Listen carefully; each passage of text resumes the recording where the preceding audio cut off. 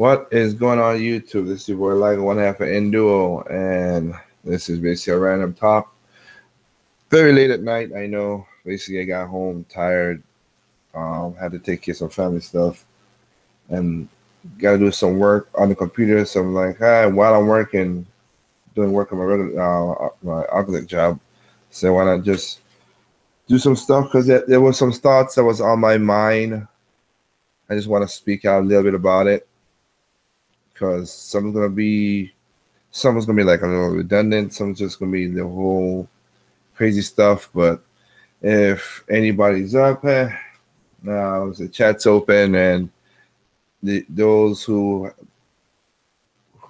basically send a link to those through the usual means. If you want to jump in. Like I say, it's a random talk about stuff.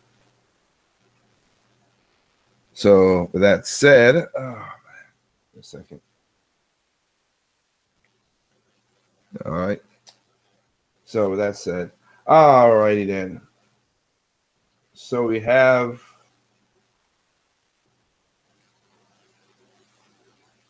make sure something here for continue. I gotta pop out the chat so it can be in case I see if anybody's up.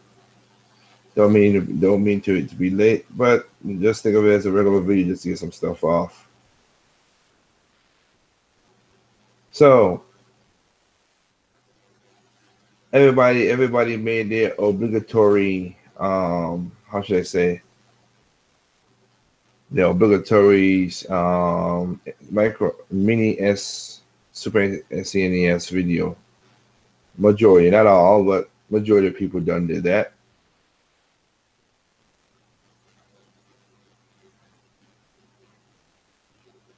And some is awesome, some is whatever. The one topic that keeps on coming up right now is, are there gonna be enough parts for? Are there gonna be enough of the NES Mini for people to enjoy?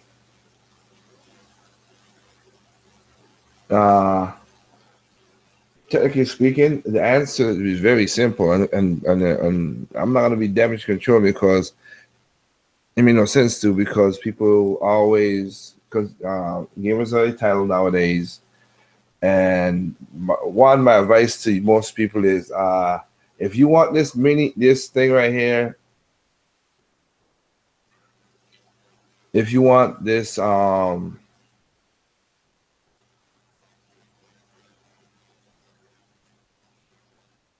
mini Super NES, you're gonna have to work for it. I'm sorry, you just gotta. People are like, oh, they should make enough for everybody. Nobody knows how much people are gonna buy this thing. And also, let me tell you this right now, it's gonna be a limited run, like how the NES was. The NES was a special run for the production. They didn't think it took off like that because one of the parts to get the E-Flash, that part right there is basically the one company that does it. That's one of the reasons why the Switch's game is still hard to get, and to boost up manufacture that easy. But more companies like Samsung and Apple has better orders from Toshiba to get E-Flash for that company. So they're not gonna be a big sellout. They said they're gonna make more than the NES because I think that's the only thing Nintendo can do. But I'm sorry, you're gonna have the obligatory, as usual, scalpers gonna scalp it.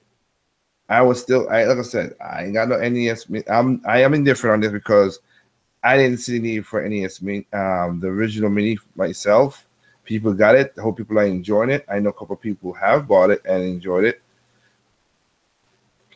including my girl herself. She got one and she enjoyed it, but I never saw the means of it because most of those games I have already. And some of the people who say that had me laugh because I hate buying Nintendo games. Nintendo needs to put all this stuff on together, and so we don't got to keep buying the games. But you still went out and still pay $40, $50, $60. Some of y'all pay $100.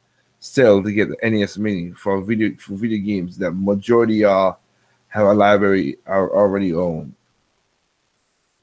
And I'm not saying, I mean all in a general perspective, not everybody, of course. But I was just seeing people on YouTube were like, you have a virtual console.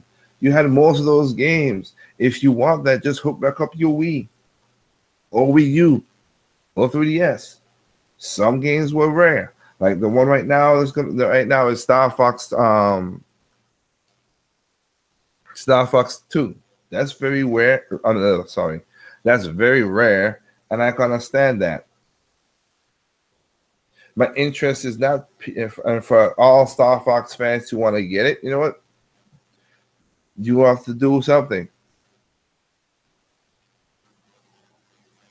Oh, sorry. Get up early in the morning. Go up there and get the game. That's what you got to do. Get the thing when it comes out September, and get your pre-order game on and all that other stuff. That's what you're gonna have to do.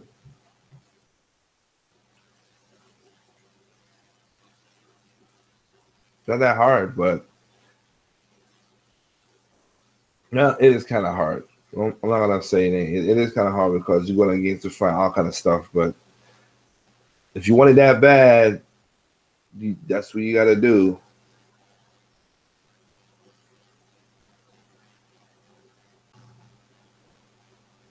Because that game, those gaming systems, gonna be, I don't know. Nobody knows how much that all the people out there who wants it. I mean, again, they're gonna be scalpers, guaranteed. That's Nobody knows the trouble I see. Oh, that's right. Not much. Talking about the SNES Classic. Yeah, I'm not, like I said, I know the stupid video is gonna come up later talking about Nintendo needs to make more. Why they don't like money, they don't whatever. Like they like these people don't understand how business are run. So I don't. That's what I say. I mean, I'm talking about it because I'm gonna see the stupid videos, of course. Yeah, apparently, having a YouTube account with a $5 webcam makes you have a college major in this day and age, and you know it all. Well, we can't even say that because even people who have college major, they still do stupid. They still do stupid stuff. Cause you don't think the guys who have college major at Capcom don't have majors? Yeah, and they do dumb decisions. Yeah, Orangutan University.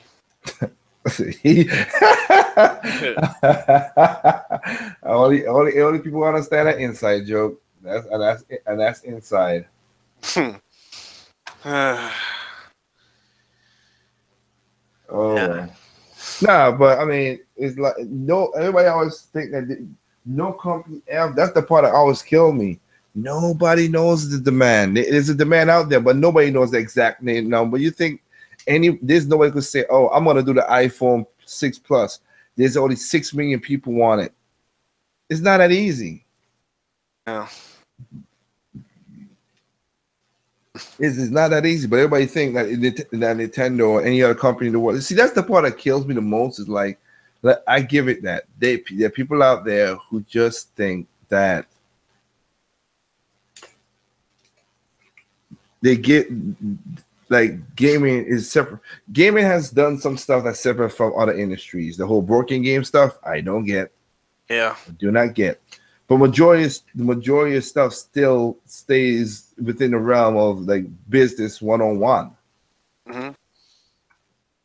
And it's just like I think I talked about it in my video, a drive time video, when people talk about the whole third party stuff. Nobody gets. I still don't get how people still make that wrangling. And also, who buys a car for third party thing? There's a small subset of people that does that, but majority of people, they buy the car because they needed a car. Yep. And then maybe below that, there might be people who buy a car because they have the money to spend on the features. But majority of consumers of cars buy a car for a car, and it was like, oh well, because I heard there was a, and I would love to talk to this person, this person's a really big YouTuber, and I like the guy. Nothing really bad about him to say, but he had 2 videos today that I listened to. I was like, you know what? He's a good debater. That's basically what he does. He's a commentator and he commentates and stuff. But he's commentating. He's one of those people. The name of the guy is Rags, and he commentates about. He had a video about anybody who talk about PC gaming or social just whatever. Like he's on a certain. He's like he is a bisexual guy. But he don't like the obligatory of people saying, you know, anything for gay people, because he's like, there's a limit that some people are taking things to. Yeah. So it's that, and then he, like I say, commentate when people do videos and say, hey, about PC and write certain things a certain way and everything. And I say, like I said, majority of times he is correct. And at point taken, like I said, nobody's gonna be 100%. You're gonna agree with them 100% no matter what. That's impossible. But he does. He had a video talking about this guy was talking about console exclusive and how he's like console exclusives.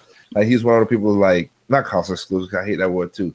Because we're making up words for crap now. Exclusive doesn't matter. We need to have it for every against. It will be better for everybody. And I never understand that argument, because that's what kind of happened with the game. The game library broke down in the crash in the first place. Other than a couple of things, but that's one of the components that was happening before the 4th gen that crashed the gaming market. But people didn't have no tendencies to push the market and just want to make quick buck. Yeah, that's the thing that gets me. Like I guess people really think that we should have just one gaming system with every single game made, because hey, iPhones and Androids is all in one device. Why can't game systems be all in one devices? I think that sounds like what people are trying to get into, and the fact that exclusives don't matter. What up, Santiago 316? Yeah. Well, so one of the arguments he used was because people was like, well, how crazy. Okay, they use something that has the same media. So, well, how we would be? What arguments? His argument was like, well, what it is if you bought a Discman, a CD player, but any disc could be played in there. Okay, that's music, and that's not a proprietary to nothing else. And if you buy it, and then if you use a DVD player, you could play it You could play DVD in any DVD player that you buy. Technically speaking, not really, because of the region. It's funny. People don't even know that most DVD players are region locked either. Yeah, that, and also like PlayStation 2 has DVD player. After a certain point, any DVDs released like after like 2007, they don't work. People don't even talk about that though. No, and like I say, it's just obligatory. Like I said, they're using those things. It's media, movies, whatever. Okay, here's something right here. You're right, but if you want to go to the simplest form, you can't just put a Blu-ray DVD player, a Blu-ray in a regular DVD player. No. That's a cut niche to do that. You can't put a 4K Ultra 4K Blu player in a Blu player. That's a cut niche itself. That's its own proprietary thing to do. And then he was saying about, well, people put a TV, you got a TV and they'll put anything on there. Yeah, you gotta go to cable, you gotta get a cable, and then if you want people to watch, if they want you to watch their channel like Fox or ABC, whatever, they have to produce their shows. Even if you do, and then he went on and said with the whole Hulu and Netflix. Yeah, and what they do, have their own shows. Yep, Netflix originals, HBO, Yeah, so it's like, I could break down his argument to, if you want to go to the simplest form and try to say that, I could break it down. And I think the guy will be up for that. But of course, like I said, I think he'll be cool with it, but I'm like, you got to get your P's and Q's ready. And I think trust me, I know I could take a little, but it's just like, I don't know, maybe because he has 250, like this morning he had a live stream. He had like he had a live stream this morning, which I was listening to because he was talking about something that did pop up in my mind. I'm gonna say right here, which is funny as hell. But he was talking about what is VidCon that happened, whatever that. Yeah. And he was talking about that with a couple of people, and he had good 2,000 people watching live. So he's not a small, to pull that off on a Tuesday morning is pretty damn awesome. Mm-hmm. To watch him live in the morning. I'm like, damn. I'm like, how many people don't really work around this country? That's all I can think of, but whatever. I mean, I'm listening at work, so that could be the same way too. I can't say that. I can't say it as a bad thing. But no, it's just like, holy crap. It's like, man, it's ridiculous. Some of the arguments they have, console, not console. Sorry, exclusive has pushed the market more than third party. It has. Third party has given us the variety. But the thing about it, he has arguments on his video that also kind of he's trying to contradict himself between AAA and indies and all that stuff. And in those arguments, he talk about why third party is not the best. I'm like, so it's like, you contradict yourself in certain things. And I'm not going to say that I ain't never done it either. In one video, maybe say something that later on, maybe later on I look back, I'm like, whatever. But like I say, it's coming from a person looking at stuff. Is like that argument of everything should be on one console. That's gonna stagnate the market. It's just going to. I don't know why people don't see that. And that will kill, and competition is a good thing. If something like that happened, that also kill competition. We don't need to have a monopoly because I remember back Nintendo almost got in trouble for trying to monopolize back in I think 91 or 1990, something like that. Yeah. There was that, but here's the thing though. The way he argued it was like, oh, if Nintendo, Sony, and Microsoft have a system, whatever system they have, and all the games be on it. Yeah, one of those three companies, not even one, majority of those companies is gonna just go away because you're going. Why would you choose? You'll just choose. At that point, you'll just choose the cheapest, the one that has the most games, and the other's gonna just evaporate. Exactly. That's not true competition the way that these guys. It's basically gonna be an oligarchy again, and then things are gonna be crazy. I don't get that. I don't. People pick and choose some of that stuff like that. It's weird. Exactly. So that argument always killed me. I don't know why people think that everything on this same thing is gonna work. No, it has not. There's too many real world examples of when you have the same thing and it just doesn't work out because it gets boring, it gets stagnant, or the competition just evaporates because there's no true competition unless they found a way to siphon money back and forth with each other, and that has happened. There are many of those that's going on in the world right now. And if that's what you want, then that's going to really make it really, really crappy. One example I'm thinking of is how when it comes to Steam, you have all these different games on Steam, but like you was mentioning a while back, a lot of these companies don't make money off Steam except indies.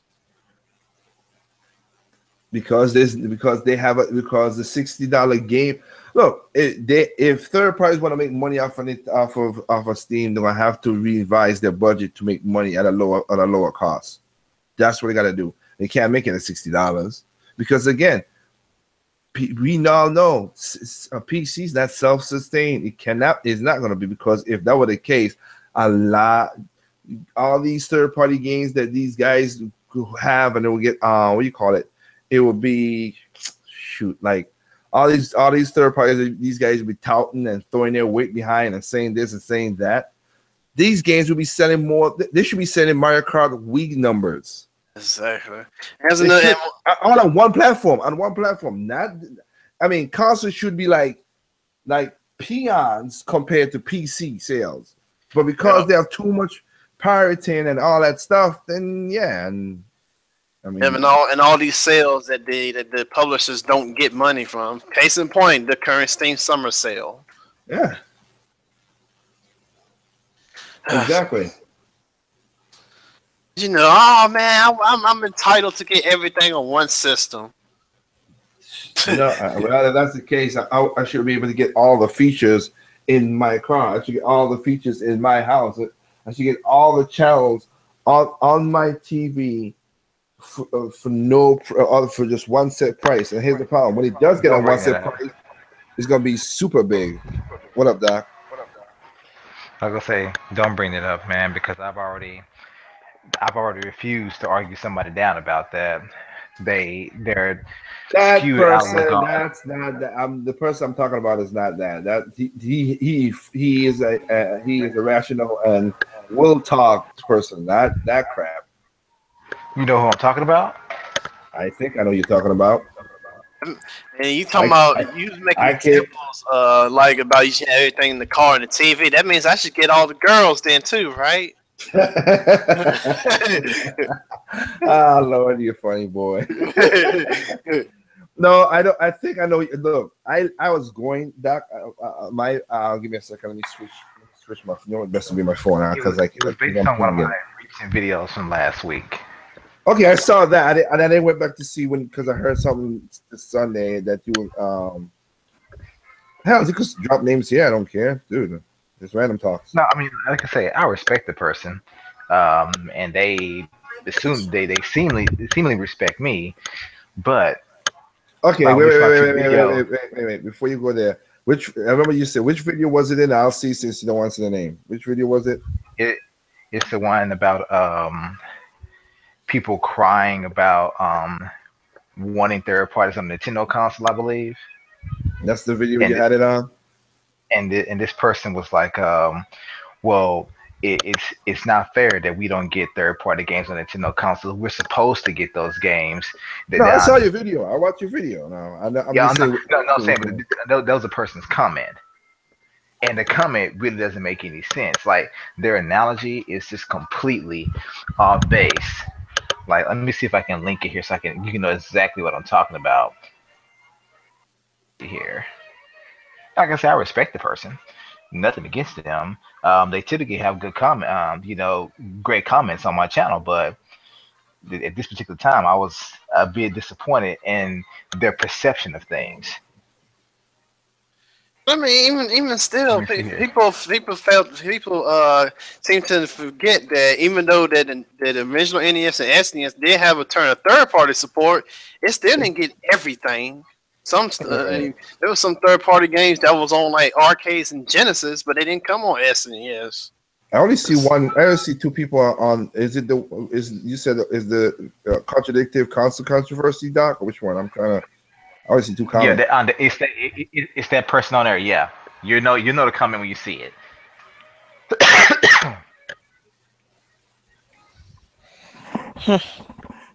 Using the hat. Yeah, it starts with a T. If you look at the comment section, it starts with a T. Okay, so that one. Okay, I didn't read all the way down. Okay, and that's not the only video that person commented on. Like as I said, that typically, like, I have no issue with this person. Now I still don't. Like, so I really don't. So if you're listening, I don't. But just so you know, I'm not gonna go back and we're not cross. That person does not listen to me. So they No, I'm just saying. But if they are, my thing. They ain't. I'm telling you right now, they ain't. They're not something to me or anything. And to the idiots that try to say that they got something on me, I got a big middle finger for you, idiots. And if anything, I already reported your rear end about your art. Well, to the people. Hope you're happy. Well, yeah. Let me see something. Yeah.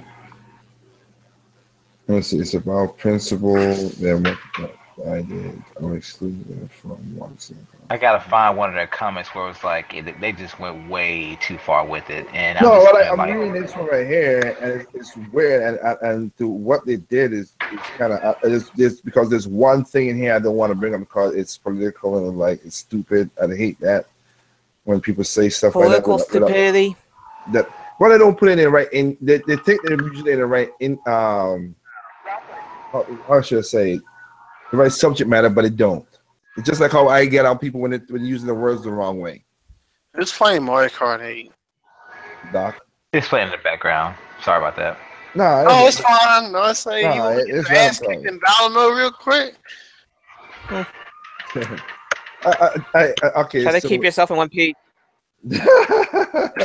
I mean, come on, George. I mean, it's not gonna be that bad. It's not gonna be like me and him going at it in Splatoon, or Splatoon 2 for that matter. That's coming next month. Okay.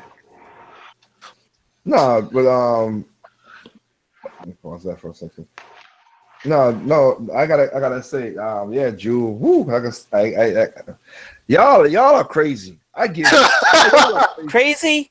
Y'all are crazy because I would. If anything, I have indulged the fool. I was trying to tell him to kick him off the air. Nah, well, you couldn't do that. That's his podcast, so you can't tell him thing to do that. But true, but if anything, he was honestly doing so much, forced me to even start consider swearing in the first place. You were. Yeah, I was surprised to hear you. I was surprised. It was something that you curse. That made me cross the line. Stupid, bad. Yeah, that was the first time I heard you curse. It's like, dang, Jewel cursing. Holy crap! Watch out now. She might pull a knife out and stab somebody. Yeah, I had to mute myself so I could stop swearing at this guy. Yeah, spewing so much. Yes, I saw the link and then I was gonna jump in at the beginning and then when I was gonna say okay I'm gonna start in and I heard what's going on. I was like nope, not me. Let me guess. You heard me starting to swear on him. No, before that I just know when your channel says the person's name, I was like nope.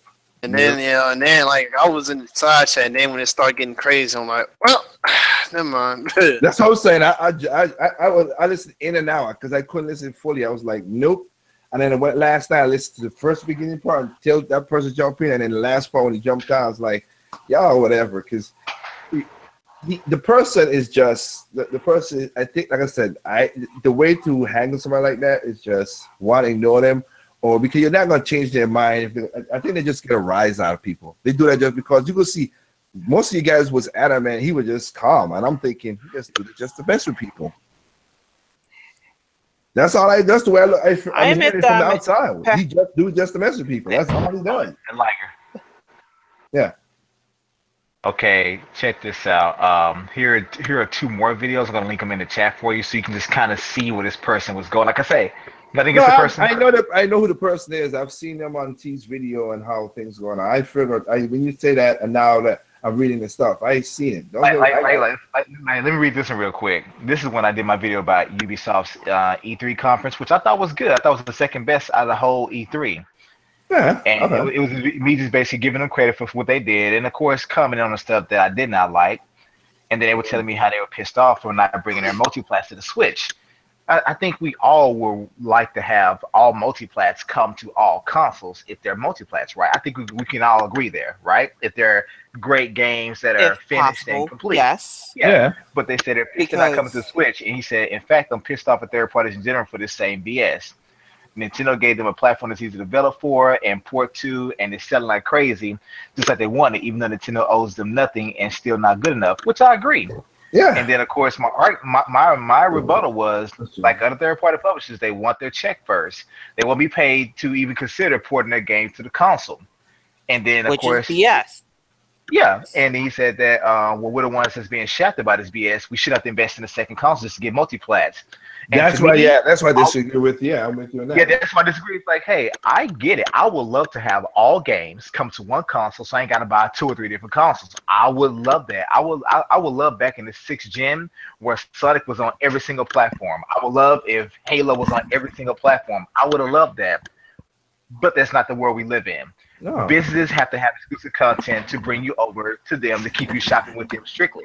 So, and also that exclusive content makes it that you have you push if it's true multiplat, then yeah, but I'm just saying. But if anything, you can give exclusive people if they have the right stuff and building it. Otherwise, you should at least be considered to give multiplats to everyone. I mean, I get that, but that's how I explain. I explained that at the end of the day, these are businesses, and it is purely their choice. Just because they're making a multi-platform game, does not mean they have to serve it to every single console manufacturer. Because I mean, what was the console? The Ouya didn't get Call of Duty or Assassin's Creed, but no one's bitching about that. Oh, of course not. But that was my point. So then this person responded. So what you're saying is okay for all these multiplayer that are coming to the Switch. I said what I'm saying is that the Switch does not need third party. In a perfect world, it would be nice, but that's not the case. Nintendo is filling the gaps themselves. Splatoon is their shooter. Rabbids is their RTS. Pokémon and ARMS are their new core fighters. At the end of the day, we don't need them. I would like them, but we don't need them. And then, of course, they go on and on saying they want Red Dead Redemption 2 and Far Cry 5 and South Park. Well, you have a simple thing to do. Buy a different console, buy a PC.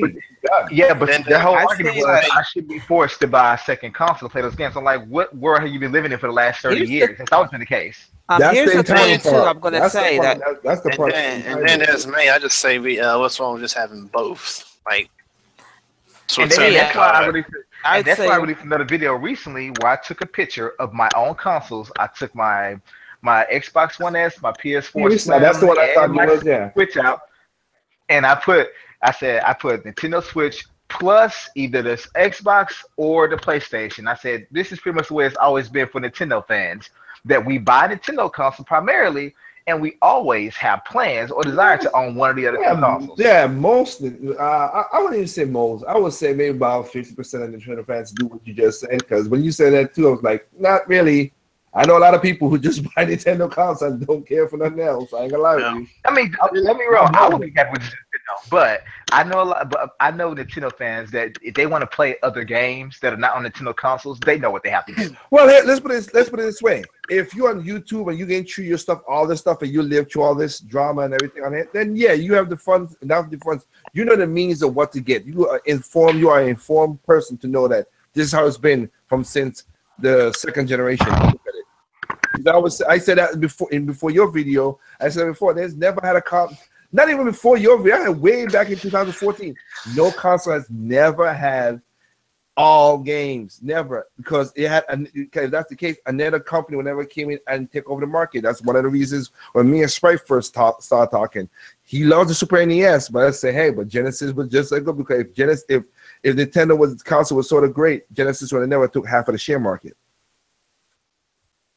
I agree, and that was my whole point. I wasn't disagreeing that I didn't want those games, and I wasn't disagreeing. I mean, I agree. I'm pissed off that we're not getting certain multiplayer or landing on other systems. Hell, I hate the fact that they're giving BS excuses such as we want to wait and see if the Switch is popular or that it has an install base. When you put your games on the Xbox One and PS4 at launch, that has zero install base. Yeah. So I agree, but it's like I'm not pissed off because we're not getting Dragon Ball Z fighters.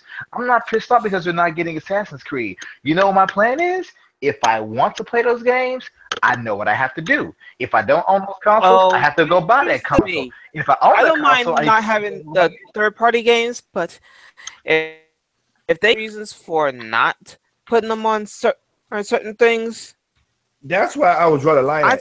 It depends on what. That's what on the stuff.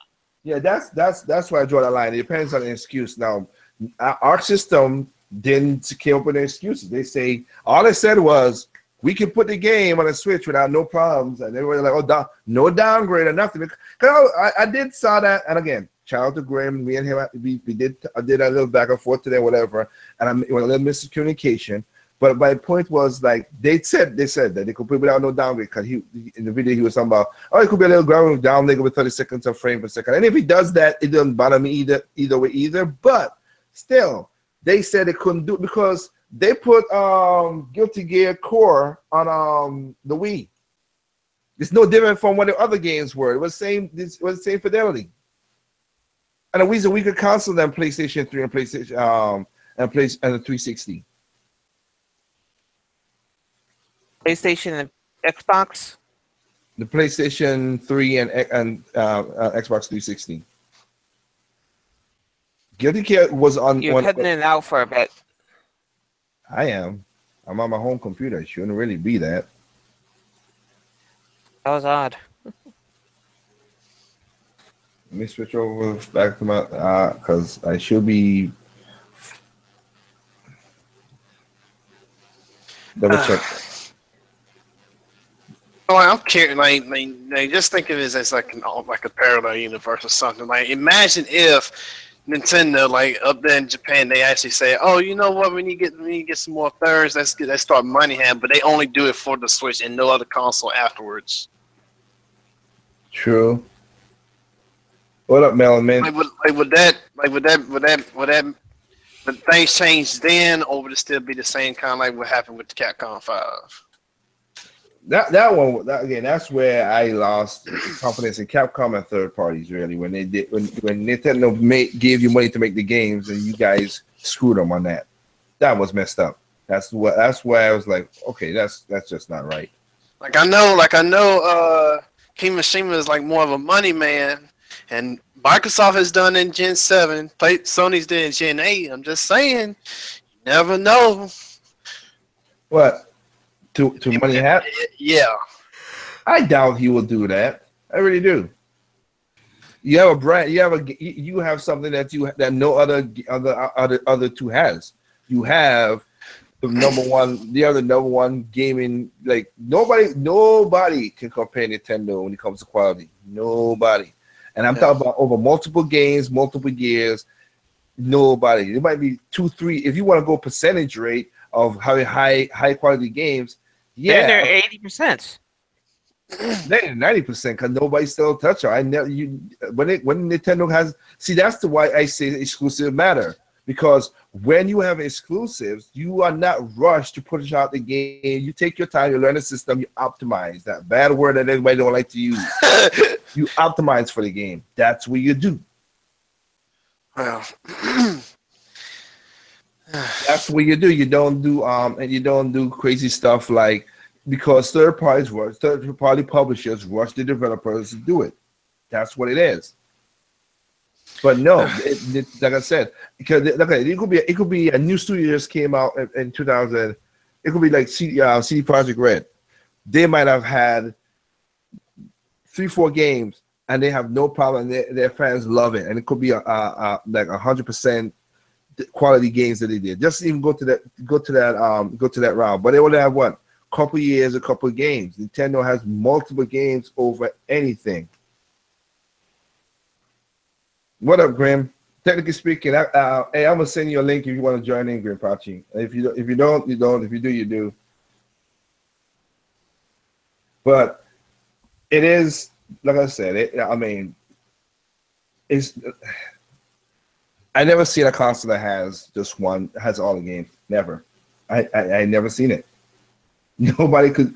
I mean, maybe the first console that came out that people thought about, okay, it was something different. But again, some other company came in and made a niche that took some of the share from them, and then you had a competition and stuff like that.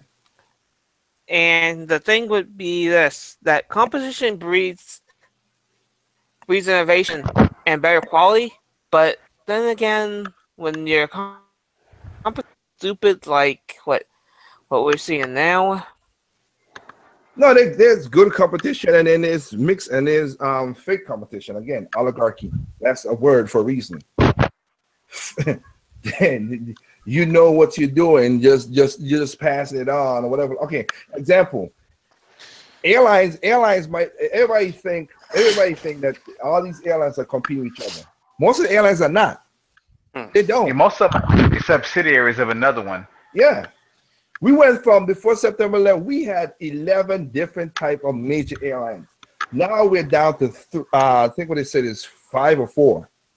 Yeah, that's the same. That's the same when it comes to publishers. We used to have a lot of publishers back then, but now we're like, well, it was different. Not really publishers.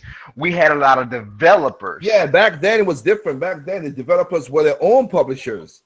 And typically more times than not, they covered their own development costs. Mm-hmm. And of course, you talk about this NES era, they pretty much assume most, if not all, the risk. Yeah. But then, now you have people like EA, Ubisoft stepping in to buy companies or whatever, and then EA. when they fail to meet expectations, they then either absorb completely or can the company. Well, in Sony's case, they just either cut ties with them or close them completely. In EA, they just say, well, you know what, you're not in charge of shit anymore. We're just gonna go ahead and sleep on this IP till we feel that we can bring it back out. BioWare. Well, Maxis. Yeah.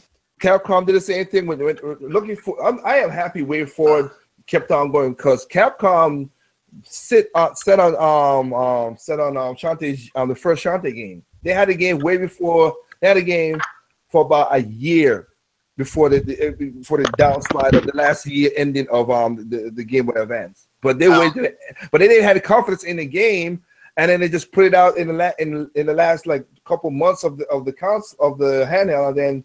Whatever, but thank God WayForward said, you know what, and they start doing stuff on their own. Or Eidos or Taito being bought out by Square Enix. That's another example. But to me, overall, as I mentioned earlier, when I hear that Nintendo consoles are not getting a certain game, do I like it? No, because I would love to have games. Yeah. I would have loved for the Wii U to get Sunset Overdrive. Okay. I really wish in some they would have did that. I would have loved to have gotten every single Call of Duty game. Even though I don't care about Call of Duty that much anymore, I would have loved to have gotten every single one of them. I would have loved to have gotten many, many other games, and especially on time. Same release date, same content. But just making a big deal about it. You know what I do? I say, okay, so this company A want to shaft me on this game on the Wii U. They don't want to bring it. All right, then. Well, I really want to play that game, so I'm going to go ahead and either buy this console to play that game, or I'm going to go, since I already have the console, I'm going to buy the game itself. Or the other choice I have is, well, they shafted me. They ain't going to bring the game over, or the game is shitty, so I'm not going to buy it at all. But I make this choice. I'm not mad about it. Just like Slightly Mad Studios, when they decided to cancel Project Cars. Oh, I got something about that. I got something about that one. Yeah, I know. I saw your post about it. And which is why I'm going to rope it in my podcast tomorrow as well. But when they decided to cancel Project Cars, all I said is, okay, fine. I'm not buying your game on the PS4 or the Xbox One. I'm just not even PC. I'm not going to buy the game. Because I feel what you did was wrong. You're using the Nintendo fans' money to fund that project and then can it and release it for the systems. Now, I know Namco Bandai has something to do with it. I know that because they're the publisher. They came in. They probably gave a little money. I know it's not on Slightly Mad Studios, but at the end of the day, I wasn't going to buy the game. I wouldn't say that was Slightly Mad Studio. Okay. I know. I accept the fact that Namco Bandai probably had a big hand in that. I don't think so. They published. They did a little self-publishing more than you thought. The problem with Slightly Mad Studios is they have an egotistical chief, top of the boss, whatever. Ian Bell is an ass. But my thing is, I made a choice. I didn't like what they did, and because I didn't like it, I chose not to buy the game on any platform. So I share Mr. T's sentiment in that regard. If you screw me on one console, I'm probably not going to pick your game up on any console. Now, if you just choose to not bring a console game over to one specific platform, and in the case of Sunset Overdrive, I still want to play that game, I'll still more likely buy that game. But guess what, people? I'm not mad about it. I hear the news. I do my best to look at things objectively, and then I move the hell on. I'm not bitching online about, oh, Slightly Mad, screw you, I'm not buying any of your games for the rest of my life. Just like I'm not mad at the people behind Yooka-Laylee. I'm not mad at them about that. You want to know why? Even though it sucks, I did not like what they did when it comes to Wii U version. At the end of the day, the game is still coming. I am still interested in it. I hope they patch and fix the camera issues. But still, at the end of the day, I'm not mad because guess what? It's not like the only game I was waiting on that platform was that game, and it's not like that was the only game I plan on buying. Got you. So I got other games to play. When someone screws me over in one direction, I got other games to play in 8 other different directions. It's okay. That reminds me of an old Southern saying, it's a sad rat that only has one hole to run to. And hello, Red yeah, Fox. you need to have multiple choices. I mean that's just what people need to understand is that there's other things to do. But on the other end of the spectrum, you have people like me. Like if you disrespect my purchasing power as a consumer, I remember that. I'm like, you know what? You screwed me over that one time. I mean, I'm not gonna just let that shit go. I'm not just gonna be like, like I remember that. Like I'm still pissed at Ubisoft. Give me a second there. Graham, I sent. Hopefully it came through. I sent a link, like probably directly to you. So if anything, or I'll just also tag you into the other tag into the link as well to see if that works. If you could jump in whenever you wanna. But I mean, we're not going back to what I was saying. Like look. I'll be honest too. Everybody here is different. We all spend money differently. That's one thing people need to understand. We don't buy stuff as a group. It's like our mind thinking is different. All of us that's on this channel right now is different. We might be Nintendo fans, but there's some games that I like that Sprite don't like. There's some games Sprite like that Red don't like. I bet you I know one game that everybody's gonna groan about if I even mention it. But as long as it's not Kingdom Hearts, we really, whatever. My point still stands. Everybody here has the individualism of certain things they want to do. Even on Nintendo's front, they won't buy. Red did not buy Mario Kart Deluxe because he think that they should have put it on the Wii U, and I can't argue with that. That's his opinion. That is a good argument. That's a valid point, to be honest. I'm pretty sure they can patch in those features and those modes. Yeah, they can. They really can. But they know but also there's a business that they did it, and it's up to you to make the decision. Okay, I'm not gonna buy it. They are a business, I mean, that's just at the end of the day, these people are in this stuff to make money. One of the easiest things, but. They aren't here to make just people happy. Yeah, they're there to make money. Now, if their games happen to make someone happy while also making them money, that's good. I mean, I would rather support a business like that than something like EA, which, I mean, the way people just continuously buy EA games, it's like, I know this game's going to be broken, buggy, glitchy, but I'm going to buy it anyway. That's like smashing your head into a brick wall. It's like, well, eventually I'll break through. Hey, that's some people who do that. Well, I can't argue against that. If that's the one they want to spend their money on. They want to spend they want. I mean, I couldn't do it, though. I'm just saying. I can't do it myself, too. But again, EA found a niche of audience who loves that stuff, even though they know them that is some of the games are broken, but they still do it. And the people I feel hurt for EA, being I used to be part of that of EA back in 2005 and 6 and 7, to see what the developers, what they got to go through. That's the part I don't like. I'm sorry. Well, what they say. You know what they say about EA? They say it's the place where good studios go to die. Well, again, BioWare is on the hook right now. They are not. Yeah, I think they're on a banana peel and ice skate, as the old saying. look, one stiff win, it's over for them, man. Yeah, it's gonna be crazy like that. But okay, you can hear us, Grim? Yeah. Okay, man. No, I'm just making sure you can hear us. No, but it's just one of those things like that. Like I don't look. I never seen. I'm an old gamer. You could call me an old gamer. I never seen a console had all the games. Never in my life. Well, there was one. Atari. Arcade. Did I just say console? there was only one console that had all the games, and that was the Atari 2600. And even then, like the games, like when in television, with they had a whole marketing campaign about with George Plimpton. He's like, well, our basketball game looks like a basketball game. An Atari basketball game looks like a bunch of blocks. I mean, that's okay. Okay, the Atari was the king of the hill, but there was still people. There was still consoles at that time that people didn't buy Atari 2600. That's what I'm trying to say. Everybody there was no console to make, again, except for the first console that ever came out, and somebody saw, wow, this is a viable market. I'm gonna put my hand in the ring. Yeah, I can do it better. Yeah, that's the only person I could see that had all the games at that time. But at that time, and even then, there was gradations of quality. You know, like the Intellivision people did. You know, their football games. I mean, compared to now, they weren't that awesome. But compared to Atari 2600, yeah, the better sports games were on the Intellivision.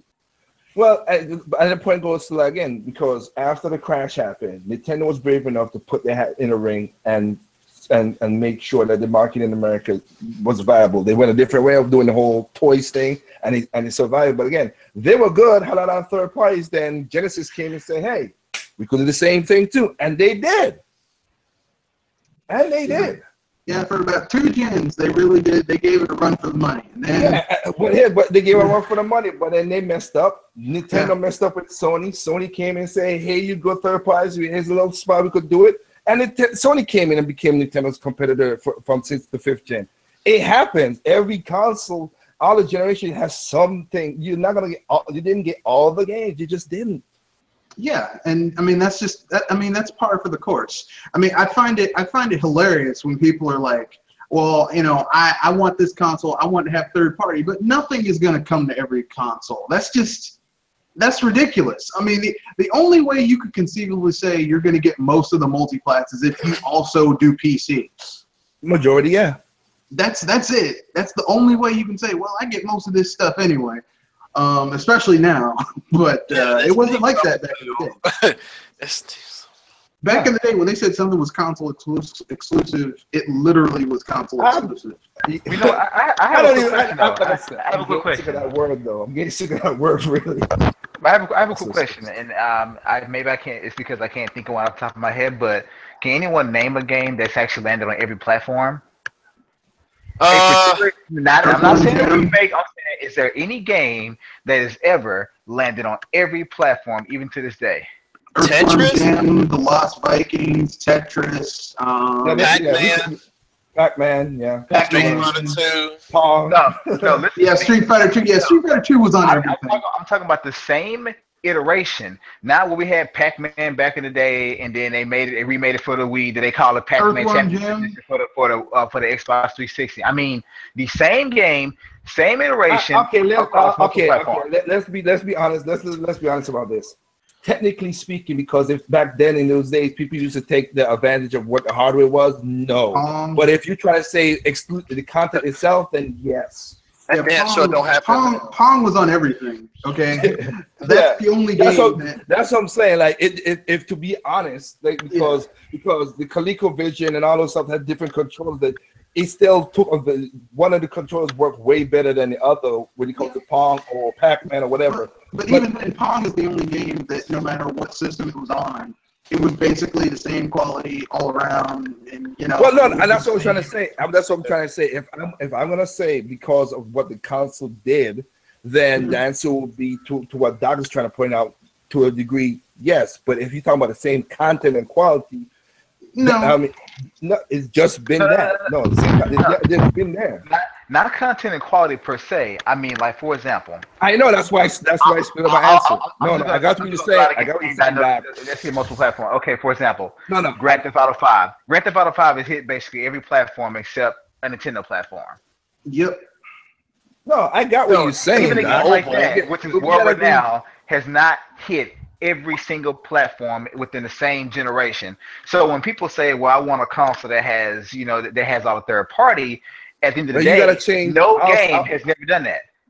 I'll say this then. You have to change your question to say modern. You can't say what you just said for all consoles. You can't. Because we just gave you example. Modern. Because back in the day, like when Madden was still on PC, obviously other than like the Game Boy version of Madden, I mean, even then it was the same year. Obviously, it can't look like the console version, but. No, and that's why I said what I said. That's why I said what I said. Content-wise, and if you want to say content quality, yes. If you want to say because of what the platform was on, and every little thing had a change. Because back in those days, developers made a game. They optimized. I'm sorry, they did. And just they don't do now. FIFA's on this year. And they tried to put their stuff on everything. Like you could basically get games. Like we all know about the dumpster fire that was Daikatana, right? But what people don't know is that there was a Game Boy Color version that's way better than the actual console version of that game. And the Game Boy Color version was made by I want to say Irem. I mean, basically it was a knockoff. They used a knockoff of a gameplay style similar to Legend of Zelda: Link's Awakening, but it was Daikatana with guns and swords, and actually it was kind of fun. Okay, I'll be first on it. I didn't know they had. I heard about the game itself. None of the big game itself that flopped. I know about that one, but I didn't know about the one you just brought up right there. And like, the Game Boy Color version is actually really good. I mean, here's the thing. It could have been just like Tetris, and it probably would have been better than the Daikatana on the consoles. Yeah. But it actually is a good game. So that's it. But okay, and you brought up something. You said FIFA. Well, I misspoke. I forgot FIFA's not on like the Vita or the 3DS, but I don't think. And even if it is, they're not the same content. I would argue that the Switch version of FIFA 18 is what they would have put on the Vita if the Vita was a viable platform. Yeah, that's what that is. Because really, the FIFA that went to Wii U and the Madden that went to Wii U was the same Madden. Like, it didn't have that new engine at the time. Yeah, it was on the 360 version. The Vita version didn't have the new engine, just like the Wii U version didn't have the new engine. No, and that's why I separated. When Doc asked the question, that's why I separated out, because if you're gonna say there have been games that have the same content and same stuff, but if you talk about because individual whatever the system they're gonna put it on, then no, because again, back to it, even with back with Pong, they have different controllers, Joy-Con, a rotary dial. Yeah, same content, but just will feel better. I mean, of course, your point is valid, but what I also mean is like even today, for example, even when they release a multi-platform game, let's say Watch Dogs, even those games weren't the same because each platform had exclusive content. So you still were not getting the same game through and through. Of course, the core game was the same, but at the end of the day, each one had exclusive content. No one has ever gotten the same game, the exact same game across all platforms. But just like I say, from the basic sense, even today, even Grand Theft Auto did not land on every single platform. It did not. The one example, the exception was Nintendo platform. And even other games had the same thing. There are games that landed on everything except PC. So to me, it's just kind of like, people, when they bitch about not having a third-party game or all games on one, just like, well, what third-party game has actually landed on every single platform in that same generation? It's been a while since that's happened. And typically, even when it did, even back in like the 5th gen or whatever, the Super NES and Genesis, they could have the same game, share the same title, but they play completely different. No, and again, that's why I split Aladdin. That's why I split your question, saying that I give. Like I said, to be honest, in certain things, but also that's also like, look, it's just that's just the nature of the beast that's been. The thing about it is, like, I can understand where people come from. If this wasn't the past, we didn't have generations on top of this, but we do. So it's not something. It's not like you just looked up and found out, the sky is blue. You know the sky was blue. It's been years that the sky has been blue. And if the sky turns green now, you still have documentaries and pictures and photos saying the sky was blue. I think what it is that, especially speaking from more of a Nintendo point of view, is that when these people that have the Nintendo system and they kind of want it to be their primary unit, when you buy an Xbox or a PlayStation, you don't have to ever. I've never thought to myself, will PlayStation have Madden or Call of Duty this year? That doesn't come across most people's minds that own that. That's true. Yeah.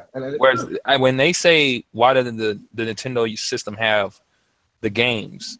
No one, even Xbox don't get every game, especially the Japanese titles. But the titles like, Madden, FIFA, Call of Duty, the shooters and the games that, a lot of people want to play with other people and normally come to multiple systems. You have to ask, well, is it coming to Nintendo? Because they don't get that. Even when they say it is coming, it's like they're coy about it. Like, Call of Duty, whatever, the Modern Warfare that they jacked people for last year, it's coming separately this year for $40. And you know, they already said it's coming to PS4, Xbox One, PC. You already know. If it came to the Switch, you won't know about it until it's damn near 2 or 3 weeks. But you know, they don't even. So I mean, if you're a consumer, you can't even budget or even go out of your way to think about getting it, because they basically just like it's like a dead of the night thing if you're a Nintendo fan and you want to get multiplayer. And I would say this to what Grim just saying. Now, you are 100% correct in what you just stated, Grim, and that's the point that kills me in some cases. We're on YouTube. All of us are on YouTube. We are above the natural gamers out there who knows what game's coming out. So it's kind of ignorant. That's why, okay, and like I said, I didn't mean no disrespect when I put that comment on your video. Like I said, I played out. I was texting my voice texting my phone, and it just went that way. But I'm saying that it's just what I was saying that is like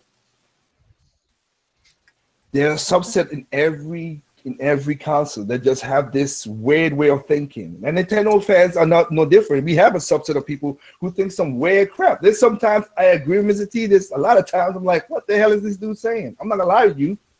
I say the same thing too. I'm like, same thing for anybody else.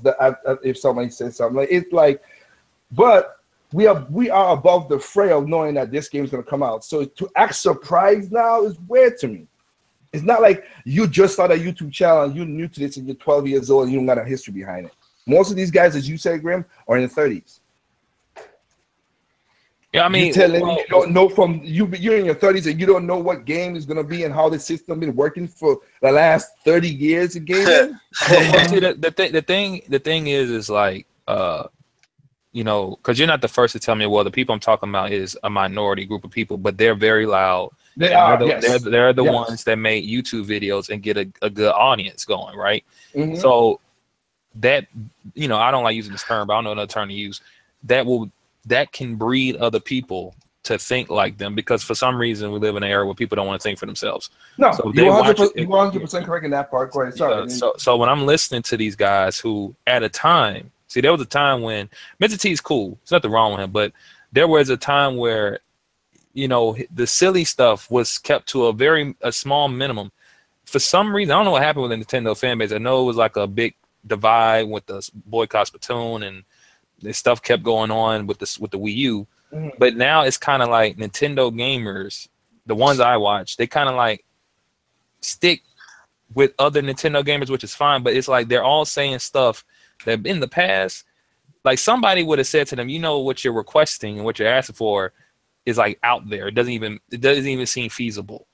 Like I said in my video, when they're sitting here complaining that third-party games are coming to the Switch, but then say cancel a third-party game that a developer put their money and time to make.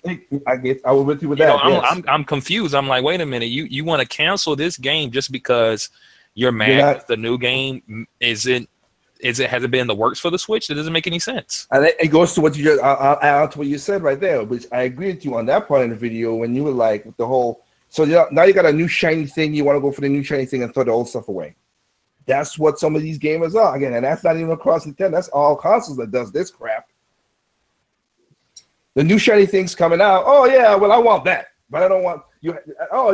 Before you heard about the new shiny thing, you were happy with what you were getting in the first place. Yeah. But now you got a new game coming out and everybody else getting it. I want that too. That's just a kid mentality, really. That really is. You give a child a toy, they're gonna play for it, whatever. But if another child walks in the room with a new toy, they're gonna want to go after that toy. Yeah, we know they do that. So I mean, yeah. You know, and the thing about it with some of the Nintendo fans that you're talking about, and I've seen them like, okay, look.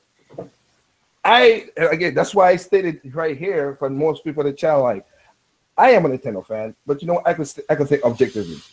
But I know everything is not going to cross, like, agreement. That's why I stated just before you jump on, like, all of us here, even in our own Nintendo fan games, there's some games I like, that again, like Sprite don't like, or Red don't like, or Doc don't like, or Drew don't like. Even you don't like, Grim. Like, we all are different. I accept the individualism, as you just said, that they don't think for themselves. That's why when I first made my channel, I said I'm not gonna argue preference because it makes no sense. You like what you like. You buy what you buy. When would it make sense? No, but you buy what you buy. I'm not in your house taking your wallet to tell you what to buy. It's stupid.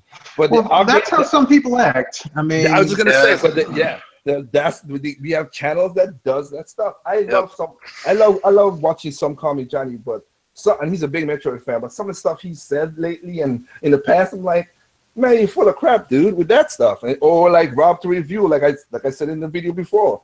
I'm like, now you're buying Federation Force because the other two games you couldn't buy the game on your own merch and the other people. Yeah, that's crazy. Yeah. I mean, some people are very, and I'm not calling out anyone's name, but some people are very two-faced about how they report things. And here's the thing. Okay, look, I understand why some people didn't want Federation Force. It wasn't the game they thought it was going to be. Everyone has had experiences, whether it was going out to eat and ordering something through the internet, and you get it, you open up the box, like, this isn't exactly what I thought it was going to be. That's okay, but don't make videos where you're shitting on something, and then at this point, months after the fact, oh well, I should get it now that something else is coming out. Yeah, I've said it. I made videos. I made a reply to Terrell when he shit on the PlayStation 4 Pro, and he went and bought a PlayStation 4 Pro. Huh? That's weird to me. Why would you do that?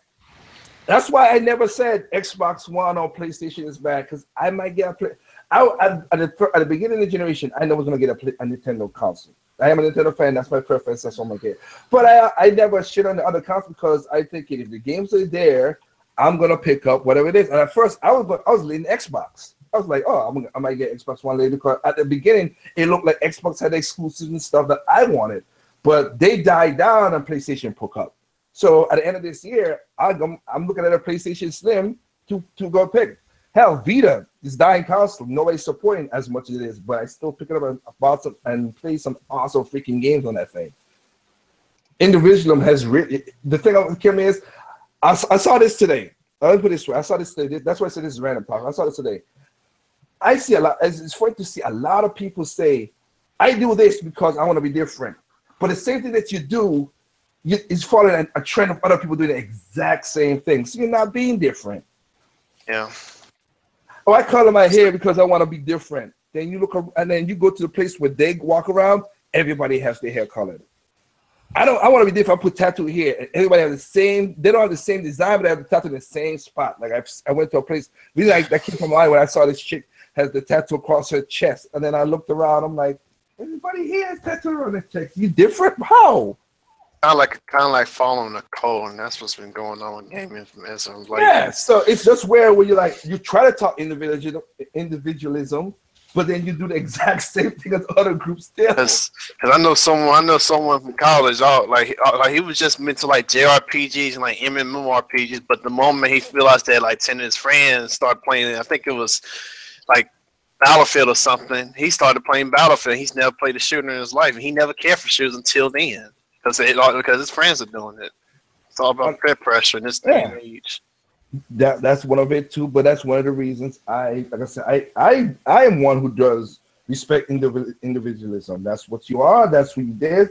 I'm not gonna be arguing like I said, I ain't gonna argue a preference. That's what you want to do. That's all cool. But don't be like I said, I agree with you when you used to do your video about Nintendo hypocrisy. I agree with you 100% because there are people who say a lot of crap and they do exactly that when you did those videos for him. I was like, he's right, because I've seen it.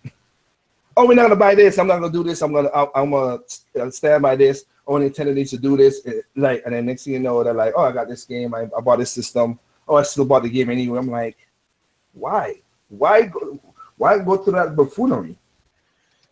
I mean, the same thing is happening now. I've been trying to tell people that the Switch as a portable unit, because I mean that's basically what it is. Because the dock doesn't do anything but probably put the Switch in a state that lets it overclock or something. It doesn't really do anything. But the Tegra chip that they have, which reported to be custom, come to find out just a normal Tegra chip. If you look at the NVIDIA Shield TV. The architect is custom, not the chip. No. Okay, so it's the architect. All right, but if you look at what the Tegra can do for mobile gaming, those games look great. in that space. You compare them to even 360 games, they look, they look like a high-end arcade game or something. Mm-hmm. So the Switch, because I look at Mario, right? I would hope that it would look better when it come out. Mario looks fun. I'm not talking about the gameplay. I've never played a bad Mario game. Well, I didn't like. I didn't like. What was it? New Super Mario Brothers 2 on 3DS. I just thought that level design was like they didn't care. That just that was a cash grab. That's the only bad Mario game I ever played. But I never played a bad 3D Mario game. Let's go with that. So I don't think the game's gonna be bad. But I'm looking at the footage I've been seeing in Digital Foundry breaking it down, and I'm like, this game is right now 720p dock, which is a little odd. It's wait, 720p dock. 720p dock. That's what they state. Okay, if that's what they state. We'll wait until. I hope. I'm saying I hope it's better when it. They always Nintendo. I'm saying like Nintendo does stuff after when the game comes out. Then now, I'll just go to your statement. I'm not disagreeing with you. It's 60 frames per second, but it does the Halo 5 thing where characters on the screen with Mario, not really. It's like they're like 30 frames. They're moving at 30, like Smash Brothers did too, like with the 3DS version, right? And go ahead. What else? Like it does the thing where, in an open world game, when you're very far away from stuff, they won't render models as detailed, and when you get closer, they fill it in, right? Because they're trying to save resources, and they're not trying to put enough power on the CPU because it doesn't need to be. You're not that close to look at it, so we're going to fill in the blanks as you get closer. But the problem is that those levels in Mario Odyssey aren't that big. And I'm talking about like these characters like across the street from Mario. And they're like 2D cutouts of 2D characters. And then when you walk closer, they disappear. And it's like a cutout of 5 different fake characters. You get closer, it's one character. He's moving at 30. Now, again, this has nothing to do with gameplay. But this goes back to me stating to people that the Switch is not that strong, and that's fine. There's nothing wrong with that. But see, the reason I'm stating that is because for some reason, when Nintendo does these graphical tricks that everybody uses, that's genius, and that's fine. That's what people want to think, even though it's the same stuff everybody uses. They do that. They've always done that. It's because the system cannot handle, them rendering all at once. People, for some reason, think that when Nintendo does this stuff, it's fine. This was just confusing. But when the third parties do it, they're lazy. I don't get like the Sonic game that they're right now. They're saying Sonic is like on the lowest settings possible on the Switch, and it's still barely holding 30 frames. Now they'll say that's lazy development. I look at it as there's a strong possibility that the Switch because if you look at Sonic, I know people say, well, it's not open world like Mario, and I say, well, Sonic, first of all, has a ton of particle effects, destruction, and dynamic shadows. That is some of the hardest stuff to render on anything. Even if you play on PC and you know how settings work, even if you don't develop, you just play games, you play on PC. Dynamic shadows, high-end particle effects, that's allowing your CPU. Sonic, at the same time, is not an open world where they have to render all that stuff quick because you're moving through the stage fast.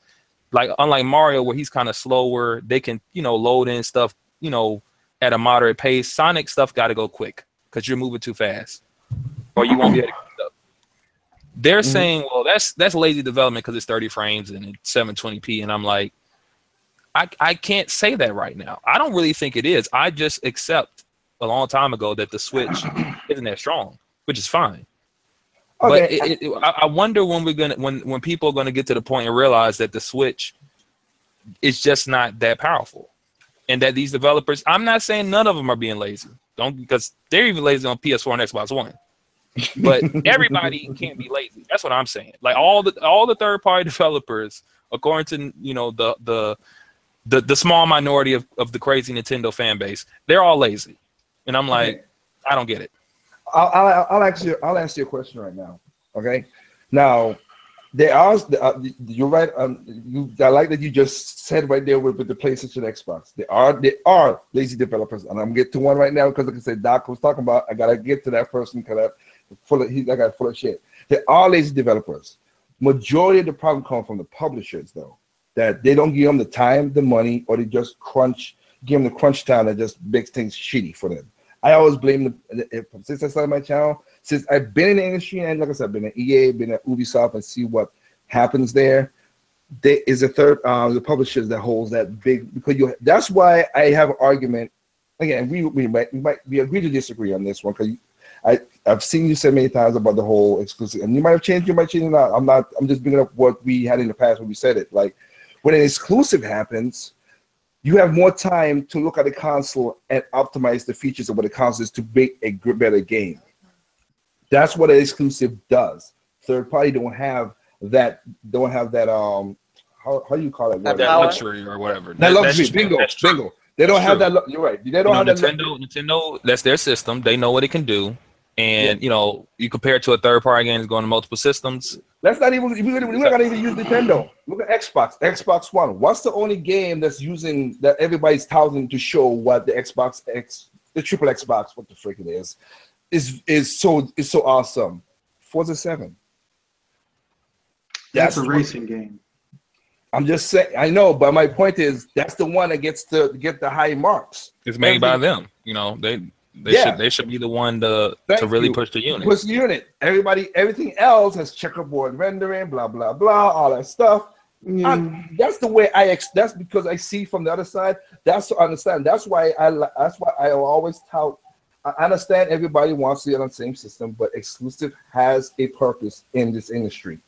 They're the only people who push more than third parties. Not saying third parties are not important, but they don't have the time to go do like when we did Need for Speed Carbon.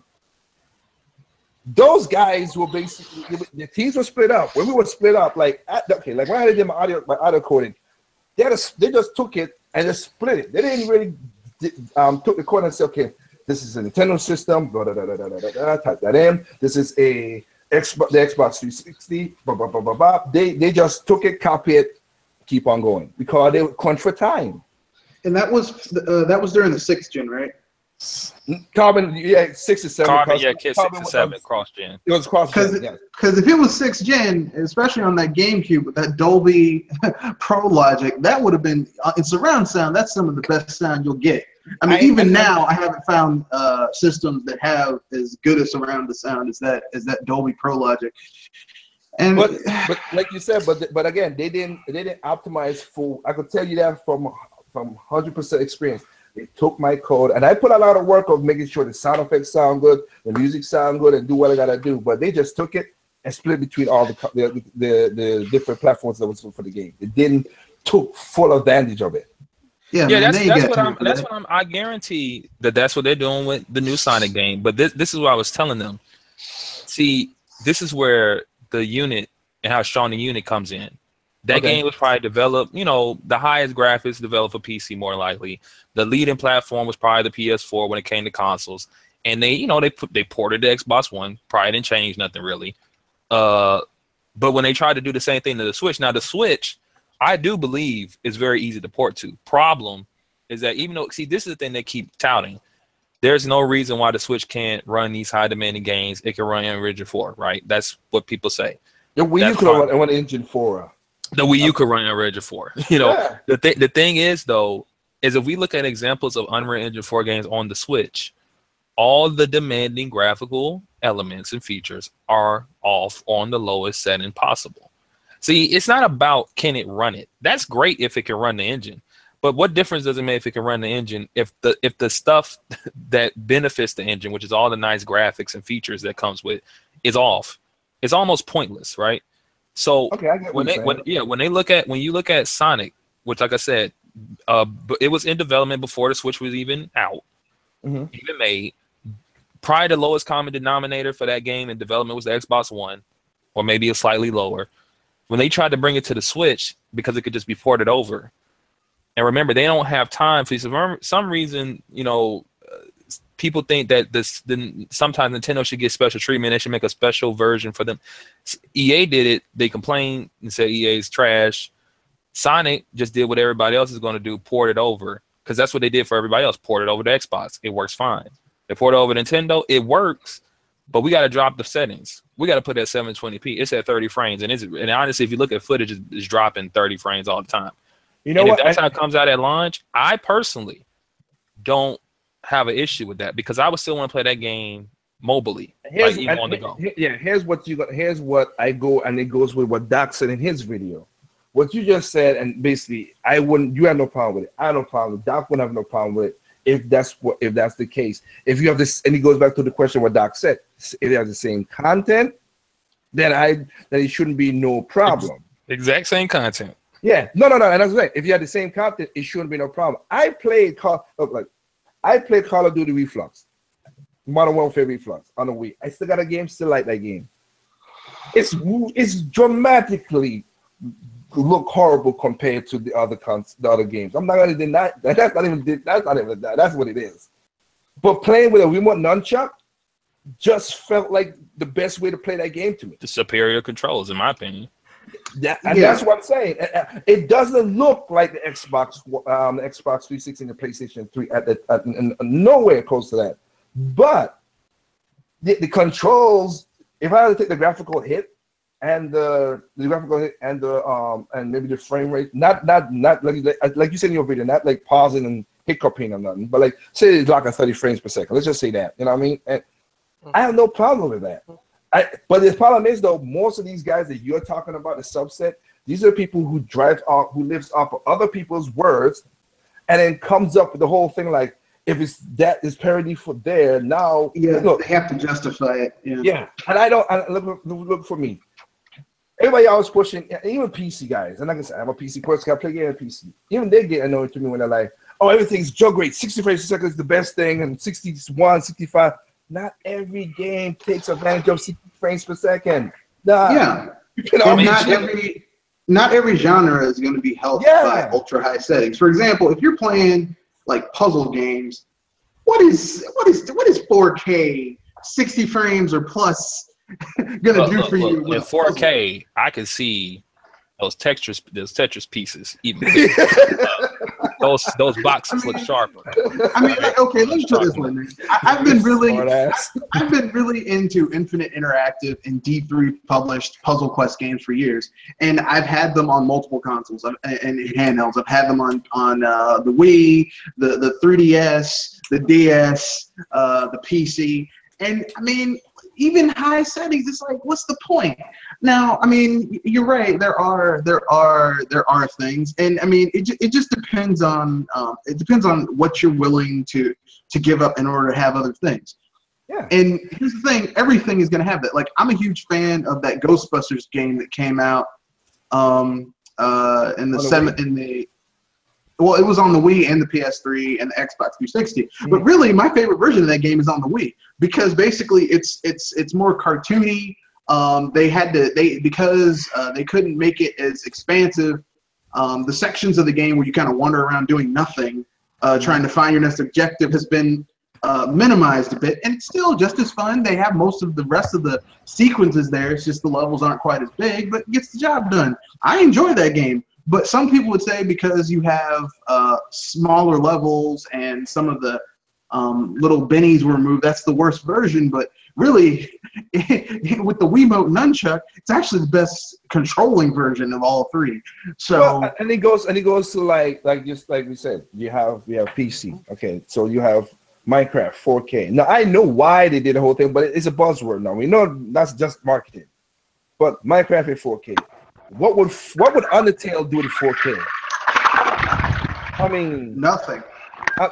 That's the Undertale, 60 frames per second. Hell, you could get Undertale up to 200 frames per second. Wow. Most of the stuff is not moving.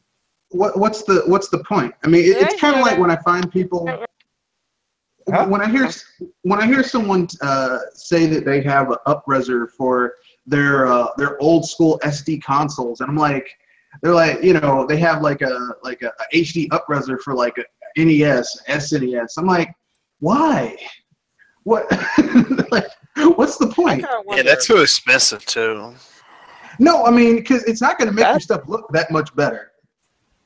No, because it wasn't made for that. Yeah, it was made for CRTs. I can imagine a Gradius 20 frames per second getting really hurt from that kind of idea. Yeah, but it's just like, okay, the reason I said that why just saying, like I said, Undertale, like that's the next game, like, everybody likes it, blah blah blah, and like I said, it's not moving that much. So yeah, it could go like that's one of the arguments I had with OJ when he did the whole thing with the Bestiria thing. I was like, dude, it makes no difference instead of frames per second, because you know what? A box could have 10,000 frames per second, but if it ain't moving, you don't know. You just don't. It's irrelevant. That argument is a mute point. You need the movement. That argument is stupid. I'm trying to be nice. I'm trying to be nice, but yeah, you can say, "Oh man, this sheet of paper is 12,000 feet." If you ain't see moving, it's nothing. You can't tell nothing. And we got into the point that those, like I said, those Nintendo fans that does that, they're the ones who have Doc argued this point. Like I said, that you have. It's funny that you already have other consoles. So what are you arguing? You said this should be on our console if you already don't have other console. Most of these guys already have a PlayStation. Well, it comes from because I had a conversation before a while ago with Mr. T, and we were talking about biases, and I told him I don't have a bias when it comes to games. I like games too much to pick a side, right? And that's what you're saying. We had a conversation about that too. Well, there's a difference between like I prefer something, a preference, and like because when they're talking about bias, they're not even really talking about the actual meaning of the word. They're more talking about, they're giving a negative connotation to it. Kind of, sort of, because it's like this, right? Okay. You just said if you got all the systems, I got all the systems. Why, okay, let's just say the Nintendo version of a game that I want isn't the best running version. I want that game. And as long as the company's not doing nothing like I feel morally wrong, like it's just that the Switch version or whatever, the Wii U version, whatever Nintendo console you want to name, just so happens like, not because of third-party developers being an asshole or anything like that. It's just that this version's the worst version, and I want it to be better. Well, I'll get it on the better running platforms. They're more attached to Nintendo with saying, no, I'm not buying your game anywhere. This, ignoring that, like they'll just automatically write off this developer's lazy. Not that maybe this system it can't handle what they're trying to do.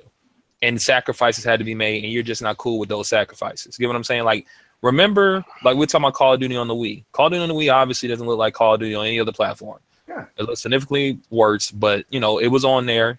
I think it had better controls. And back then, right, no one was saying they're being lazy. This game could like the 360 version because we understood that the Wii was weak, right? Yeah. Well, compared to them. So, but for some reason, it's like now that they think that the Switch is like on the same level as like a PS4 or Xbox One. And to be fair, I've heard a lot of Nintendo gamers say it's like a little bit less powerful than Xbox One. I have not seen any documentation of that, of anyone stating that. That's what they say. I mean, well, Graham, I get what you're saying, and I can agree to an extent, but here's why I see it as a huge fallacy. One thing we already know is power is relative. If you want to measure it, put it on paper, there are a lot of things on paper that should outperform other things, but it's not the case. The example I always use is look at the Nissan GTR. On paper, almost every luxury exotic should kick its ass. But in real world performance, it basically decimates cars 20 times its price because they took years to optimize that car. A car that has barely over 400 horsepower is kicking the ass of cars that have almost 1,000 horsepower on the track and in the drag. So power is relative, what you do with it. We all understand that. But another thing I think why some people like Mr. T may have what you would call a bias and won't buy a game on any console, even though they may have done a good job on another console, is that when it came to the 7th generation, there was an obvious power gap. If you want to use that word loosely, there was an obvious power gap between the Wii and the other two consoles. It was obvious. It was there. But it was used quite well because you would not think Call of Duty would be able to function on this system at 60 frames per second and 480p, but they did. It was the same damn game, just lower resolution. It really was. Yeah, the content was the same. And now the DLC stuff, but the content was the game itself was the same content. I can tell you that. But in the 8th gen, that power gap was a hell of a lot less than it was in the 7th gen. But now your reasoning is, oh, the system's too weak. Now let's be honest. even you said in a couple of your videos, Grand, that most of these games in the 8th gen look like up-res 7th gen games. And let's just take that at face value. If that is the case, the power gap is a lot less now. It's a hell of a lot less. What are you doing on these 8th gen consoles that could be done on the 7th gen consoles? And yet, most of your 8th gen games are also on 7th gen consoles. But somehow the Wii U can't handle it. But I mean, it's like, okay, the Wii U can't handle it, but the 360 can, and it's been confirmed by almost every developer that the Wii U is beyond the 360. See, I mean, we're talking about that's where it comes in, and that's why, to the extent I can agree with some of the decisions, or that, like Mr. T May's like, okay, you guys saying this system's too weak. The Wii wasn't too weak for Call of Duty. The Wii wasn't too weak for a lot of your major games, and you made it happen. So my thing is, let's say I would not deny the fact that, hey, if you look at the specs, Nintendo consoles, generally speaking, are weaker. I won't deny that. I have never denied that. But at the end of the day, you as a developer, you can take your time to optimize something to work for a console, just like you did back in the 5th gen and the 6th gen, and of course, to some extent, even the 7th gen. So I want to hear this bullshit of the system we could get the Batmobile to work on the system. That's bullshit. And I think the biggest example of this being bullshit is look at the Breath of the Wild. Now, despite its drawbacks, frame drops here and there, and people want to call it art style a drawback, but that's bullshit. Whatever, that's subjective. Look at what Breath of the Wild does. An open world game almost as big as Xenoblade Chronicles X, which is on a Wii U, but yet you can climb and interact with everything. It has the most advanced physics systems we've seen in the game to date. But yet, you couldn't put your simple ass game, even an indie game, on the system, and this game is on the Wii U. Keep that in mind. Which indie game on the Wii U. There have been many developers that say, well, we can't fit the game on the system, or it's not running properly. Well, I think Project Cars is bullshit. I thought that was complete bullshit. Well, I can't speak to the I can speak to certain games. Like, we go back to Call of Duty, right? We got to keep stuff in perspective. Call of Duty on the Wii was running off of, remember, Call of Duty was on the PS2 and GameCube and stuff. That was running at 60 frames then. They were using the same. But I'm comparing Modern Warfare 3 in the same generation. It was the same game, except you didn't get the DLC, and essentially it was just 480p instead of being up 540p upscale to 720. No, what I'm saying is the Wii, when it came to power, the original Wii was about like on the level of a original Xbox, maybe a little bit better, right? Because it was like two GameCubes, so about power original Xbox. What I'm saying is Call of Duty, even those old ones on the original Xbox, PS2, and GameCube, were like 60 frames per second. So what I'm saying is that all they did was take those old engines and old assets and recreate the newer Call of Duty using the old stuff. So that being on the Wii wasn't surprising because the Wii could already run Call of Duty. The GameCube could run Call of Duty. There's no reason why the Wii couldn't run Call of Duty, especially if you're going off the old assets and the old engine. No, I get that, but I'm just going off the excuses that they give when even comparing games in the same generation. If you got a 8th generation game that's you also released on a 7th gen console, and you release it even on the weakest 7th gen console, why all of a sudden your 8th gen game can't fit on the 8th gen console? Because the power gap is a lot less. And let's also keep in mind that all of these games are first developed on PC, and then they take that build and they scale it down to go on a console. But let's remember, all these engines are scalable. Like, me personally, and I hate to say this, but publishers have been forcing developers to double down on better graphics over, more complex AI routines, bigger worlds to explore. So, instead of focusing on true next-gen experiences, it's just, we'll throw a new coat of paint on this house. But you haven't fixed any of the problems internally. No, fuck that. We just look how pretty this house looks. Look, I'll say this to what Grim's saying. Okay, I'll let you finish. Sorry, Ray, I didn't mean to interrupt you. Go ahead. No, I just want to say. I have more stuff to say to to Dr. Feelgood with his points. Like, I get that. Like let's take for example, right? I don't see why Battlefield 4, which was on 360, couldn't have been on Wii U. I don't personally see why. Now, then again, EA claimed that their Ignite engine for, Madden and FIFA couldn't run on Wii U. Now, there's a possibility that it couldn't run on Wii U, and they would have to do extra work to get it to work. Which will be EA being the money, and then that would cost EA money to do, right? And this is the thing. We got to be real. Regardless, like, you know, EA or any of these companies, sometimes when they do the utmost and try to get some stuff going on Nintendo, it don't get supported. Because for some reason, why?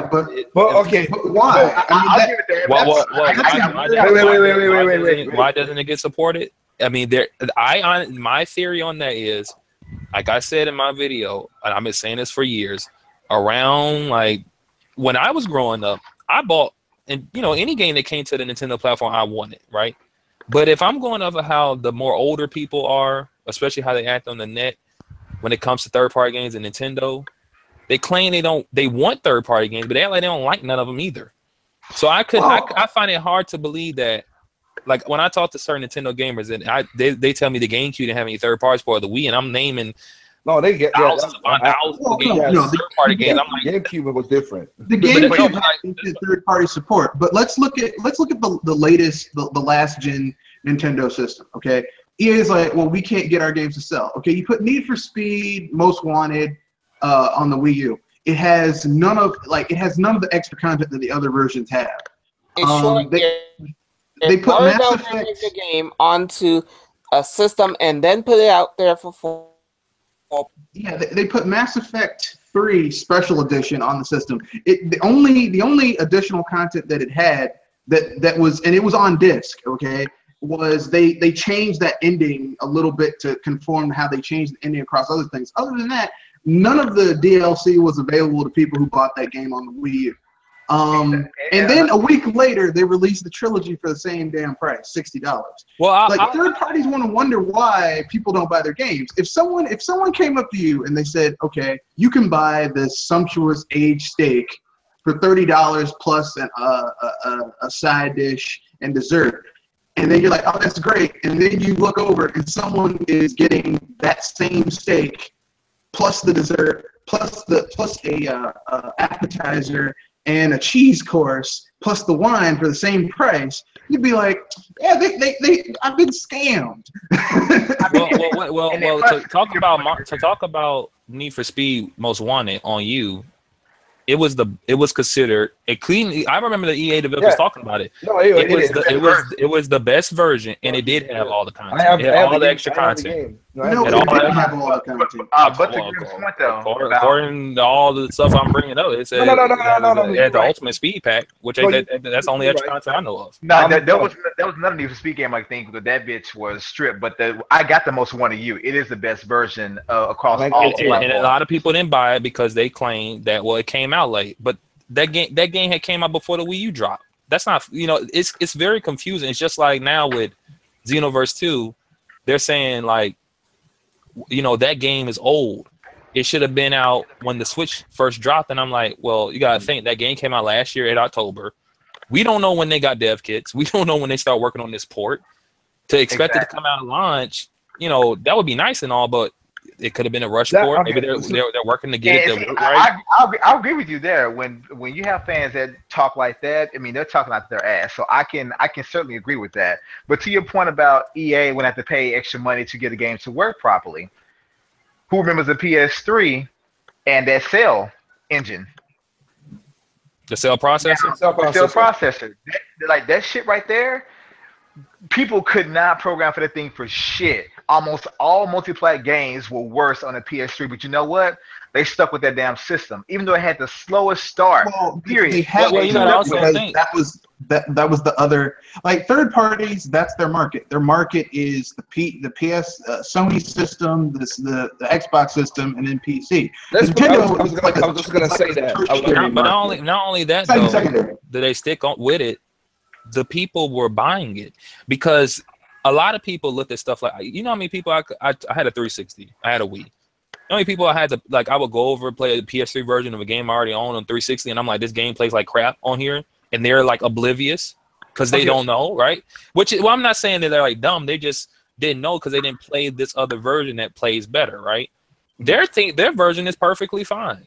Now, Nintendo gamers, especially the ones on YouTube, we all do research. We all look into stuff. So obviously we're cut above the cloth. But when it comes to like, I talked to somebody about what's the game, Mass Effect, on Wii U not too long ago, and I explained to them like, EA, I think they did their thing with that, and really, to be honest, like people said, well, they release the other games, later, again on the PS3 and 360. Why didn't we get 1 and 2? And I'm like, well, PS3 didn't get the first one at first. They only got the second one, and they gave them the first one later, and they bought the second one before they played the first one. Right? Yeah, that is true. Now, some people want to say, well, they're just dumb for doing that. No, EA looked at. I guarantee EA was like, well, wait a minute. The PlayStation gamers bought 2 before they played 1. Well, actually, I don't think the case. Microsoft helped get that game published, and I get that. You know how Microsoft is with IPs. They hold on that shit. If they're drowning in a pool of fire, they don't let go easy.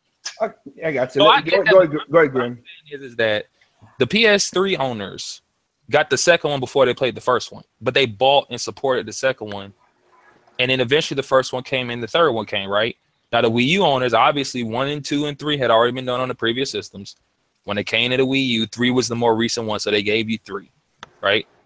Now, I'm gonna be honest with you. I played, all the Mass Effect games, and I started with 2 first on 360. And to be fair, it does a good job where you don't really have to play them all in order. I honestly would probably tell you not to even play 1. 1 has pretty bad controls. But the point being is that when people make the argument, well, they dropped these other versions for a cheaper price, and they gave you all of them. You gotta keep in mind, EA, those games are already made. It cost them nothing to reprint games that they already made. No, they don't. And you got to remember, at the end of generations, they do that a lot. They reprint games and sell them again at a discount price. The first Mass Effect was on the original Xbox, and that engine had to be ported over to the more modern, at the time, the more modern architecture for the system. So, I mean, it wasn't as cut and dry as you make it, but still, because originally the original Mass Effect first came out on the original Xbox. Yes. Microsoft basically had a deal with BioWare, and that's why it took. Like, it's not that EA was like, oh man, it's going to be really hard for us to put this on the PS3. It was Microsoft was like, okay, we have this IP for like, I think it was like 7 years or some shit, and the clock finally ran out. No, what I'm saying is, it's like, it was first released on Xbox because at the time, I think Xbox may have even owned or did something with I can't remember, they owned BioWare. They just made it. Yeah, because it was BioWare did Knights of the Old Republic for the Xbox, the original Xbox. Then they did Jade Empire, which flopped, and then the last one they did was Mass Effect. Well, what I'm saying is Mass Effect 1 was only on original Xbox. Mass Effect 2 was exclusive for a minute. Then 2 came to PS3. Then when 2 sold, they eventually brought 1 over, and I think they brought 1 over running on the Mass Effect 2 engine for PS3, right? I think so. I can't remember. And then 3. No. What happened was Mass Effect 2 for PS3 was running the Mass Effect 3 engine. That's how it went. When they brought Mass Effect 1 over, I think it was just normal Mass Effect 1. And obviously Mass Effect 3 came to the systems at the same time.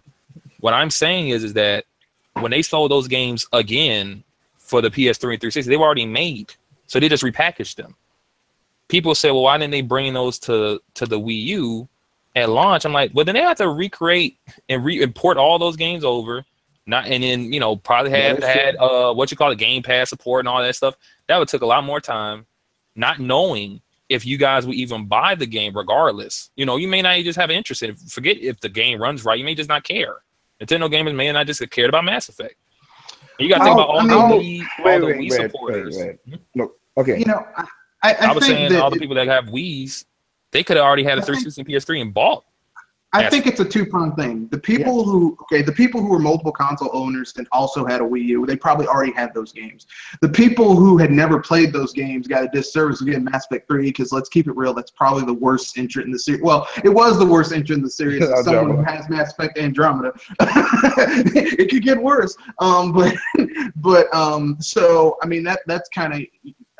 That's kind of you're kind of right on that. Is that they're probably kind of like how I said about Skyrim being on the Switch. Most of the people who want to play Skyrim have probably already bought it. I mean, I'm keeping it real. If they have multiple consoles or a PC, and I doubt there's only people that only. I mean, I'm pretty sure there's people that only play on the 3DS or something. But if you're talking about home console space, I doubt there's any Nintendo gamer that hasn't played Skyrim. And that had interest in it. That had interest in it. That have interest in it. So yes, you're right. When it comes to Mass Effect, it's just like, there were times with the Wii U, I was with you guys saying, yes, this makes sense why you guys are boycotting this developer. But then you had situations where I'm like, what was the Deus Ex? I'm like, I heard the only reason the report, what I was hearing was they were boycotting it, not because the game was broken, not because Game Pass port was removed, it was because it was being re-released on other systems for cheaper. And I'm like, no, well, I mean, put it this way. They were charging Wii U fans $50 for a game that they were basically selling the same content to people who, for the PS3 and Xbox 360 for what, I think it was like $29. But that's what I'm saying. And on PC, you got the content for free. No, you have to pay. You have to pay for that version. No, in the PC version, if you just got to update. PC version, if you owned, because I had the PC version, I got that upgrade. You got it for free. If you owned it already. I mean, I don't really think it's dirty because you got to think. First of all, what was it called? Human Revolution Definitive Edition, right? Yeah. All that was the game. Other than the Wii U version, which had the extra gamepad features, it was the original game with all this content bundled in. I think they increased the lighting effects or something, and they resold it on PS3 and 360. They cost them nothing to do, and they would look crazy trying to sell a game again for full price again on a system that already came to. The Wii U, it never came to Nintendo. It never came to Nintendo, and at the time, the market dictates the price.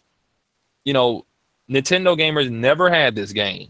It cost them extra money to bring it to Nintendo system. They couldn't just sell that game for $30 for Nintendo. They would have lost more money. They say, because it costs more money to. I'll just say this: if a game's already made on a system, already been done, all the content, and you just resell it, that costs less money than you having to port something over, getting it optimized, make special gamepad features. At this point, all this shit is just code. Here's the thing, though. For that game, what Grim's saying, he's correct. For that game, for what he just said, because the Wii was not easy to port over from Xbox and PlayStation. It wasn't. So that's what they say. I don't. No, it wasn't. It wasn't. That one, I got the dev kit and see all three, and yeah, it wasn't. And that one, you had to spend. It was the easiest. Wii U was the easiest to develop in the 7th gen, but it was hardest to port because it was the x86 versus the ARM system that Nintendo have. You have to rechange a lot of the code to do it. That's work.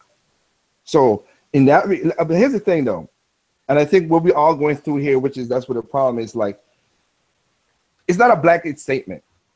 Every game has its own. Everything that Grim could bring up, that Red, that you could bring up, that Doc could bring up, is specific. Yeah, everything has its own thing. It's not just black and white. I think most of the people keep on doing this whole general thing. Yes, so there is a general theme that is true, that third party has done some crappy stuff to Nintendo, and I could list multiple of that. Like I said, when Capcom 5 is when it started for me, and I said the Capcom 5 started for me, and I was like, just to say, when they did Capcom did that crap, I was like, wait, you asked the company to give you money to make the game, and you broke the contract. That's fucked up. That's like, that. Go ahead. Well, I was gonna say, like, I look at and I understand again, like, people have biases, but I look at something like the new Dragon Ball game coming to Switch, Xenoverse 2. Yeah, it's 900p, 60 frames, one-on-one battles. anytime it's more than 1-on-1, it's 30 frames, right? Mm-hmm.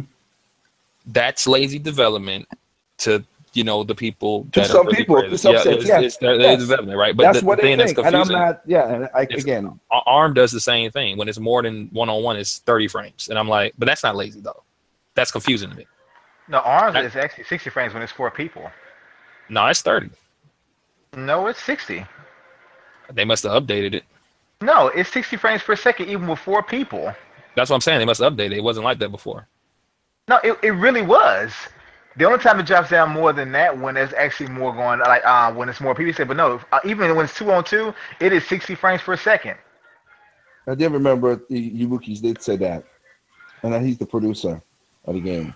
Mr. Ibukis, he did say that. Like I said, they must update it. It wasn't like that before. When they were doing the report where Digital Foundry came out to Nintendo, it was 30 frames. Look, man, you cannot use Digital Foundry as the definitive. These are the same people like that missing frame with Mario Kart.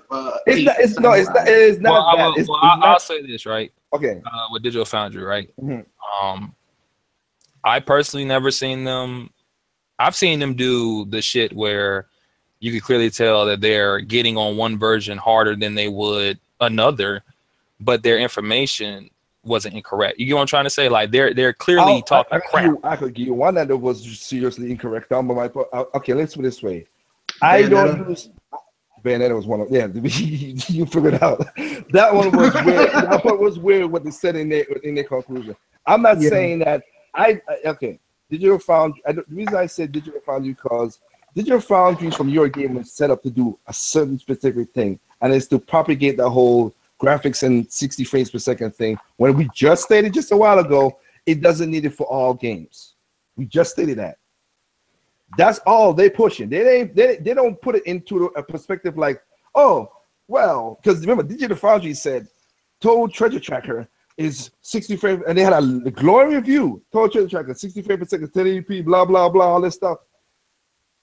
But Toad Treasure Tracker is an action game, but not as action as Mario. You can't do crazy jumps like Mario.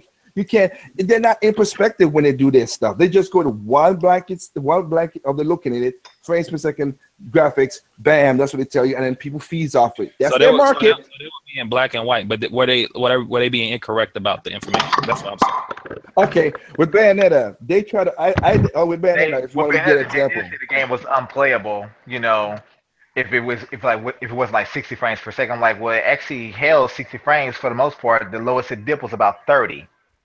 And then they had a problem saying that they had a problem with it with the whole switch time. It was having me funny. They're saying the frames dropped. The frames dropped to 30 frames. Yeah, they dropped to 30 during which time, but it's like which time on the Wii U, but better on the other. I'm like, but it's better on the other. I was like, wait. But what I'm saying is right.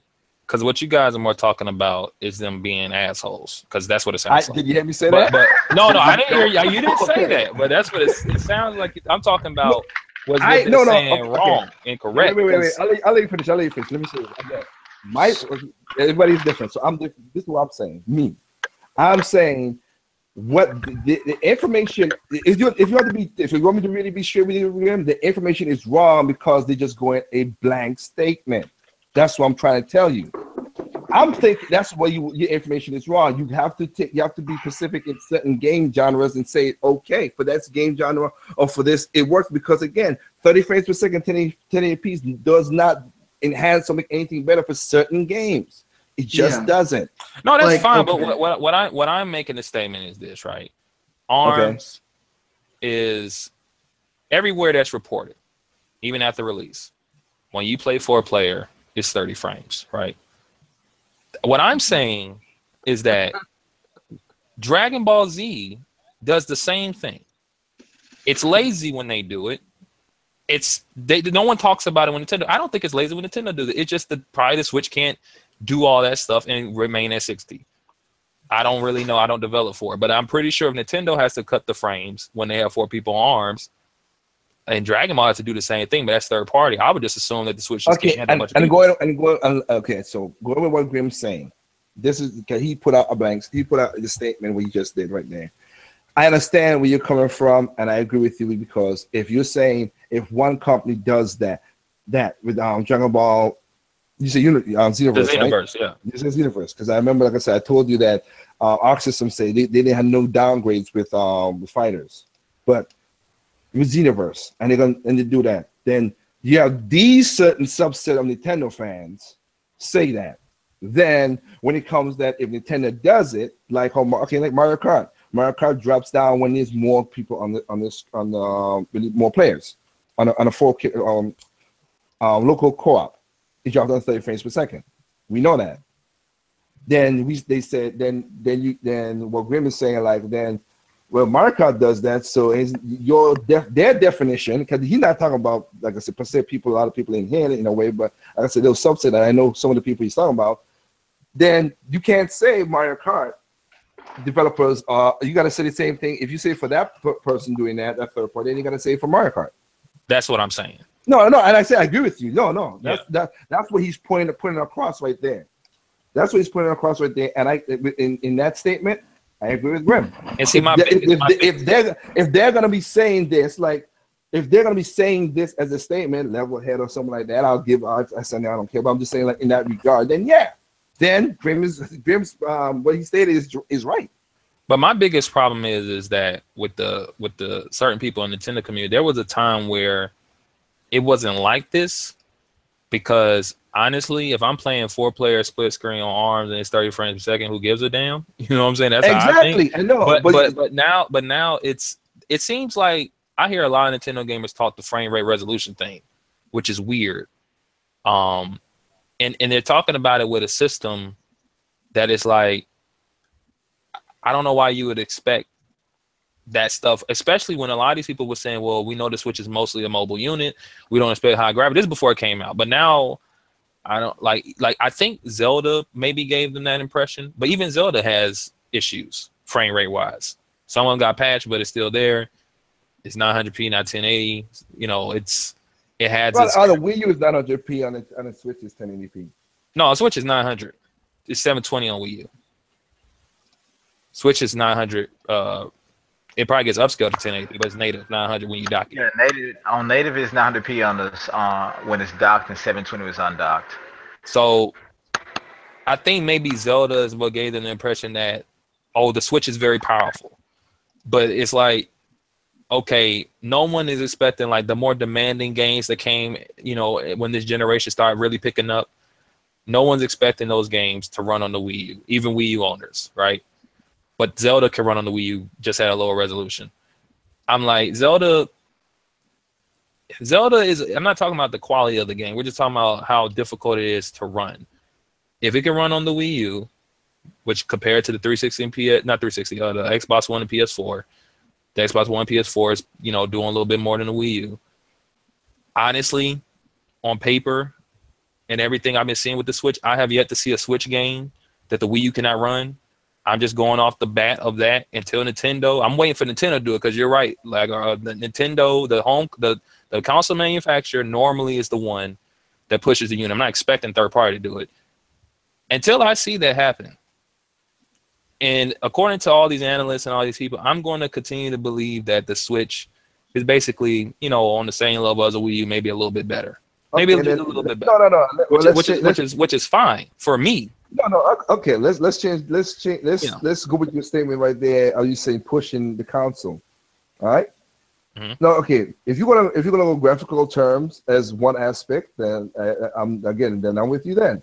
But then you have a console on the Switch that use different multiple, how should I say, like motion control options, and still keep up the game running in a certain way.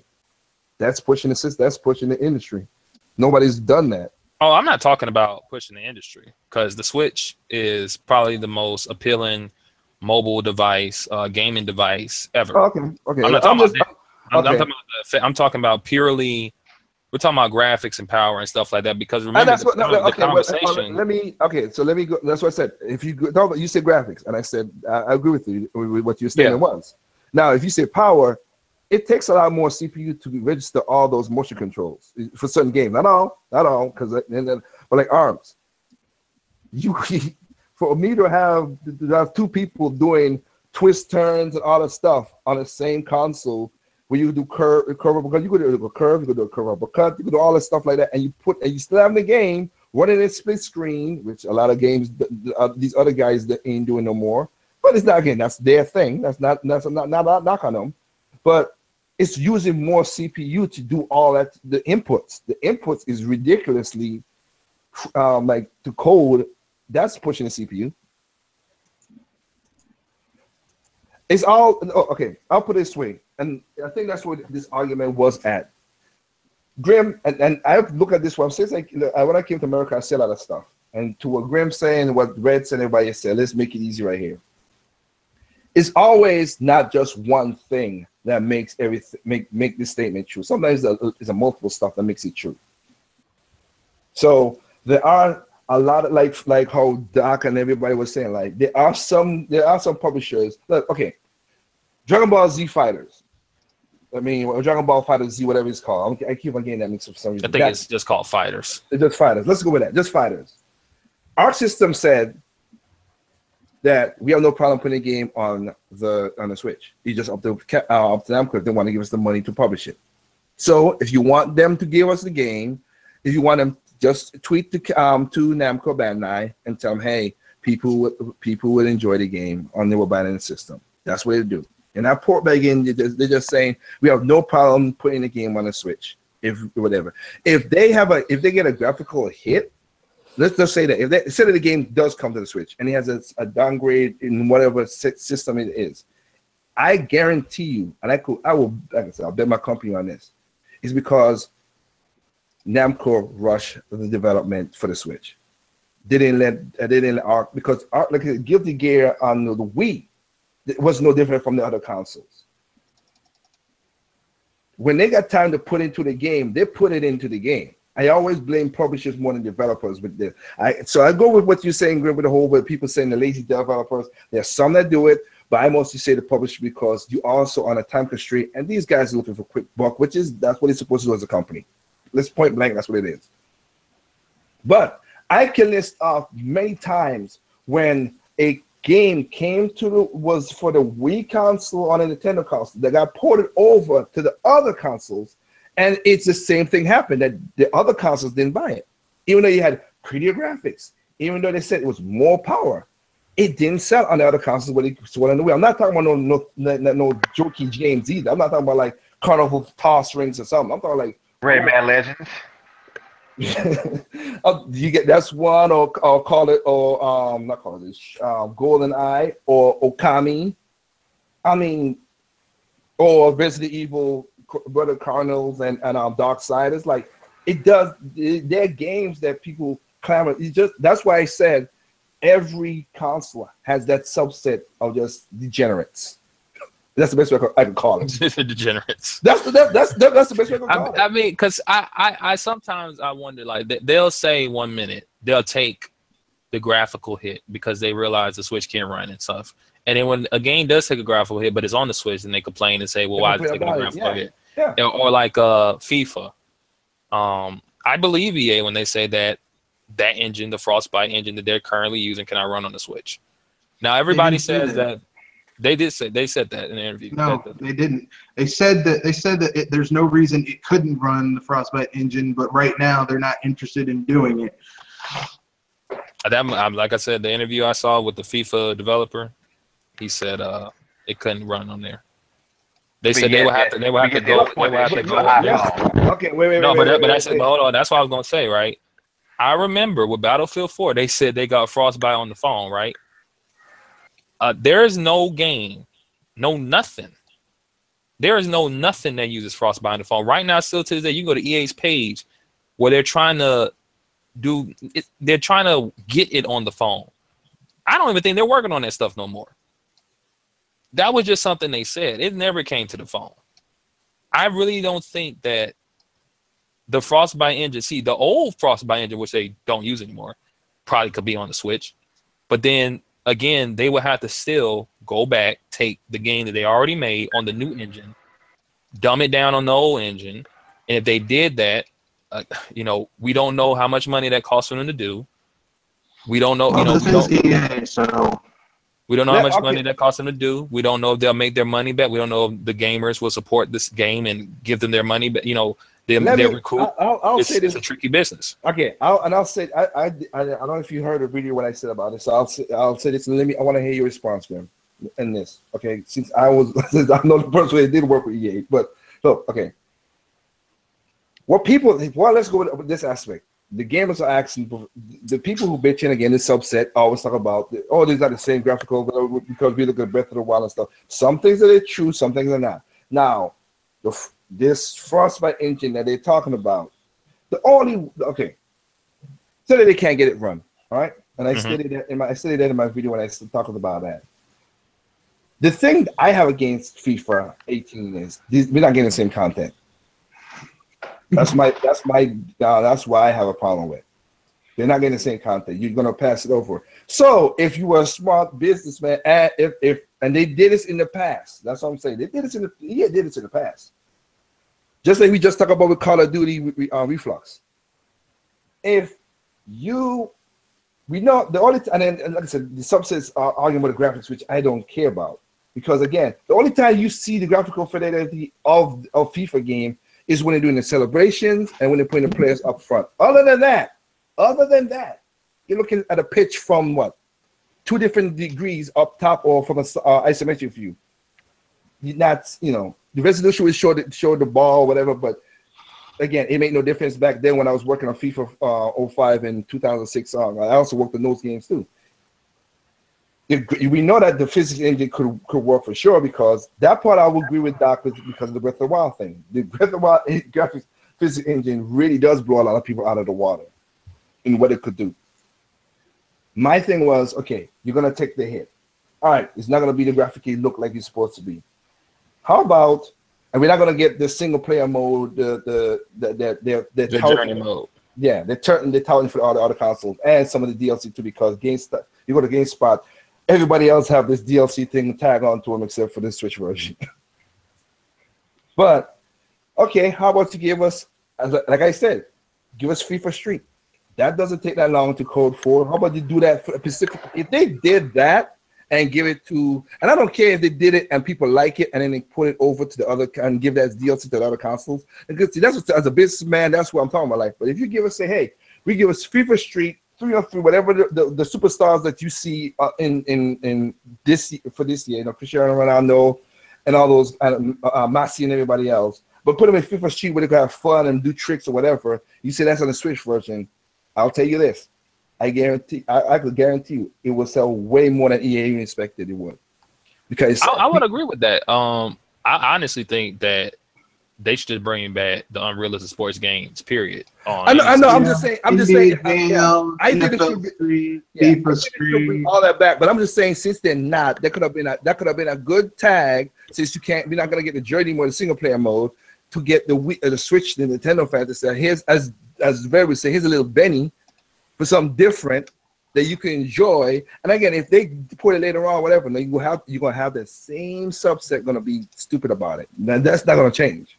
But I look at. But that would bring in. But wait. I'll just say. But that will bring in other people who ain't played FIFA in a long time, who remember the FIFA Street and the stuff on the GameCube and the GameCube. I guarantee you that. Well, I look at like what EA, their statement they have actually on their official website for the Switch version. They say this is the most technically advanced mobile version of FIFA, right? I think because I think that they look at the system in that light, which I mean, I can't say that there's nothing wrong with that because the thing is mobile. But when it comes to the journey mode not being there, listening to the developers, they said the journey mode is completely using the Frostbite engine. So much so that they would have brought that over. They would have to redo the whole thing on the little custom engine they got for the Switch. Then that's what that would have cost. It costs more money. Yeah, they don't want to put the time. Okay, and so okay, probably wouldn't have made it out on the same day. No, okay, here you go. Okay, if that's what they're saying, but that's why I said give put something different that doesn't need that. If you're gonna use if you're gonna use the older system, that's why I said FIFA. That's why I said that. So basically, what you're suggesting is they pull a 5th gen essentially, where it's like, okay, well, you can't do the same thing, or maybe it'll take you too long. So do your own thing that fits that system. And that's what they did. That's what they did with multiplats for the N64. And I'm not arguing. Wait. That's just the way it was. Yeah, and I'm not saying that's dead. But in this day and age, I don't think people will accept that. Not I think they would. Not the people you're talking about. That's what I'm talking about. The average person, when they play FIFA at E3, they said the Switch version was cool and they liked it. And that's what. But here's the thing, though. That's what I'm saying. Ain't got no problem with it. But you heard what I said. You're not gonna satisfy that subset. That's what I said. They're gonna be. It's not about satisfying them. It's about. No, it's satisfying them because they're gonna keep on bitching. I'm not trying to satisfy them. It's what. No, not you. I'm talking about FIFA. It's not gonna satisfy them. Oh yeah. But see, those people don't even care about FIFA. Thank you. Straight up, they don't even like FIFA. Thank you. And that's what I'm saying. But if you do the FIFA Street thing, you're gonna pick up people. I know people in real life and some developers even to now who's like, man, just like you just said, just like Doc said, just like Red just said. I remember NBA Street, I remember FIFA Street, I remember FS Tricky. If you put that back into that, they're gonna get that right there. You already have the people, you already have the uniforms. All you gotta do is create the stages, which doesn't take that much to do the FIFA Street stages if you remember all those games in the past. And you put them in that setting. You save money. You don't gotta go crazy, and you don't have to do the graphical download, enforcement engine, and all that stuff. That would appeal to the non-casual, but best believe those few that I'm talking about. You know what they say? Oh, they gave us the street. Why they get the normal FIFA? They'll complain no matter what. That's what I said. But again, that's what I'm saying. Yeah, but every fan base has that, and I mean, at the end of the day, look, let's just keep it real, okay? There's always going to be people who are going to do that in a fan base. That's just. I mean, everything has that. I mean, movies, video games, books, everything. Okay, you're going to have that. But I mean, at the end of the day, we're gamers, and so our hobby is gaming. And I mean, you best believe there would be someone. I mean, if EA said, "Okay, guys, we know that this FIFA isn't really, it's not up to par to the other ones in terms of the engine we're using, but it's a solid game." But I mean, me personally, as someone who played soccer competitively for like 5 years, I never want to play soccer in a video game form ever. But I have no problem with that. But I mean, for Joe Blow, but if EA said, okay, we're bringing back FIFA Street, NBA Jam, Def Jam, Fight for whatever. We're bringing back those types of arcade style games. I totally buy that stuff. Mutant League, oh my God, I'd kill for another Mutant League. But no, just FIFA and Madden. No, like I said, but going back to what you just said, Grandma, that's what I'm stating, that they're gonna be bitching no matter what. That's just let me give you a next example at this time of night, and hopefully you don't get crazy. But there was no way. That's why I got an invite to go to the Shadowcast on Sunday, and when I saw who got in there, I was like, nah, nope. And I'm like, because that person, out of all of you guys who was talking, he was talking his crap. Well, because you can see he stayed calm. He just he stayed monotone. He just like to get a rise out of most people. That's why I'm like, it make no sense to argue with the dude. It doesn't. And just like how that is, those guys will never be satisfied. They're gonna be the same way. And like Red said, like I've said many times in my videos, every console has that, even PC has that version of people who do that same dumb crap. Now, sad part about it is, as you stated, Grim, and it's true, some of these guys are the vocal minority. They're the one who got a bullhorn. The internet they got Instagram, Facebook, Twitter, all that stuff. They got a bullhorn. They're basically standing on the top of Mount Everest shouting, "This game sucks" or "This game's great." That's the problem. Yeah, but the loudest people are normally the minority. It's just no. Yeah, but here's the thing though. But they carry the weight because more people hear their bullshit than anything. Yeah, a lot of people just follow along and they don't want to think for themselves. Like I can listen to people and I can agree or disagree, but I'm not saying like I'm like no. I can't, now people don't have to be hard-headed to not listen. It's just there's a difference between listening, understanding someone's points, and sometimes you may even agree to the point that your point may change. There's nothing wrong with that. Nothing wrong with that either. Pretty much depend upon another person's opinions to, dictate stuff, which a lot of people do. you know. Let's put it in the realm that we know. Red, you said it on the podcast, and I said it on the podcast. You know, I've been on your podcast and Doctor's podcast. Metroid 4 gonna sell a lot of games for all the bitching these people talked about. Yes, it is. Yeah, that's an example. That's an example. This better be the highest selling Metroid Prime. All the Metroid games don't really sell like that, do they? I don't think they do. They don't sell. No, but the highest selling Metroid game was the first Metroid Prime with every subsequent entry. And here's the thing. Like, these people did what you're supposed to do with a franchise. Each entry is supposed to be bigger, better, more polished. Metroid Prime 2 Echoes is a more polished game than First Prime. Corruption is more polished than Echoes. Like, they basically honed that series. And yet, the sales went down. So the developers put more time and effort into a game, making it better. And the sales go down. And it's ridiculous. Before you go to Grim, I want to say this: like, the Metroid games don't sell, okay, but if you listen to the internet, it sounds like there's way more fans who want this certain way. That's what I'm saying. The vocal minority. That's what I'm saying. Like, they talk all this stuff and they have more influence. I know a couple of these guys who have 1,000, 2,000, 100,000, 2 million, 10 million subs. They talk this shit. But I'm saying, if that, I'm making a video about that, really, and I'm like, if that's the case, this game in itself, all the bitching you all been bitching about, which is a subset of people. That's what I'm saying. But they talk so loud. Their asses can't cash the checks their mouth right, because these are the same people who wanted Star Fox, and that game didn't sell that well. But they wanted it. Like, I got a feeling Metroid on the 3DS would do better than the one on the Switch. I mean, see, people will say, well, the 3DS got more units out, but I don't really. I think even if it didn't, I think that might just do better than Prime 4. But when it comes to, like, well, here's the way to stop. Here's the way we talk about the argument over that. Metroid Prime came out in 2001. Metroid Prime 2 came out in 2000, I think 2003 or 2003. More install base. Game still went down. Same style, same controls. They didn't change nothing out, but the sales went down. And in Prime 3, which is on the bigger install base, the Wii still went down lower than the subsequent game before that. So it's not install base. It's just these fans who are just being they're fake ass Metroid fans. Yeah, I'm a Metroid fan. Well, which one did you play? Metroid Prime. You didn't play 2. You didn't play 3. That's one of my gripes to say, Grim. Like, to say that, like, these are the vocal minority that, like, again, like Robert Review, when he said, I'm gonna play Metroid Prime Federation. I understand if you buy the game, like Red said, you buy the game, you didn't like it, or you didn't say, you know what, I didn't like the game. It didn't look like something that interests me, and you move on.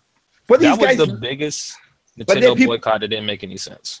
But people lingered on it and kept on talking about Metroid Prime. Yeah, this Metroid. They didn't like it because it didn't star Samus and it was on a handheld. See, here's the dirty little secret about Metroid Prime. Okay, Metroid Prime, the first Metroid Prime was basically like, Nintendo has their main hitters, but then they have games that are basically like their flagship titles that they might not sell a lot, but they show the heftiness of the console. So, like, for the SNES, it was F-Zero, that Mode 7. For the N64, it was Mario 64, which was, I mean, yeah, it also sold a lot, but that game was also like look at this, what we can do with this engine, you know. And Metroid Prime was one of those games. It was like, look what we can do. Look what this system can do. It was that Rogue Squadron 2, like those types of games. Really like, look what this system can do.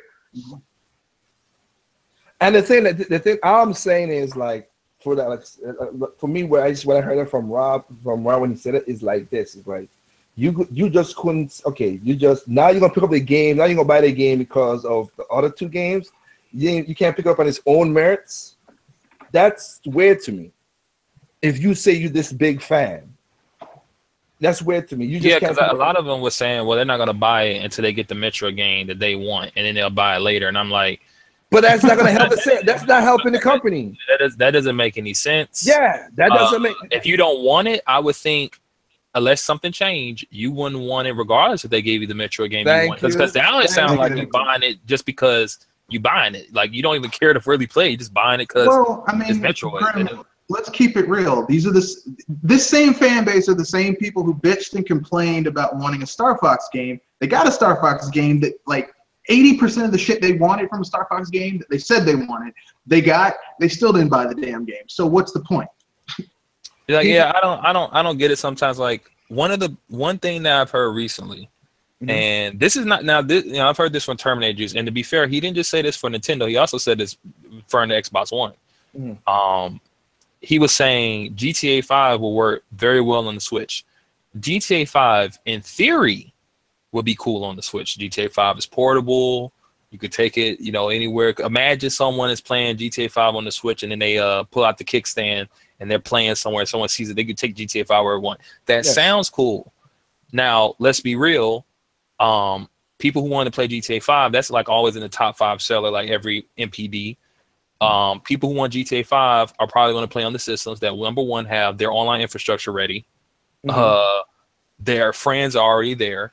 And I'll say one thing about you said online. Remember, GTA Online not the best thing to be. No, it's not that. I'm talking about the Switch itself, like Nintendo. Okay. Not the no, I thought you meant I thought you meant online to play games. It sounds like GTA Online is not the best. But okay, go ahead. Go ahead. Sorry. Well, when it comes to GTA and the Nintendo audience, right? I personally felt when they brought Chinatown Wars to 3DS, which was exclusive for a minute, that was really good. Really good. One of my favorite portable GTA games. I think they have brought it to other systems.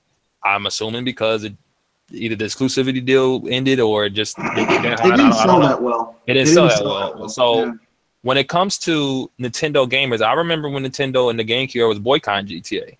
That's probably already a bad taste in Rockstar's mouth that they probably still taste to this day. Nintendo gamers claim that they're above games like GTA. They don't want to play stupid, violent video games like that, but which doesn't make any sense because they want GTA to come to the Switch. I'm talking about these people. I know you're talking about. Yeah, so, that's funny because on the GameCube, True Crime 1 and 2 came to the system, and those games are basically GTA clones. Yeah, True Crime 1. You know what was a GTA clone? It ain't the same, but I played the hell out of my GameCube. The Simpsons Hit and Run. That was basically the Simpsons GTA. Yeah, it was very fun. GTA. Yeah. But when it comes to this is what he said, Terminator, that was weird. He said he said GTA already made like $1 billion on the other platforms. Even if they didn't make any money on the Switch, bring it over anyway, take the loss, but you're building up an audience. Now, I get what he's saying, because some companies do that. Yes. But let's be real. Do you really think, even if Rockstar gave you the best port they could, gave you all the content, I don't think people will buy it on the Switch. First of all, it's hard to even find a Switch. So let's say you wanted to sell the Switch, you can't even find the damn system. Yeah. And then the people that already got the system probably already have GTA 5 on something else and probably aren't going to double dip. So it's I don't think that will work for some of these third-party developers. They can't take this because like some games or some companies, I can see like if I could see EA taking a risk if they decide to bring NBA Jam back out and put it on the Switch, right? And they take a risk even if they take a loss, because I can see an audience growing from that because Nintendo gamers like stuff like that. Well, just like I said with the FIFA Street. FIFA Street. But GTA, I don't know about that one. That I don't think even if they tried. It's one of those things where they go back. It goes one of those things that is depending on the game. Some games. Yeah, I think they could do it, but I mean, it should, at this point, everyone who wants GTA 5 probably has it on something. About to say it. Why would they do it anyway? Like at this point, they're making money. But there is a game that they did put on the Wii that's very GTA-esque. Bully sold, and Bully, yeah. Bully sold well. I would love to see a Bully 2 on the Switch. Even though that's basically Grand Theft Auto on a smaller scale. I mean, GTA games have sold on Nintendo systems. I mean, you had the Godfather Black Hand Edition on the Wii, and that game was fun as hell on the Wii, and that was basically Grand Theft Auto. I mean, except it was set in the 1940s, but it was GTA. I mean, it could work, but see, the thing about the Wii, you got to remember. So we had a ton of casuals, and like what I would say is extremely loyal to Nintendo people had a Wii. People who just wanted the Wii was on the Wii. So I think a lot of those people was buying those games. But you're seeing the same thing. They don't even know them games was on there. But you're seeing the same thing with the Switch now. You're seeing people who really aren't quite Nintendo fans who are getting the Switch because for a lot of people it's the hot thing. You know, it's the hot thing to have. And me personally, like, here's the thing, okay? You know, I want all the systems to succeed unless they're doing something that's really not helping the industry on a whole. But generally speaking, I want them to do well enough so that, you know, we get some good games. Because at the end of the day, I'm a gamer. I want good games. And I mean, you know, look, but I mean, just talking about games, man, I would so love another Bully. That's a good game.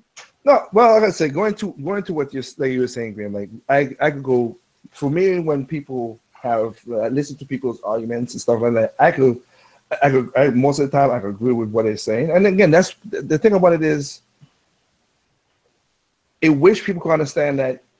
Okay, not everybody's gonna understand one or agree with what I said. I know that, and I would love to have a conversation with some of these people. Some of these guys don't want to have a conversation. There's many times I try to talk to Level Head, and he don't want to like take a shot out to one-on-one. I give OJ, hey, I'm happy he took the chance to do it. Well, what you said in there was really messed up, but at least he did it. I give him that. He got 20,000 to 26,000. Sorry, not 20,000. I'm saying 26,000 subs. I'm at 290, and sometimes go up and then drop down, whatever. Which I'm not here. I'm here just to let the stuff out and just whatever. But I'm happy that he grow and go whatever, and people listen to some of the stuff. He still say some of the crap that kills me, like how people listen to it. But whatever. But the thing about it is, I could point out on other systems. Like I just said with Okami, like again, remember Okami was for here's what I think. Okami was supposed to be a part of the Capcom 5 thing. It didn't happen. They thought, okay, Twilight Princess coming out. They didn't want to put it in. Capcom said, let's put it on PlayStation 2. Didn't sell. Put it on a Wii. They ported the game. All it did was the only thing I had to work on it was to make the Wiimote work very well. That's about it. The game structure didn't really change except for using input change. And according to, because when I was talking to like Hideki and Ayaba and them, like it was basically a nice transfer for them, and they didn't take that much time to do it. For the budget that because they're gonna look, I know people look at it and say, like, for the budget that they put for that game, it's so remarkably well. Now PlayStation, now they put it back on PlayStation 3 HD version. Didn't sell again. So PlayStation fans be saying, "Oh, I want this," then they don't support it either. That's what kills me. I think, like, well, it was one point that I mentioned one thing that happened, but there was another part that I just want you guys' input on it. Okay. It's one thing if someone makes the proposition, put a game on there, take the risk. Even if you don't succeed, keep supporting it, and you'll grow audience, and then you'll get to reap the rewards later, right? Mm-hmm. But there was a discussion where T was trying to explain to the group that basically Microsoft tried since the original Xbox to bring Japanese games to their system, and people don't buy it, right? Mm-hmm. And they're like, well, the Xbox One needs Japanese games, and he was like, well, they've been doing it for every generation. They don't buy it. They buy some, but they don't really buy the majority. No, so that's why they don't come, right? Yeah. And there was a statement made saying, well, they should put them on there anyway for the fans, for the gamers, for the few that are there. And T's like, but they're not making money. And when I heard like basically it was a so what mentality to that, I'm like, see, that's confusing to me, because at the end of the day, these people have to eat food. they have to live. Okay, you can't just be dropping content on stuff that's not making you money. Okay, let's put it this way. And Doc had a video about this. I don't know if he's still there, whatever. But because he had an argument. He was talking about how somebody was talking about we need military shooters or whatever. Okay, there's an audience on each console. We know that, and you know that. But so why would I put? I could see it goes to a business that okay. Let's put it this way. I could go halfway in what you were saying, in what they were saying in their podcast. Okay, try out the game, see what happens. We know that Xbox doesn't sell in Japan. except for expats and military guys that's over there in Japan right now, in the Asian market. That's all that buys it, which is dismal. But there are a little bit of subset of people in Europe and here that love Japanese game, but they don't get on the Xbox 360, the Xbox One. What the two-pronged thing I'm trying to say is, one, if you're the publisher and you wanted to do something really well, how about you do a budget game? Don't do no massive AAA budget just to make this game and think that you're gonna sell it. Know your audience. You know there's some people out there will like it. Trim down some of the budget so you don't be crazy. Cause that's what kills most of these third party anyway when they do some of these publishers when they do certain things. Trim down the budget. That's one. But to me, it's not even. I mean, that would help too. But as I said in one of my recent videos, it's like, look, at the end of the day, man, I understand that they are a business. I get that. But the excuses that they give at times, and even some fans don't understand. Okay, you have these companies that they're in business to make money, and they give excuses. Well, the game is not going to sell. We want to wait and see if the audience is there, blah, blah, blah. Okay, well, these same companies put their games on a PS4 and Xbox One at launch when there was no audience. But that's and again, I agree with your statement. But again, they already don't have a pedigree of people in the past that know they're going to buy that stuff. That's what they have the history that they know. That's what it's going to be. Yeah, will support them. Like that's the thing with Nintendo. Yeah. It's fickle. Like the Wii got a lot of those developers got support from third party developers got a lot of support. But the problem is that those people were not Nintendo's audience that's going to stick around. They were the people that were there because the Wii was popular and maybe they just didn't get nothing else, so they kept playing stuff on Wii. That's why, other than that, maybe EA, they could be lying, they could not be. I don't know.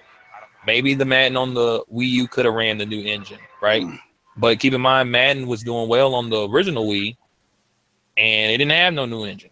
So I guess they figured they could do the same thing on Wii U, and it still do well. I don't know, because it did well on the last system. They didn't care on the last system. I have no idea. I don't think these third parties know what the Switch is. Yeah, that's what I'm saying. Yeah, and the problem with third parties is that they think that the Switch is just another Wii console when they're treating it like the Vita. Yeah. I mean, the biggest game that they were pushing was. But what I mean by it's just another casual system that people are just going to pick up and forget, but they don't realize that the biggest game that Nintendo was pushing for the Switch was Breath of the Wild, which is quote unquote a hardcore console game. That's not just another game that's just easy to pick up and play. It's one of those games you actually have to spend time. Put some time on it. Yeah. But to go, we haven't caught on to that yet.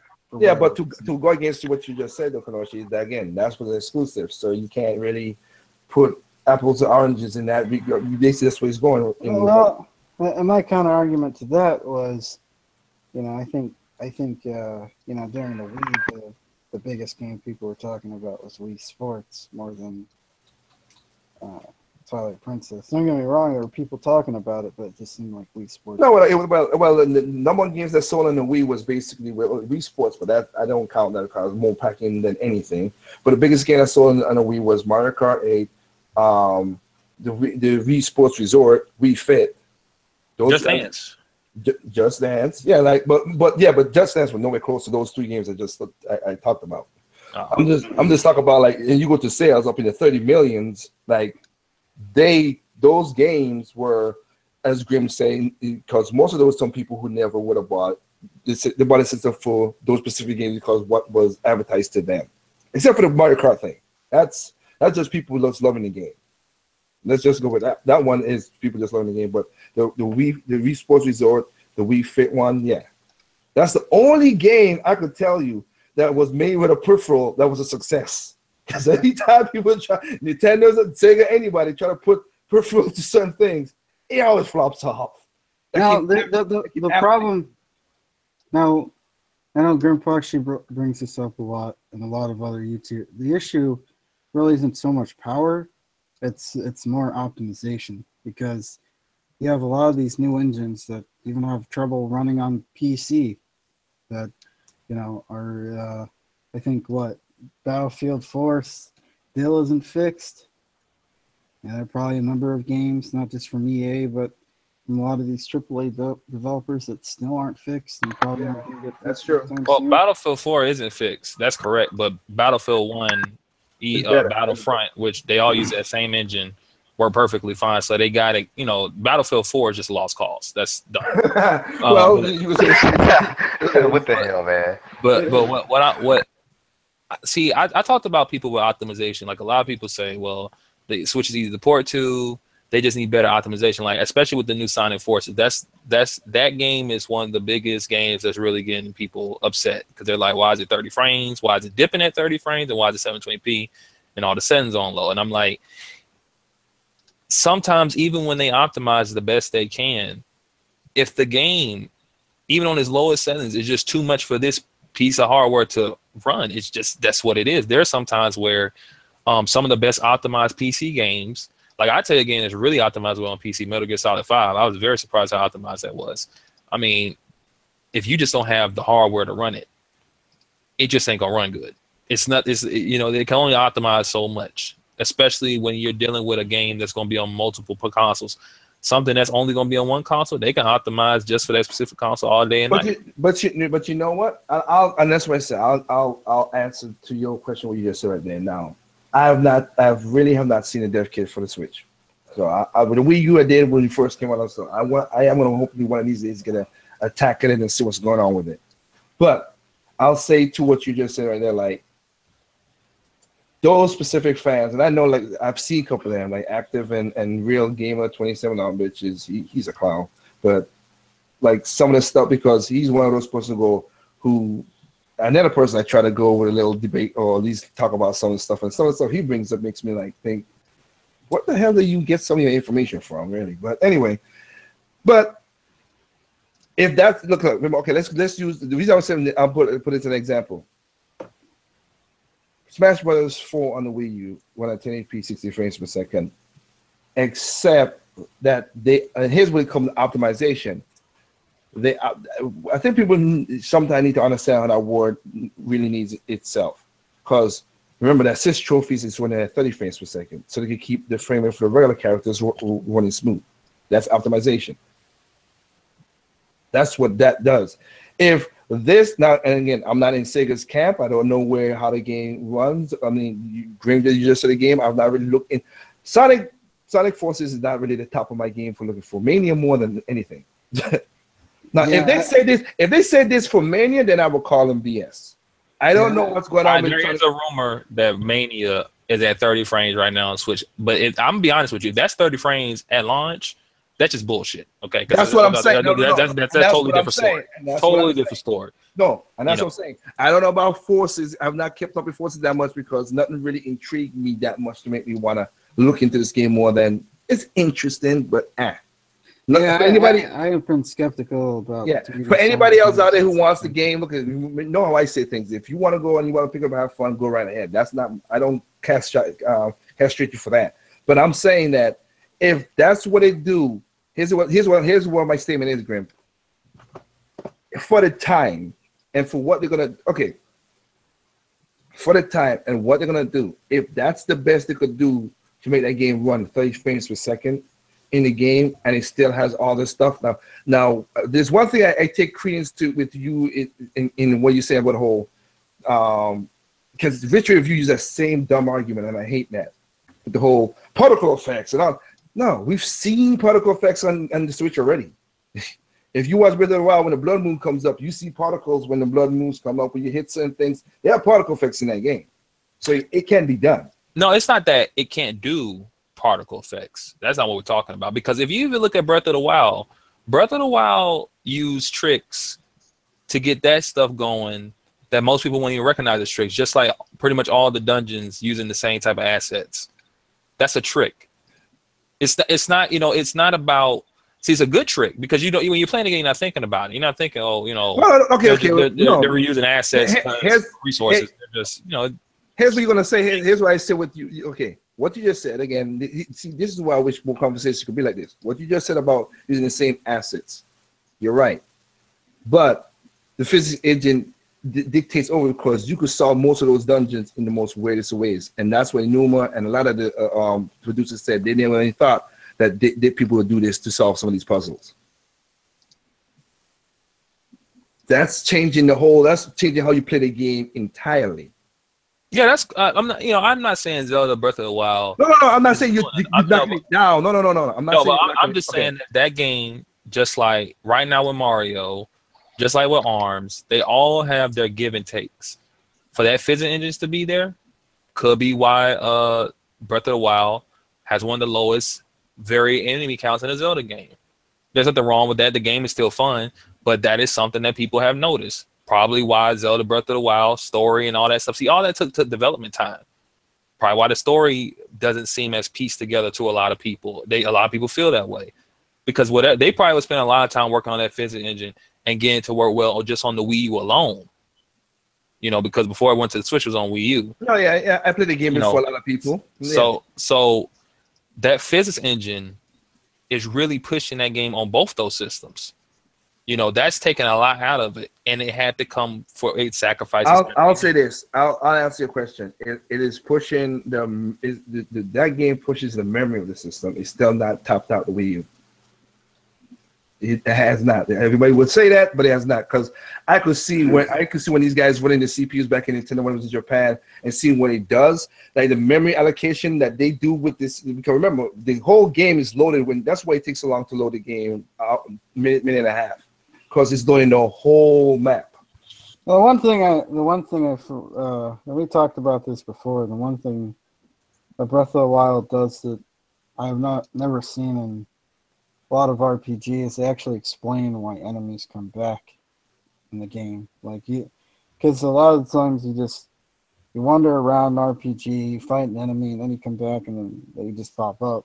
But they actually have an explanation of why enemies come back. And some people theorize that it was the CPU relieves some stress in the CPU, but.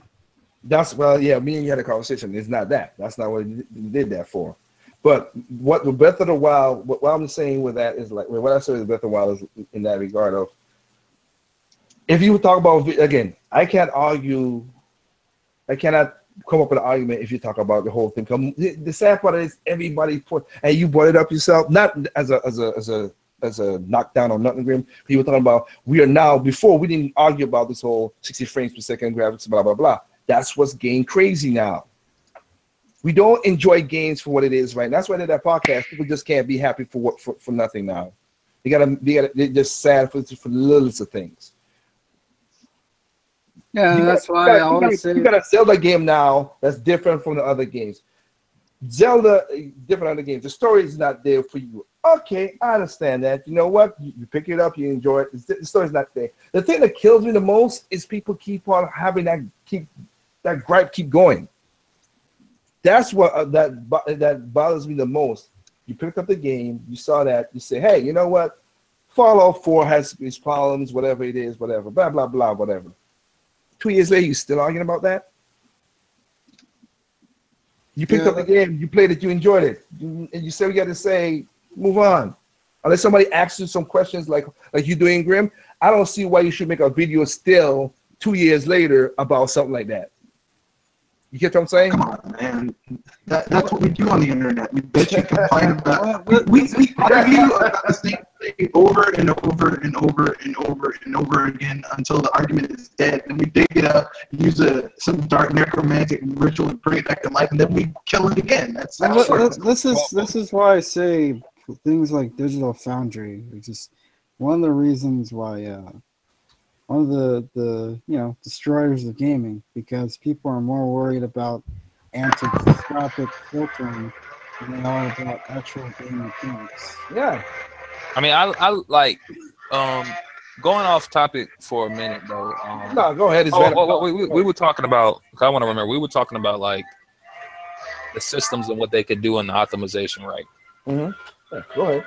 If we go on with Sonic, and I'm going off of what the developers have said and what people have reported by playing it at E3 on the Switch, If that game is on the lowest settings possible, right? 720p, 30 frames per second. Don't load 30 frames per second, and it's dipping at that 30 frames, right? I'm just inclined to believe, unless Sega is being lazy and not developing right, which is also a possibility. That's a possibility. I would get on that one. I can say it's a possibility because they're being rushed. But go ahead. That game, even at its lowest settings, is just very demand. Like we were talking about particle effects in Zelda, right? There's a lot of games that do particle effects, but we gotta know what we're talking about. Like if you just look at the Sonic level they demoed, the high quality shadows that are the dynamic shadows are hard to render because the computer has to calculate that in real time. It's not like they drew those things and it's not that they're there. And they gotta have to be able to calculate that and Sonic has to go fast. Okay, wait. Let me ask a question quick before you go. I think let me put it this way. Okay. Sonic has two planes, 2D and basically the 3D you're running fast. Yeah. Okay. So when those guys are talking that, I'll show you. This goes to what you just said about tricks. Okay. So did a person stop and then you saw the shadows move, or you were just when you were running? No, this the sun or whatever is the fake sun in the game. The lighting system is at a certain point in the game, right? And obviously, like in life, if you move around by different areas, your shadow around yourself, just like around different objects. No.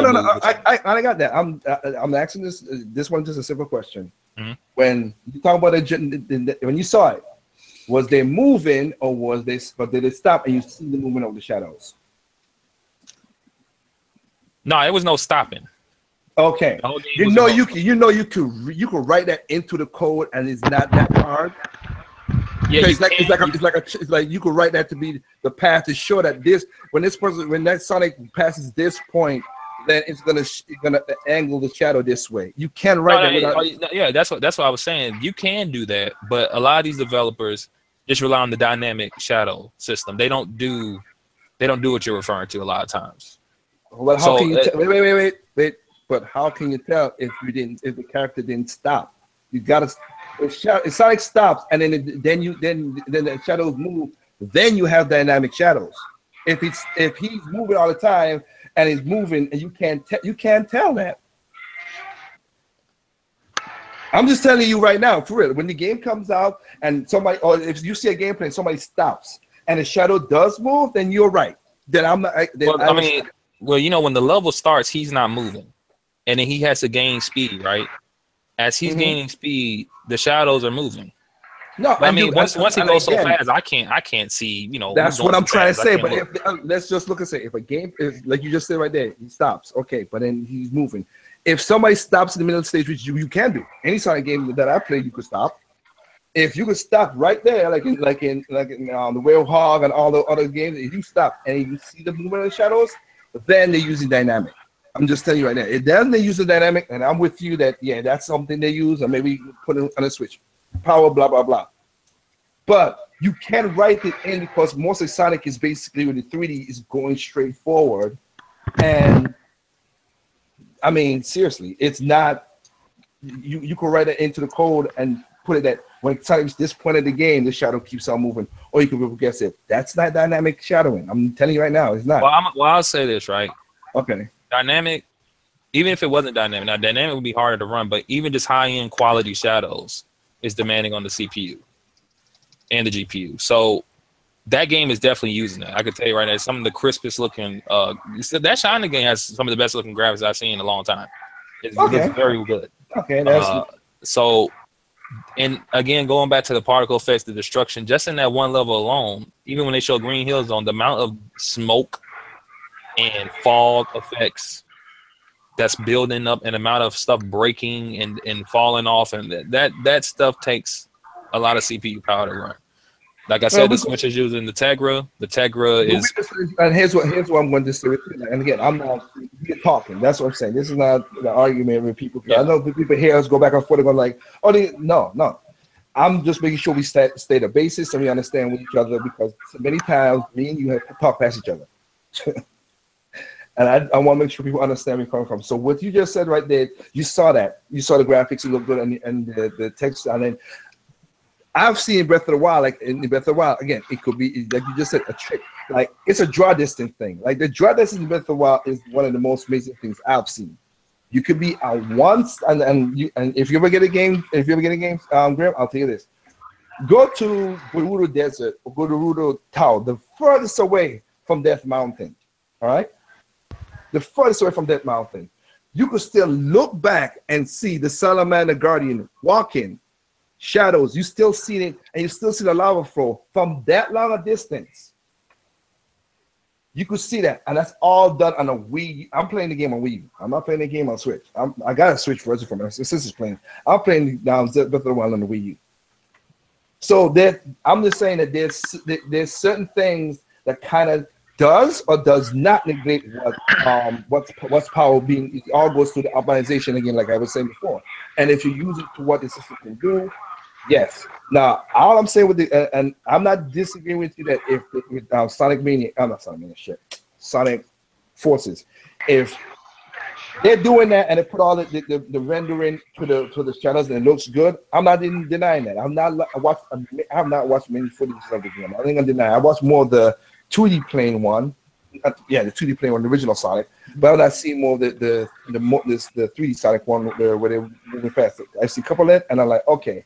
That's why I asked the question. I could be proven wrong by just if you saw gameplay, you can show me. And I'm not saying you have to show me because again, the game's coming out. But to prove the whole dynamic part, or if like I said, the shadows doing stuff that's bound to the CPU that's hard, I gotta see it. You can run to a stage and stop and move it. Then okay, you're right, and I agree with you. There's also the fact that these. But it is a trick that you can write it into the code. I'm just saying it's both ways. You can have it one way or the other way. I'm not. Yeah, well, I'm saying. Go ahead. Sorry, I'm not. What I'm saying is this is like, you're right. You could do it either way, right? They could either, if they wanted to, have pre-drawn all those shadows, which would have been a lot less demanding. It costs a little more money and more time. And you can do that too, yeah. And you can do that too, yeah. When it comes to see, a lot of these developers do use the dynamic shadow, which is just it's a program that they run, and basically it just determines it's like an algorithm. It's determining what, if the shadow will be, if the sun or the light system was over here or whatever, right?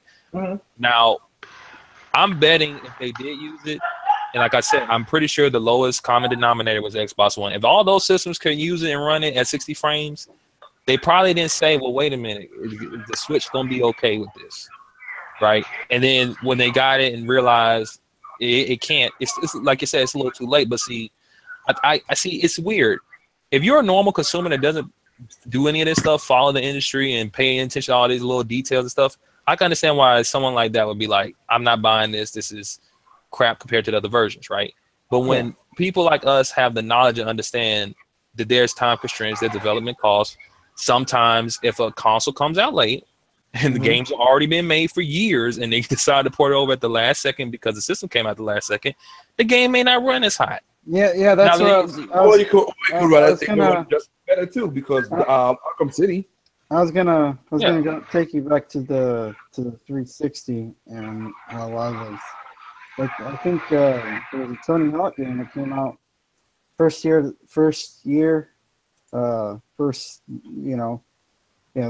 the 360. Talking about American Wasteland.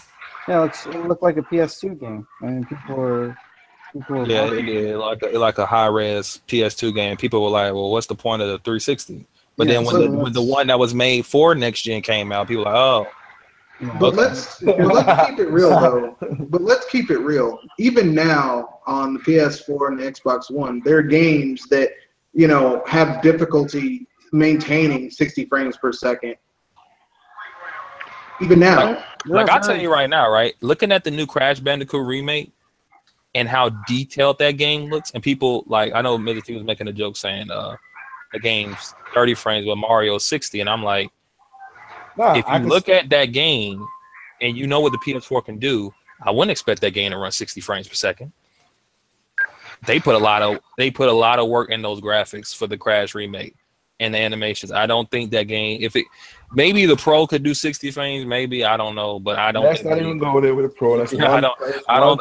That's one thing. I'm not against all systems, but I'm not taking the part of Xbox One X because of the thing. But I know for sure the Pro is just full of crap. That was just. I you just talking about how you because I see what it did to some games from the developers and stuff from Insomniac Games, which is in this, like I said, it's basically down the street from me. Not really, but like I could go there, and I've been there many times talking to these guys, and they were surprised at what the Pro can't do. Hey, all I have to say is, hey, Shadow Fox, in the off chance you listen to this, why did Sony decide to use Crossfire when developers don't actually program for 2 GPUs? I mean really, please explain that to me.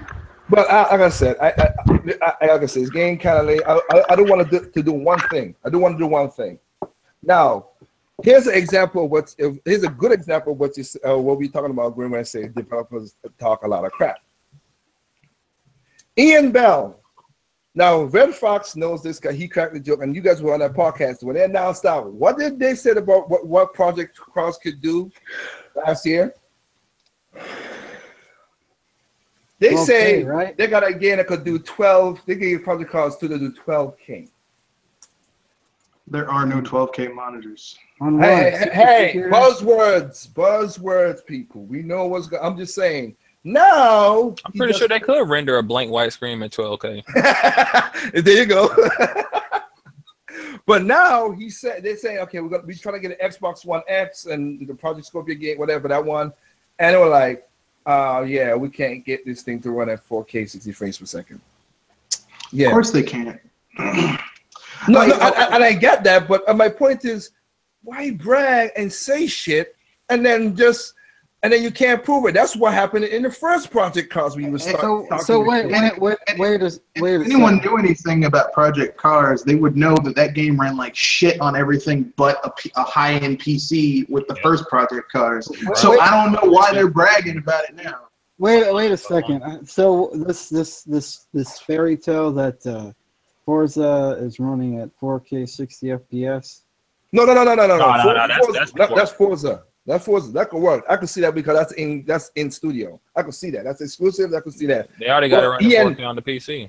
Yeah, but Ian Bell is the head of Matt. He's the one who said Mighty Mad Studios, who talked that bullshit last time. And then now he again. I don't know if you remember Kenoshi, but I know Red was it because I remember I shared a screen capture when they're like, "Oh, we got this game with a 4K. I mean 12K." I'm like, what? Why say that? Why even brag that? I saw that. Why brag that? And why even open your mouth and say that? and now you can't do it now. Now you can't even get close to that now. Now they're saying, well, we might use checkerboard rendering. We might get it down to about 900p, but then let's put on the Xbox triple X. But we might get we will get 30 locked, but you will go between 30 and 40. I'm like, so why bragged about it?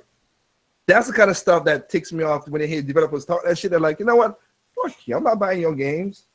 Don't do that shit. Make the game. No, make the game. It comes out. If people say what they say, let's move on. But don't tout it and brag about it. And you can't. Then you come out. You can't stand up to your braggadocious thing. That's why No Man's Skies got fucked over because he bragged it out of that thing. It was the bragging and the fact that they charged AAA prices for a $30 game. But the bragging was more of the problem. Yeah, he went on all. You know what? I wouldn't say they bragged about No Man's Sky as much as they just said they did shit that like when they were, what they say, yeah, you could. The world is so big, you might find your friend. That game.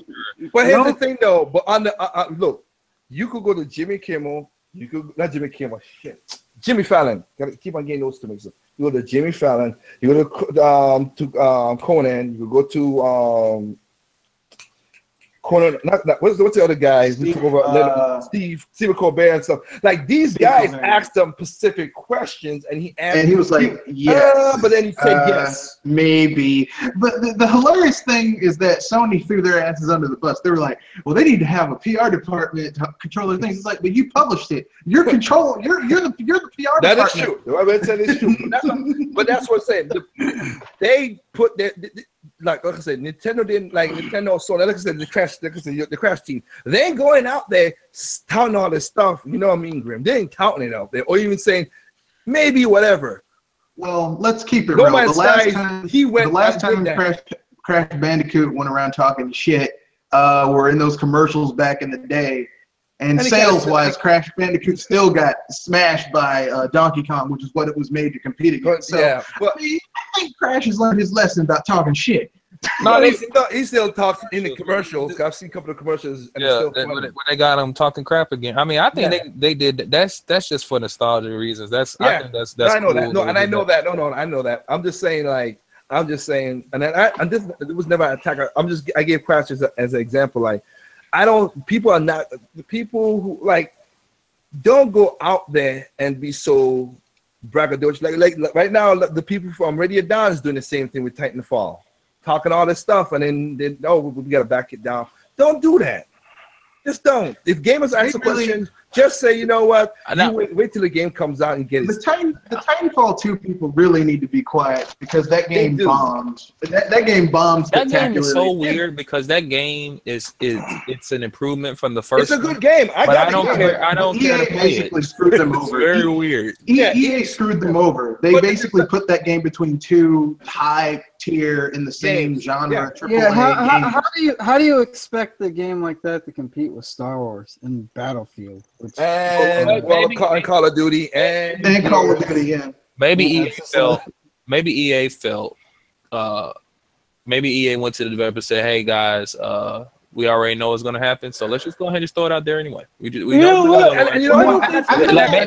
had a long-term plan. I think EA basically wants that team to tank so that they can take their IPs and split them up because that's like classic EA 101. They get a new studio. I can't say it. I don't disagree with Red on that one because I've seen it too much time. And they take the IPs and put them on something else. They do that.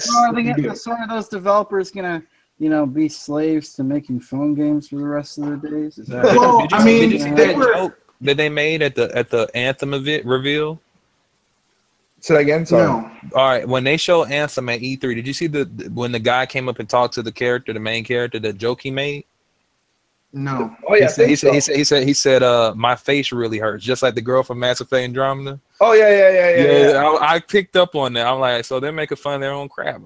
I guess that's cool. I guess. No, but by the Titanfall devs have been saying some stuff that basically, as the brother would say, using the usual metaphors. You right now check the ass can cash. That's just, Look, I have no problem if you little braggadocious in certain cases, but with what everybody's talking about with text and graphics and 60 frames per second and all this stuff right now, they need to calm that shit down. If you're not gonna get that, don't say it. Don't go be doing that. And when people do that, that's for again, me personally, Grim. Like if I see you doing that shit and you can't cash it, it's like I'm not buying your game on no console. So because you're just talking shit out your ass. So a XXX is just another broken promise.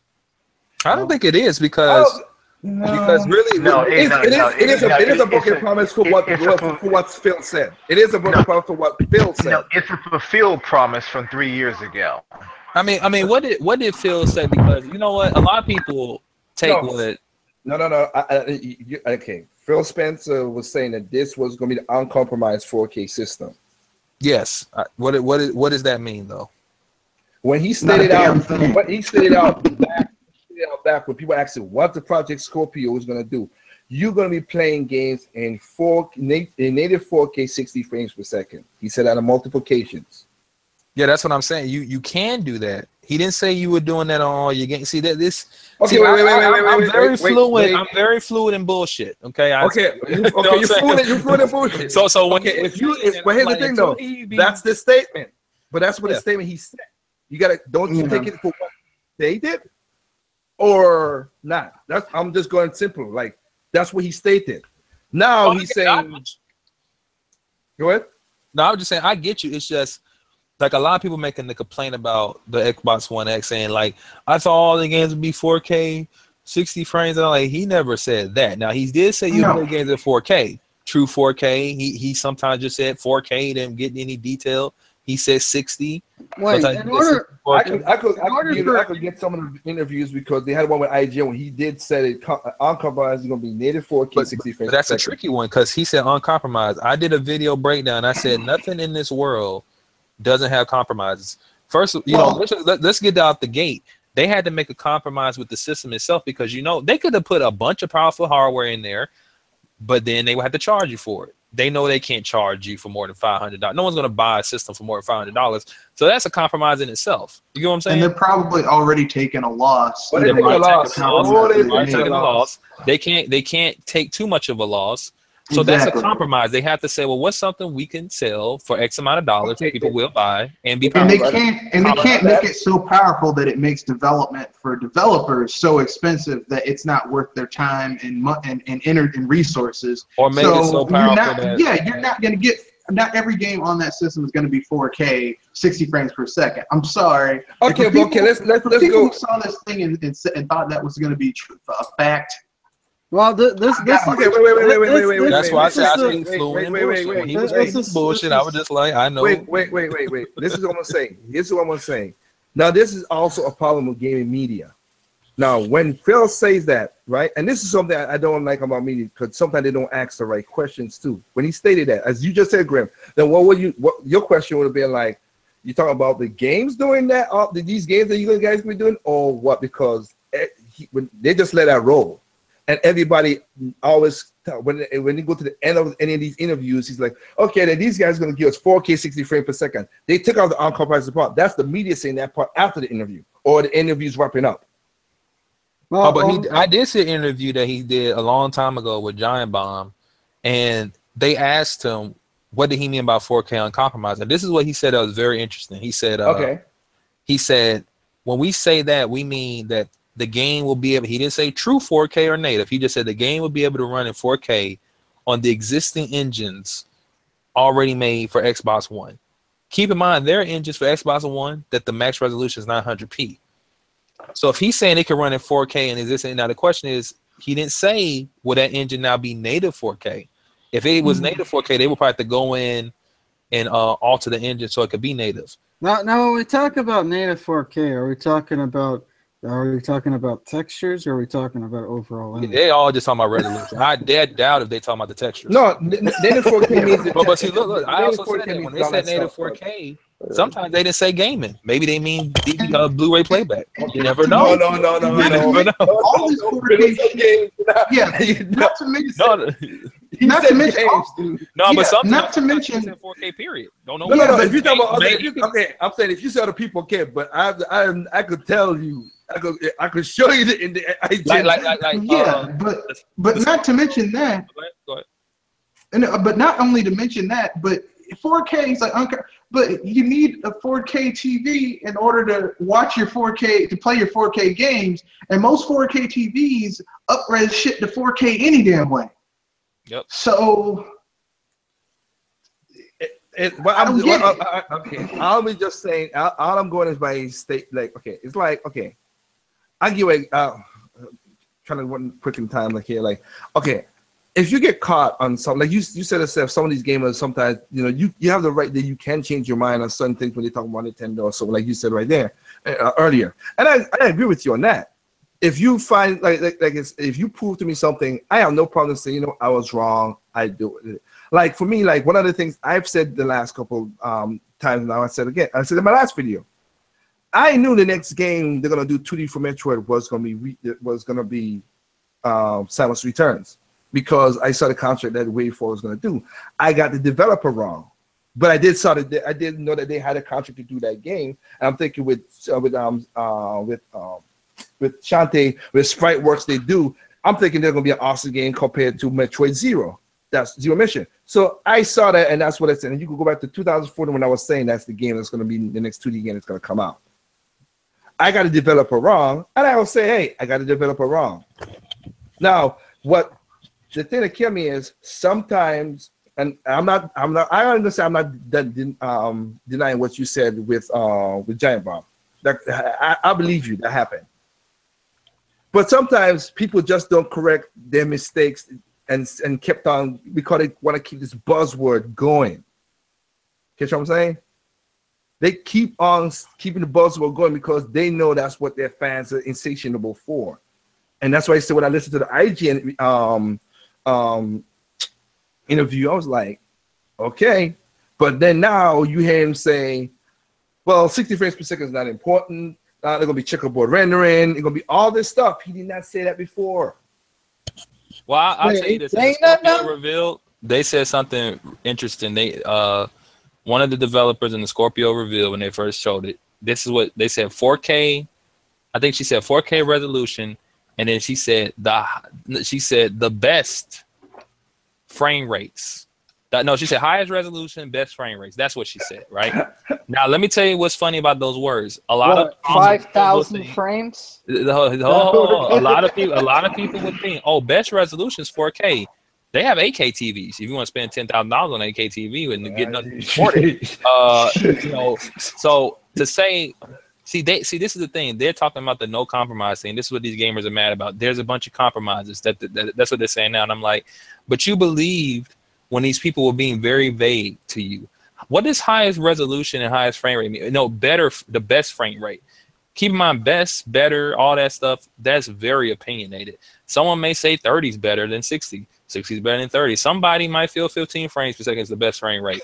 So when you're up here playing at 15 frames per second on your Xbox X and you're complaining, just remember this girl said, best. It was the best. Yeah. This is the best for whoever thinks it's the best. And guess what? They weren't lying. It's the best because they said it's the best. See, but they think the best is 60, which is silly in itself because you got monitors at 144 hertz, stuff like that. It's like they think that this stuff that people been doing for forever is the best or it's the highest. That's what the console gamers think. Okay, well, I'll say this to what you just said right there. The sad thing about it is, really, is it shows the power of marketing, and that's why I hate these buzzwords. And I can't default them because that's what I'm gonna do. Like, okay, when Nintendo came out and said we're gonna do HD gaming, most people who are detractors always say, "Oh, they're gonna do 1080p." HD is 720 progressive. Sorry. They never said they're gonna do. They never gave you a number. They just said we're gonna do HD gaming, which beginning of HD is basically 720p.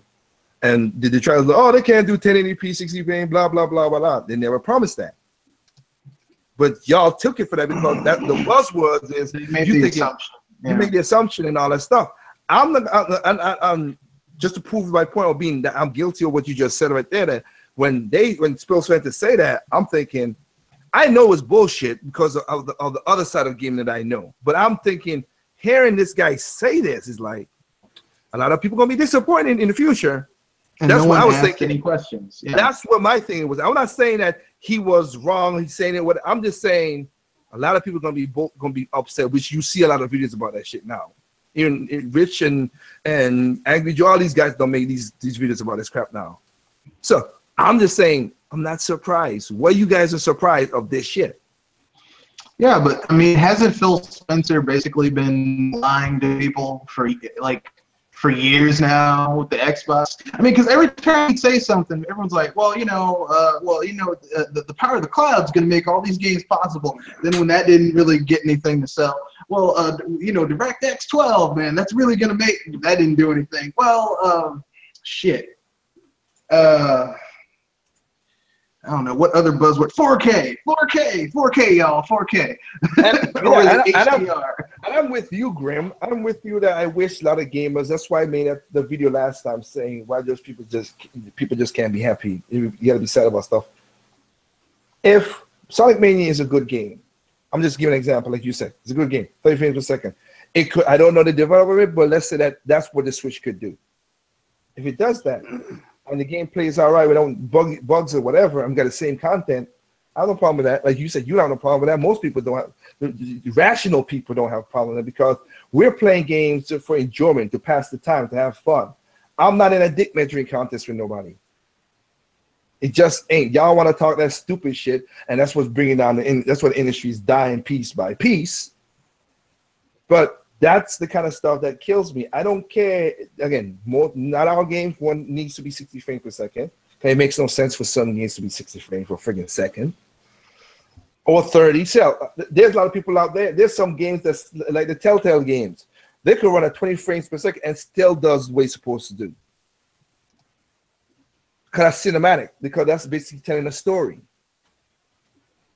But people, again, it's just like I said, it's like we just saying, the buzzwords what keep these guys going, and it's sad, and that's why the industry is dying piece by piece. Because like okay, you had a question that I gave you the answer in the video that you had, because I already corrected you because I don't blame Nintendo. I blame Nintendo and Sony for what the Sony PlayStation came to fruition. All right. Mm-hmm. Sony and Nintendo came together. Sony said, "Okay, if you're gonna make games without disc, because they had it, Discman was their thing. That's what Sony, whatever. Just like how the Blu-ray was, and is a thing. But Sony's part of the team. But at that time, Sony was more of the control of that. They told Nintendo, if you make games on our console, we're gonna take 65% of the profit.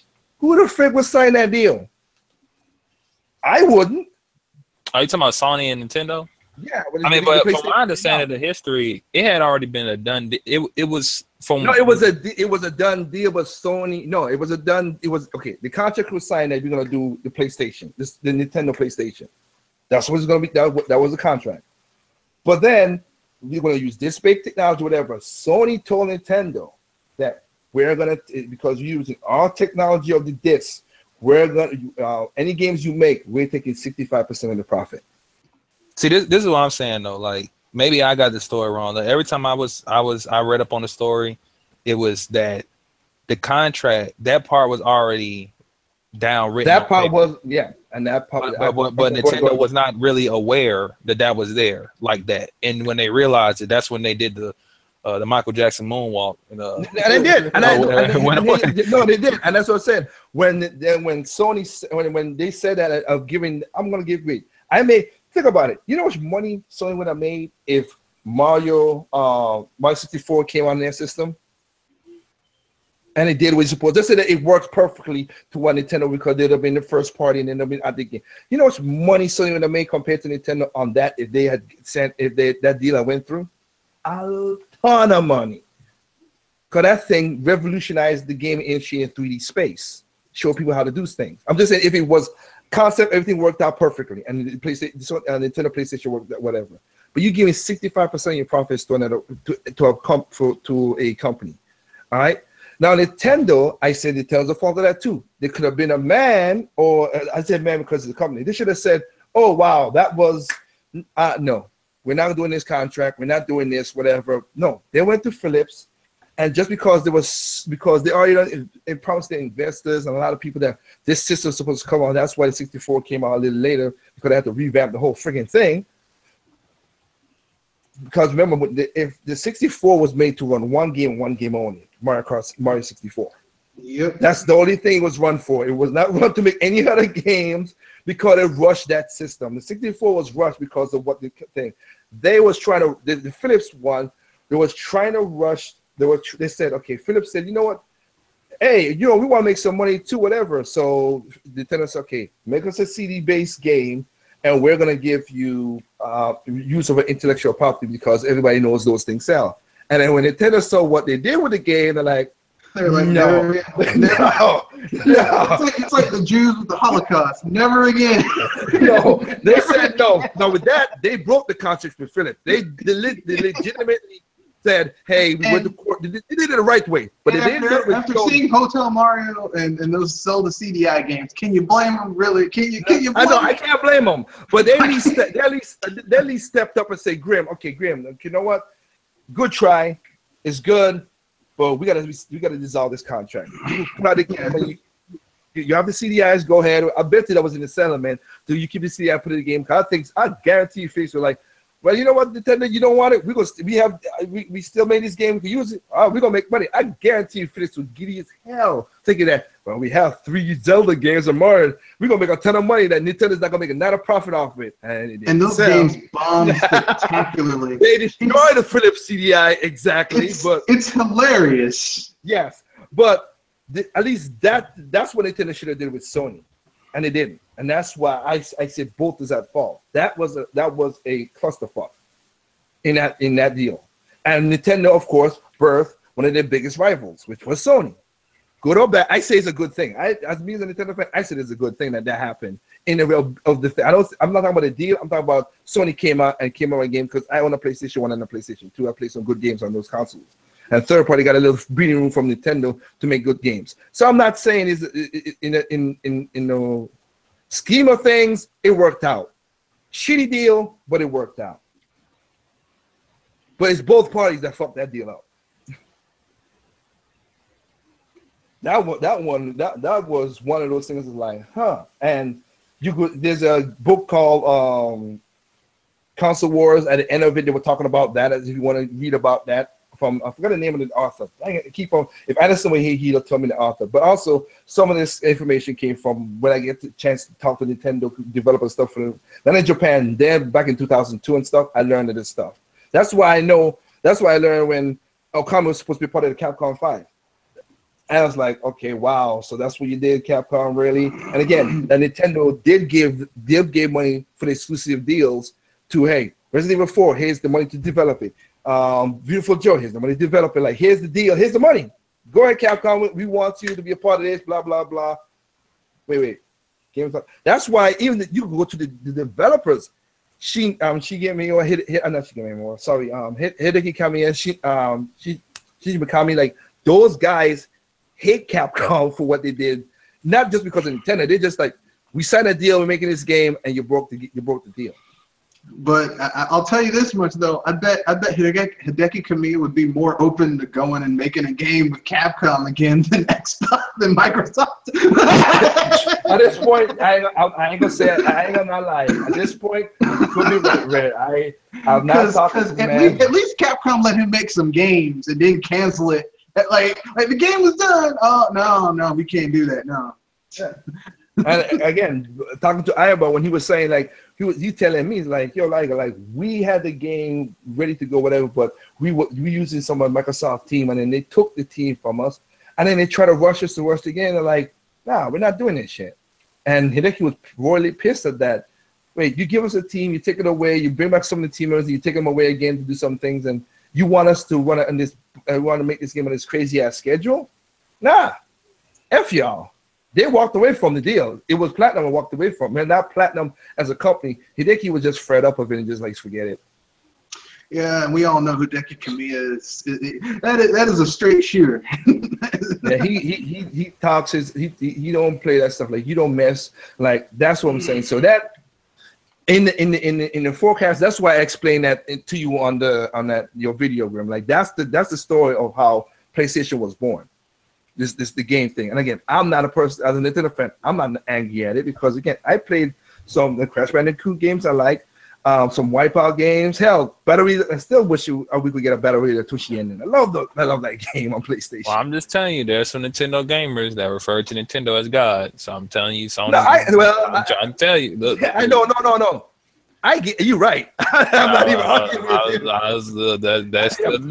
I am not arguing you on that. People thing I've heard on YouTube.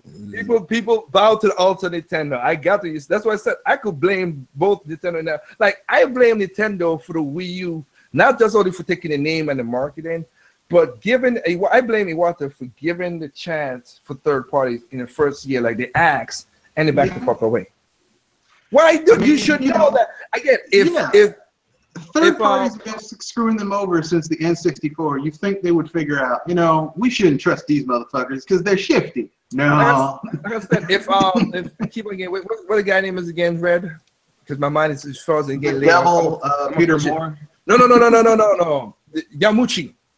Yeah, no, if Yamauchi was alive, he would have tell him. He would have came down there and slapped the shit out of the water. What's wrong with you, man? It would have been like the Godfather slapping Sonny. What's wrong with you? Be a man. What's wrong? And I'll take this right here, Grim, which is sad, and I'll take this. I'll do something. I am deeply, deeply sorry that I have some of these videos and I need to put them out and get everything. Editing is a bitch, and I got my real job 1 and 2. I got a tour to do in music, and the behind the games thing, I'm working as the best as I can, as fast as I can, but I can't. Editing takes so much because I have audio of people. But like I said, Yamauchi went out and asked people, "Hey, since the 64 is not what you want, and hey, third parties, what do you guys want?" Now, in that case, people could say third parties helped develop the GameCube because they did, and I got audio of people saying this stuff and talking about why they developed it and blah blah blah blah blah. Now, Capcom suggesting to hey, raise up the RAM, that's not developing no fucking system. I hate when Nintendo fans are saying that. That's Nintendo fans. I want to talk about that because that's the part I want to bring up. I'm not getting this whole fuck Capcom thing that they're doing right now because I'm going to tell you what I think it stemmed from. They saw that Monster Hunter World, and it's not coming to the Switch as far as we know, and that made these Nintendo fans mad. Now they're saying Capcom is not supporting the Switch. They said that Capcom. Now, from what I was told, it was a rumor that Capcom told them to add more RAM. Like I haven't. No. Yeah, here's the answer. Okay, they actually did. Okay, so wait. Let me tell you this quick story, quick. As you just said, you could go to the developers when they it's translated, okay, but it was in Japan. Well, after the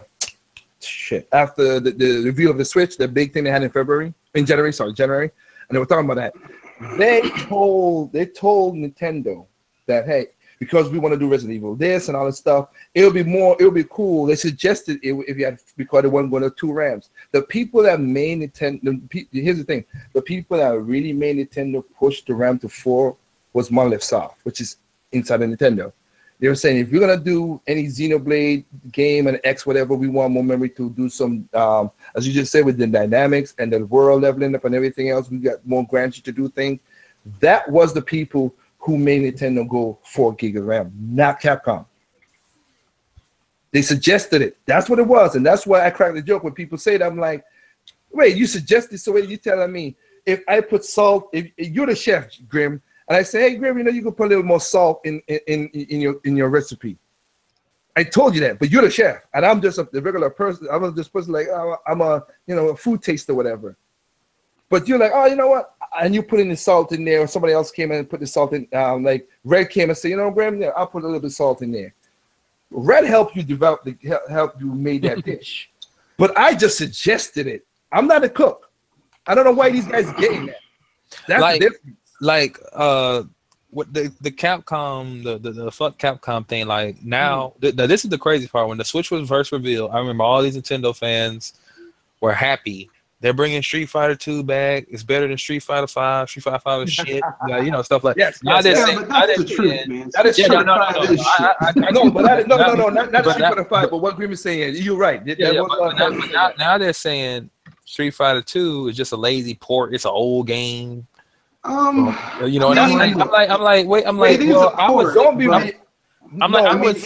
would think if you heard the okay, we're on Street Fighter 5. Even if you're not that old, I would think if you heard Street Fighter 2's coming, you would think it's old.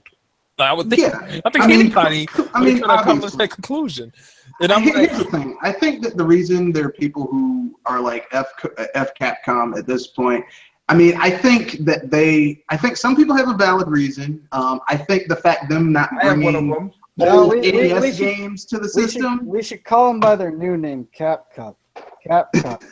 I am one of them, but wait. Let me say this, Grim. You're correct, but here's the thing, though.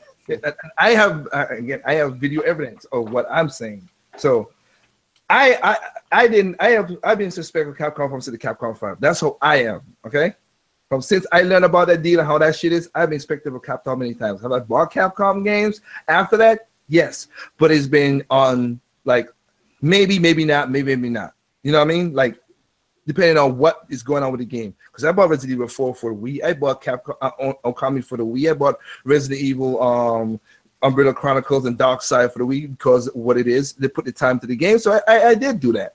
But the thing with Capcom, the thing that I would say that what you're saying is correct, and there were fans who did this. You're 100% correct. Say, oh, they're coming back. Specifically on my channel, and Red, Doc, Konoshi, all these guys were here. We had a video talking about third parties when Nintendo revealed that third party list. So far, I think we've been correct when we had that podcast. That we took that, we said they're gonna do one game, they're gonna do 2 games. These guys are gonna do great. These guys are gonna be all right. The only one I could say so far that we've seen that I give Ubisoft. I tip my hat and give Ubisoft that hey, they're working with they're putting effort into it. And to see the developer of that guy, the developer, how he talks so passionately about it was a dream of his to work on a Nintendo IP and then do this stuff and have fun with this.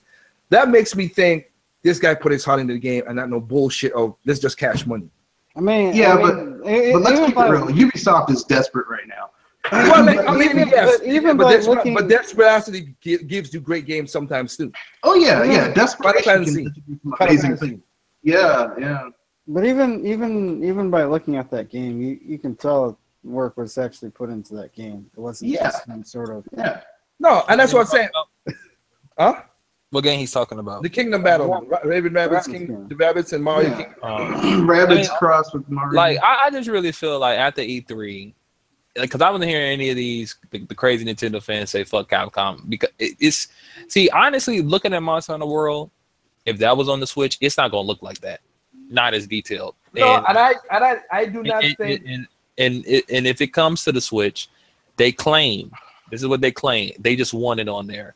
Bet money if it came on there and they had to be sacrificed, they'll complain. I think most of the people who are mad, it's not that Monster Hunter World isn't coming to the Switch. They're mad because Monster Hunter Double Cross is coming out in Japan and it's not being localized for here in America. I got something to counter that. Why weren't they mad when it came out in Japan the first time and not in America? You know what I mean? There's a bunch of Monster Hunter games that come to America.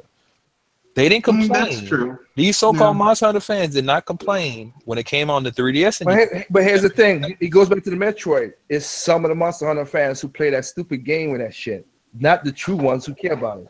I don't think these people I'm talking about. I don't even really hear them talking about Monster Hunter. You might be right. They may not even play Monster Hunter. The true Monster Hunter fans import those games as soon as they come out. Okay, the less hardcore fans just play the ones that's over here. Yeah. Well, I mean, they wait for it to get localized, because it takes about there's so many different items, and there's a lot of localization in Monster Hunter game. I'm just gonna keep it real. There's a lot of localization because you got so much items and stuff to form. Yeah, it takes about 6 to 8 months for those games to be localized and brought over. So I mean, but it's just what drives them a little up the wall is that Capcom is being so coy. And so, we have nothing to say at this time. Look, either you're going to bring the game over or you're not going to bring it over, but don't play this. Well, we might not. That's bullshit. But they might be in the state where they really don't know, because you got to think about it, right? Monster Hunter Double Cross, I don't think they ever planned to bring that to the States because they didn't bring it to the States initially, right? Now, Monster Hunter Stories. Which one? The first one came to the States. But didn't they rename it over here too? Call it Generations? Yeah, but it's the same. They just renamed it. It's the same game that they brought over with all the little But that's what I'm saying. There's other Monster Hunter games. I think there's one that's always online too. It doesn't come here. Stories. I don't think that was going to come here first, but now it is. But Nintendo has to localize that, or Nintendo is publishing it or something like that. Stories is coming over. Stories now come. I actually might play that one. So we might still get Double Cross, but what I'm saying is And that's okay. So I get. Here's the thing, and I think that's what. So we basically repeating the same thing, and we're going around in loops. You're right that these are the. That's what I said. These are the the vocal minority fans who people think that these guys I do not see. Okay, I'll drop your name. I don't give a damn. I do not see Shokyu as any Nintendo fan that I would look up to or even think of one in my circles. Okay, he's such a he's just such a guy who just lives for views. He goes with the flow. Yeah, he goes with the flow. Whatever's popular, he'll talk about. He says shit sometimes that's stupid as hell. Cause he was like, oh, because the only reason they made Samus Return is because the fans outcry. No, they didn't. Metroid Samus Return was in development before Federation Force. I want to say this, right? I know I don't know, people, it seems like Nintendo fans don't like them, but excuse me, OJ talk about that same thing, saying like a lot the two Metroid games have been in development for years before you guys were crying, so you can't say that it was for fan outcry. Now maybe they told you about Prime 4 early, because normally Nintendo doesn't. No, they did that just to shut you up. No, just shut you up. But they've been working on it for a long time now. But this is another thing that's funny about that, right? Them asking for new Metroid games is fan outcry, not begging. Yeah. Arc System Works says, "Tell us you want this game." Now they're trying to claim Arc and telling them to beg. See how funny that is? See, you're right. I'm with you. Well, there is a slight difference, because here's the thing. While they have been working on these games for a long time, obviously Mercury Steam's been working on Return to Samus for at least 2 or 3 years, and Metroid Prime 4 they've probably been working on that for 3 or 4 years. Okay, that's a long time, but here's the thing. Those games aren't out yet. Okay, if they're on other systems, they still haven't come out yet. So, I mean, asking for that game to be brought over, okay, fair enough. But if a game is already out and you're asking for it to come to your system, that is kind of like, I mean, especially when people are like, well, ask to see if you want it. Well, I mean, hell, it's Dragon Ball. It's Dragon Ball Z. It's one of the most popular animated IPs out there. Not as popular. Naruto, I think, is over, in One Piece, kind of gone past it, but it's still in the top 3 or 4. Okay. I mean, would it be obvious that Dragon Ball Z, the new one's is not out yet, and they've already been working on the game before the Switch was before they even knew the Switch was a thing. So they haven't even got a Switch version going. They probably never was going to make a Switch version. No, but they saw that there was a decent amount of people saying they want it. They said, all right, I guess they want a poll to be done, so they'll know that they at least have people willing to buy. I think that's a legitimate thing. No. That's why I shared it on Google Plus. Okay, I don't think, from my point of view, I don't think it's really poor, because people, okay, look, Dragon Ball Z, Fighters got announced. People's like, oh shit, that looks good, blah blah blah, whatever. People are one thing the gaming always do, and then this is why I don't know what reason I don't like IGN, because it's like Razor Fist said in this video, and I've said the same thing too. How miracle that now you guys are not saying the Switch is the fastest selling console, IGN, miracle. But PlayStation 4, you were talking that like a motherfucker, but this time, nah, whatever. It's because Nintendo isn't paying. I know, I know the reason. But that's why I know this media bullshit is just killing me. But whatever. Every time a game gets announced, one thing everybody always, all these guys, IGN, Brian Tell, all those stuff, like, that's one of the reasons I think Jose Otero saying, every voice chat's like, you know what? Fuck all y'all. I'm going to work with a company and get it. Fuck it. I ain't taking y'all headaches no more. Like, look at it. All the Jose Otero, before there was RG Drake. RG Drake before was Rich. All those guys left IGN to go to Nintendo, and they're fucking happy. But Jose Otero, he's going to go there, but look how she's playing games on Treehouse, a dream that she's doing. Doesn't that seem a little bit weird? Like, IGN talks so much bad shit about Nintendo, but people, like a lot of those people who leave there are now going to work for Nintendo. I'm like, I'll be honest. I listened to MVC except for last year because I just got sick of Brian Otalo. If Brian Otalo goes to Nintendo and Nintendo takes them, then I'll say that's some bullshit. But everybody else have been more favorite. They have been favorites. No ifs, ands about it. But that's why they work on that part of IGN to do shit. Don't get me wrong. But that was saying like it's funny how IGN every time a game comes up now, right? They always say, "Hey, this is gonna be for Switch. It's gonna be for the Switch. A legitimate answer. I'm not saying it's not a legitimate answer, but some of those guys, those questions are loaded because the next thing after that is it because of the power? Is it because of the power? is this engine can't go there. It's like I wish what Arc System did is what I like. No, it's not the power. It's because the publisher and the owner of the IP just said they didn't want to make the game. They didn't want the game. We could put the game on the Switch with no downgrades. It could run perfectly on that with no problem.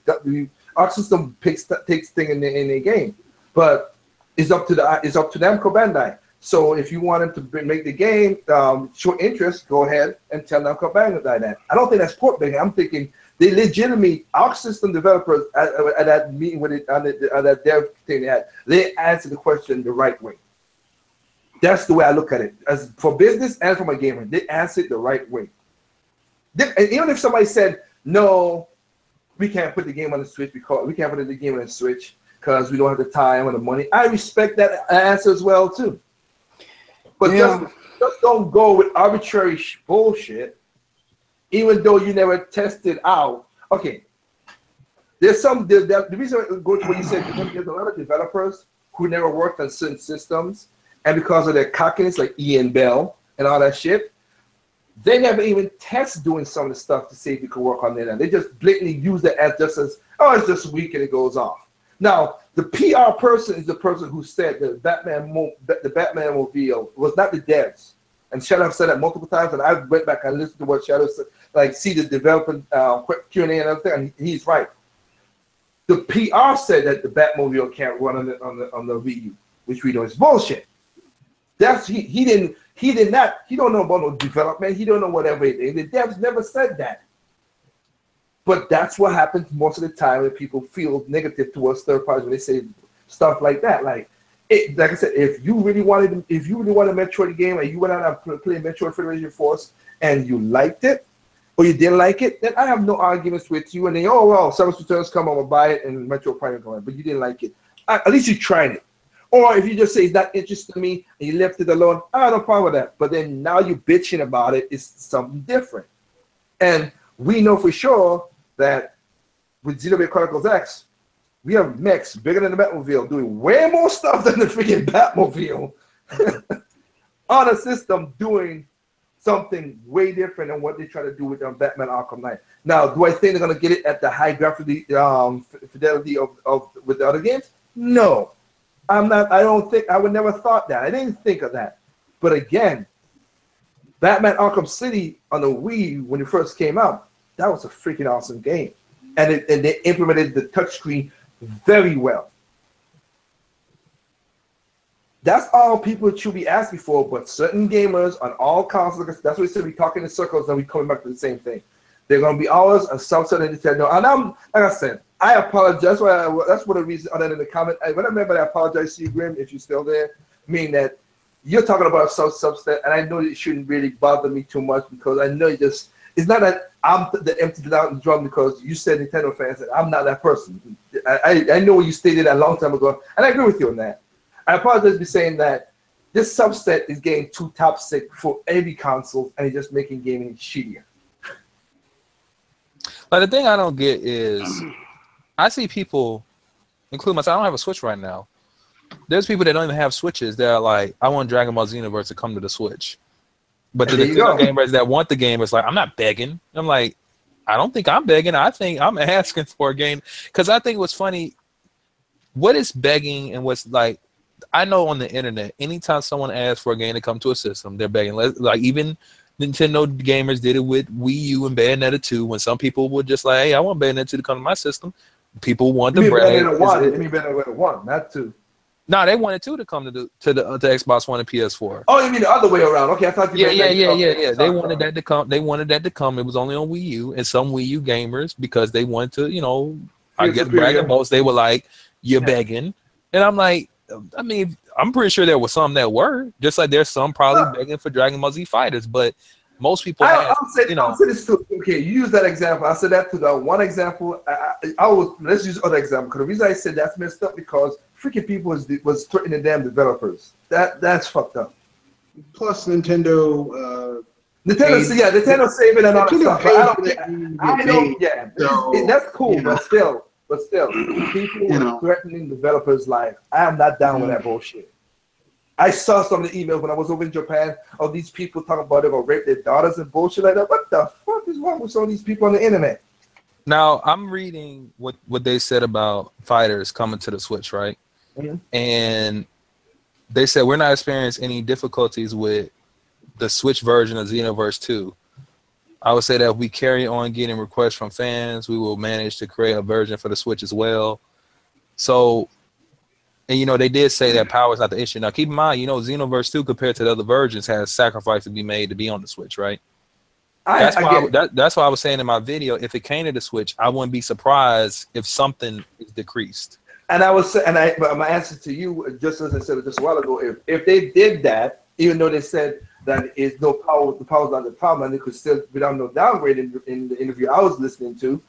I'm just saying that if it does happen, it's because they rushed the development to port it. It can't happen. I'm not saying it can't. It's not that they took their time to make the game. It took their time because they rushed it to rush into the market. That's what I'm saying. And even if that happens, for me, I will pick up the game. If they tell me right now that this game is coming to the Switch and it's going to be 720p, not 30 frames per second, then I won't buy that on my PC. I know people are like, oh man, when the PC you can upgrade to blah blah blah. Nah, I think it's a good console. I will support it, and they didn't bullshit me. I'm gonna pick it up on the Switch. The Switch has the advantage to be able to play it anywhere. Yeah. Well, yeah, but I'm just saying. I mean, at least if you don't piss on me and tell me it's rain, then I'll respect you. Like I said, seeing that what that developer did with Rabbids Battle Kingdom, and he's so passionate about the game, I feel intrigued. First of all, I love strategy game because again, remember there were some Nintendo fans saying, "Oh, we want new IPs." In Nintendo, fucking Codename Steam came out. No fucking people bought this shit. Hey, look! All these Nintendo fans. You know what's so funny? All these Switch owners that said, "I want the 3DS to die." Metro is coming out, and one of the best games in a long time that's come out on the 3DS, Ever Oasis, which I have.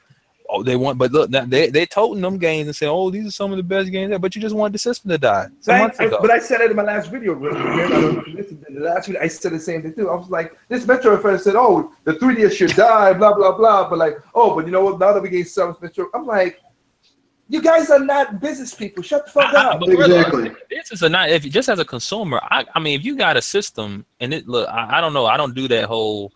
The system's old. As long as it's getting content, like the Vita, the little content that it does get, I'm there. You know, I'm there too. I'm there for it. You know, so rolling for it. I'm like, I mean, okay.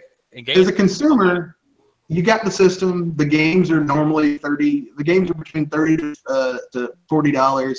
They're good. They're quality games. It's portable. That's great. I mean, you know, but from a business standpoint.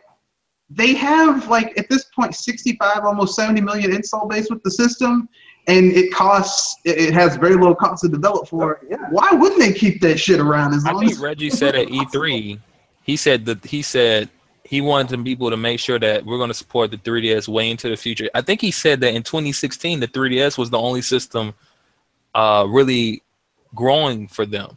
Now, you know, obviously. Well, yeah, at the time, I'm not. Yeah, no, I mean, you're right. But you're right. I really think if Reggie was being a little bit more honest, he would have probably said the whole generation. I mean, the Wii U did grow, but 3DS compared to Wii 3DS was constantly outdoing it. The 3DS is really bringing in the dough. But, you know, obviously Reggie couldn't say all that because that would look kind of weird to say. But let's keep it real, though. I mean, like, even now with the Switch selling, I mean, at this point, is it 4 million, 5 million? That's 5 million. It's about 5 because it sold 2.74 in the first month. So basically, it's at 5 million. I mean, but do you honestly think Nintendo's going to throw away at this almost 70 million install base for 5 million to grow 5 million? Not only that, you got to keep in mind the standards for 3DS games and Switch games. 3DS game standards are lower when it comes to production. Well, yeah, they can make a less costly game. It costs less to make a 3DS. And then here's the thing, though, and I said this before. I look at this as a businessman. I said this before because many people, as you say, Grim. Many people asked me that same thing last year when the Switch people saw the whole Switch thing in October. They're like, oh, they're not gonna kill off the 3DS. I say no, they wouldn't. Why would they? Reasons Red said, I said. But also, if the 2D, I'm telling you right now, I'm not like anybody. I told people that in my video when I said WTF and about the 2D XL. I'll give me a 2D XL. I'm buying that because I like the design, and also I always love backup systems. I like to have, in case one fucks up. No, I have the money to do that. Not everybody can do that, and I get that. Yes, the game is expensive, but I have a backup system in case one fucks up. It does, and I have that. Right now, I found I think it was DQ Gaming, which has which sells Dreamcast for $69. I'm gonna buy me a second Dreamcast because I have too many games that in case my disk drive fucks up, I still want to play those games. That's what it is. But let's go with this. If the 2D XL sells what Nintendo is looking for, I see the 3D XL going way to 2019. I think what Nintendo wants to happen is once the 2D XL come out, they're gonna stop all old 3DSs, and we're probably going to get more. The new 3D XL still sells good, so I don't think it will stop at no time soon. Maybe when Christmas time they might do that, but right now, because 2XL just came out. I'm saying like in the future, I think once they see, okay, we have a big audience that has the new 3DS models, which has the better power. Yeah, we might get more exclusive. You need a new 3DS game. Yeah. No, you're right. You are right. No, you're right, and that's what I'm saying. That's it. I'm good with you. That's exactly what I meant. And that could go to 2019 if that works out great for them. So it just weird. But you're right about but going back to your original statement, you're 100% correct. Of like these gamers say, oh, the 3DS should die. Now we got to switch with the mobile and all that stuff. No, you don't know about as Dr. Pirgo said. Take your YouTube BA versus in bullshit and get the fuck off. Because that's what it is. Because you asked yourself a question you talk about OJ. Remember we had a cast a long time ago, and remember what I told you how Pokken played. And you were saying, well, OJ was saying this and this. I said, well, to me it plays like this, it plays like that. And you were like, I would think the guy who plays it than the guy who just watches it on video. Yeah. So that's what I'm saying. Like these guys talk this crap all the time just to get rabble roused and get their views up and all that bull crap. Like I said, I'm stagnant at 290. It goes little pieces by pieces. Hell, when I did my E3 video, saying that E3 has lost its luster, and also 2015 showed how gamers on YouTube are full of shit. I lost 20 subscribers because I turned them down. I turned it down like that. I'm like, y'all getting hype over for whatever. It's information. You find the information you want, you get it, and you make your decision as an informed consumer. Not to measure, oh, my dick is bigger than your dick and go around touting it, even though, and I said it before, people are proud, even if your dick is about an inch, you're still proud of it. Be careful what you be showing out there, dude. Seriously. That's what's going on right now in the industry. Again, and I could say this right now to you, Grim, because it's in the behind the games thing. I just gotta finish again. It's so much to whatever it is. You know how much studios got shut down? I'm not a legitimate student. I know they're mobile. You know how much studios got shut down in the 710? That's the development studio. I published a development studio. Of course, the biggest publisher was THQ from 6 to 7. But you know, you can just guess how many studios shut down in the 710? Maybe over 30. 109. 109? 109 studios got shut down. And between the 8 Gen to now you're correct. 30 studios got shut down. And some of these are really bigger studios like Kojima and some of Ubisoft, Casablanca, and of course Fable Legends Studio and projects like those guys got shut down. I'm saying it's not gaining. People think it's getting better, but it's really not. It's getting bad. The budget is overblown. People are not making money in the returns. And remember, you asked the question when I said failure. When you asked the question, what do you mean by failure? It sold a lot. It was not in the time that they wanted, and it was not the budget that they wanted. You could say like Mass Effect and Andromeda. I think that's why Nintendo is still making systems that aren't that they can't really go that far because how would I want to put it? Okay, they put it as when people are aware and they accept that what they just bought can't give them fancy graphics, right? it's a mental thing. They're like, I know it can't do that, so I'm fine with whatever it gets, right? Yes. And a lot of people, like, I'm playing Evo Races, looks great. I'm pretty sure if I blew that up on my 40-inch TV, it looks ugly, you know, but it looks great on my 3DS. And when games don't cost that much to make because the hardware you're developing for just really wouldn't even allow you to go that far, people can plan accordingly. Nintendo, they're going to make a lot of money off the Switch just because they're not spending nowhere near as much as a Sony or Microsoft for their first-party games. That is true, and also, like you said, when Nintendo makes a console, they make a console. Let's be honest, and we know this. Nintendo makes a console to make their games the bare minimum to make their games look good for them. It's for them first, and then honestly, I think they made the new 3DS just so it can run Xenoblade. I think that was a new iteration to hype people up because they wanted to boost sales numbers. Yeah, that was an infusion to change over the slack or whatever because you have better 3D tracking and all that stuff. People aren't even using the 3D, so that's what they're doing. That's what they're doing at 2D XL now. Exactly. But like you said, Graham, like I said, that's what Nintendo does. They made the console for their games to sell. Just like how Mario 64 was only made for Mario 64. It took Factor 5 to J-rig it and what do you call it again? Reverse engineering to make other consoles. Factor 5 made a lot of money by giving out making they made a dev kit for the 64 and gave it out to third parties. Yep. But to be fair, and this is where to bring it all back around to third parties, a lot of the multiplex that did come to the N64 during the 5th gen, like if you had a Saturn version, an N64 version, and a PlayStation version, like the N64 version and Saturn versions would be, well, I don't know too much about the Saturn version, but the N64 version would be better than the PlayStation version, even though the PlayStation version would have FMV and the N64 version wouldn't. I mean, some games took that again, but some games did that. Like I put NBA Jam was on PlayStation and all that stuff. Like that was a multi-plat game, but me and my friend, and we had all the systems back in the 90s, but we played NBA Jam more on 64 because it was automatic. All you had to do was bring a controller. You didn't have to buy no adapter. The analog stick was already removed. And everybody keep on, not you, Graham, but a lot of people forget that the PlayStation didn't came with analog sticks. No, it did not. Well, I did some research about the 64's analog stick. And according to the research I found, that's not an analog stick. Okay. Well, you want to, what's like you call that stick is actually no different than the 360 D-pad. You know, the 360 D-pad, it's a D-pad, like the shape of it, but the technology under it is an analog stick. That's why it's weird when you want to use it.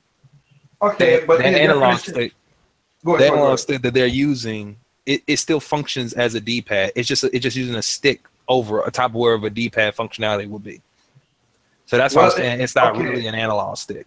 Okay, so let me ask this question then. If it's not really analog stick in the cases of what the information of the game is, then we saw that Mario 64 on a D-pad wouldn't work when we did DS, but it worked with the D-pad stick. Let's go with the D-pad sticks on the 64. What's the difference between those? No, like Mario. I mean, they had Mario 64 on the D-pad with the DS version. Yeah, that's what I meant. That's what I meant. I'm not. No, like okay. What I'm saying is that the way it functioned, it still behaved like a D-pad, but see, it also, you know, how do I put it? How they described it? You know how there was those D-pads back in the day that would just, you know, up, down, left, right, and then you had the ones that had the actual button for the corners. Yeah, Genesis mostly stuff like that. Okay. That's how that functions. So that's why when you rotate it, he would rotate in a circle and it wouldn't really seem weird. You got to remember at that time, there was nothing else to compare that to. That was pretty much the first, unless you want to go way back with some of the Atari systems and you want to go to an arcade machine, compare those analog sticks. And even some of those arcade analog sticks really but only did up, down, left, right. They didn't do the rotations. Yeah, I would, like, here's the thing. I don't think that controller was purely just digital versus analog, because you also had, it was also pressure sensitive. Like, because basically, if you tilted it slowly, Mario would kind of sort of gently tiptoe around. But if you, like, the more pressure you put on it, the faster you move. And all of those 3D games that use the N64 controller use that function. It's why, you play on the Wii U or Wii Virtual Console with not the N64 controller. It feels weird because that controller was, like, those games were built for that controller. So, like, okay, let's put it this way. It's a different. We call it analog because what people we use it now. That's what they called it. No. I'm not saying those controllers. They said it's an analog controller. I'm saying that when they the research I found, they compared it to the PlayStation 1. They said the 64 did it before the PlayStation, obviously, because Sony was copying Nintendo's revisions with their controller anyway. But they said the PlayStation controller, when they came out with their analogs, it was actually using analog functionality. Whereas the 64's analogs, they use digital. That's why I was like, here's the thing though. I could agree with that to a very high point because look, I could go back to Saturn's because my friend had a Saturn and look at the inputs we had to do with their controller, like the 3D controller. Yeah, like. The analog, here's the thing, like, that's what I said, Nintendo made the game to do Mario, to show what Mario game. Because there were other games in 3D back on PlayStation and Saturn that used the 3D, and they had janky movement. Just like, Red just give a great example with how that he has the tilt controls to show the difference and stuff. PlayStation, you go back to, I remember these games, because even with the Crash, you go to some of those games that when the analog stick came out for the PlayStation, the revision, they didn't have that tilt function. They didn't have a recognition to know, I should go a tiptoe or a little jog. You were either full speed ahead or you were just like standing still. Yeah. And even when you like I don't know, like let me put this way. We all know Nintendo, anytime they have customized anything, it's going to be some shit that other people can't. They try to copy it. It doesn't really work out normally most of the time. Yeah. So, I mean, that N64 controller was made by them, and whether it was digital or analog, it functioned like an analog control stick. It had, you could do far more precise movements with it than you could do on a PlayStation 1. Their revision controller with the analog control stick. So I said it with a Saturn too, because I tell you, even a Jaguar. I know the only time I played on a Saturn, it was with the old controller, so I didn't have the 3D1. No, I had another one, but a Jaguar controller. Holy crap! I saw someone play a Jaguar once. I was like, that shit looks too fucked. No, I played a Jaguar. That was some rough shit back then. I couldn't do it. Yeah. Where did you learn to fly? Bitch, I don't know where, but I won't be playing this game again. Yeah, but you know what, like I said, you're not wrong in what you just stated right there. That's what I said, to a high degree, I could go with the digital because they did something different. And I always say this. I always say this. Nintendo always mostly innovate something or mainline.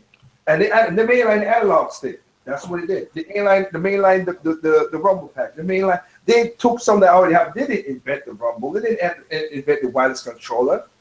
It was already done. They just streamlined and made it better. Yep. And then people saw that, and then they started picking it up from them.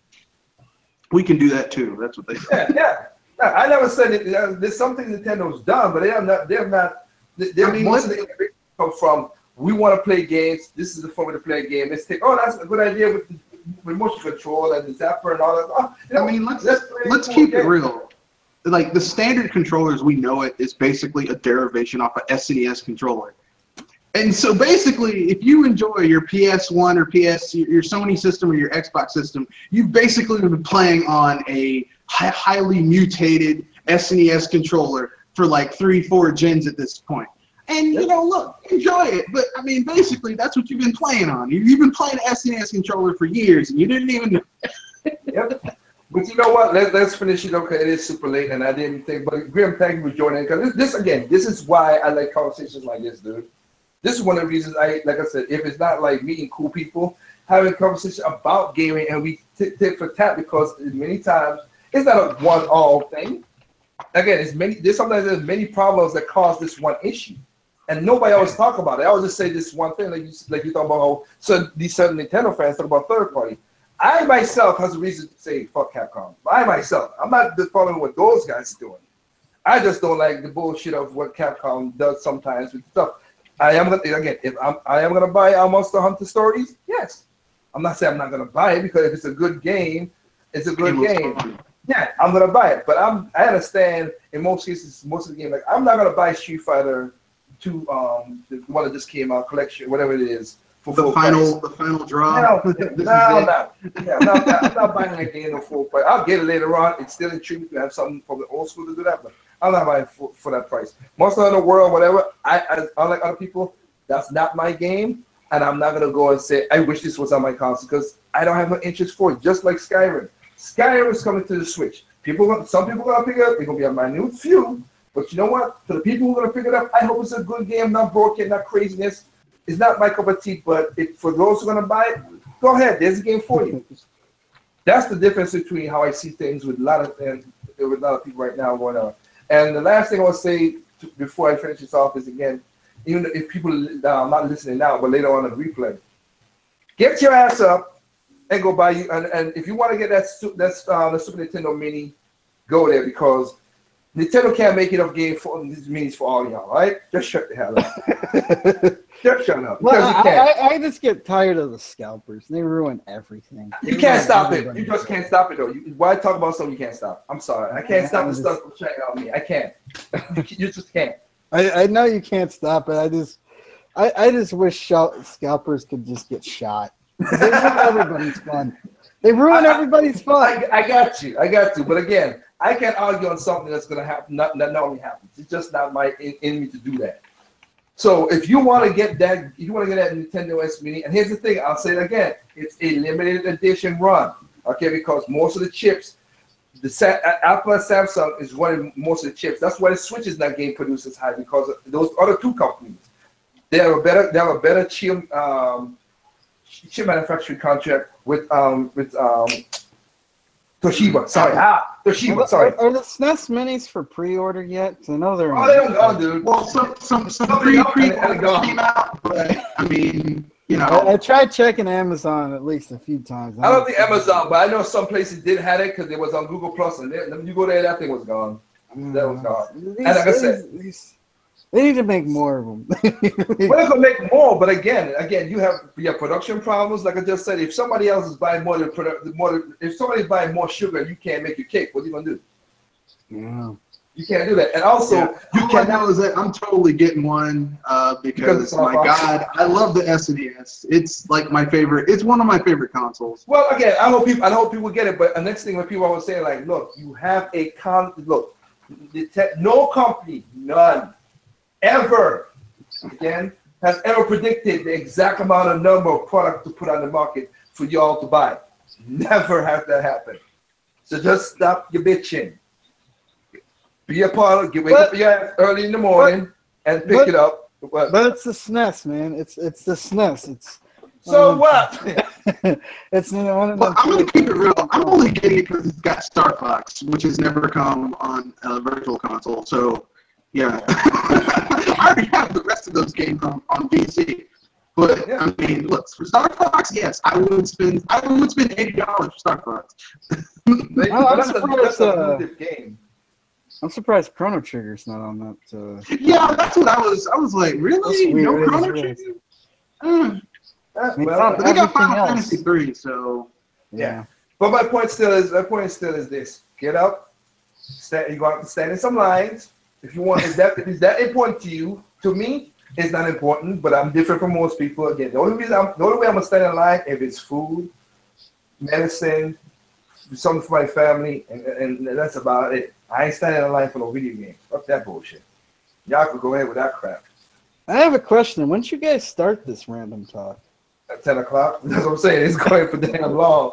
It always random talk keeps on going. But like I said, Grim came in and asked some good questions and stuff, and I like that. The only reason I kept on going because he kept me awake, like, because I was working, doing some architectural stuff.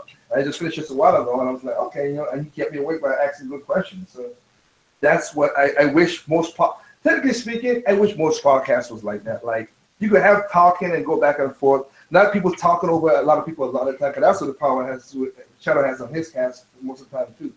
People over talking each other, and it gets crazy.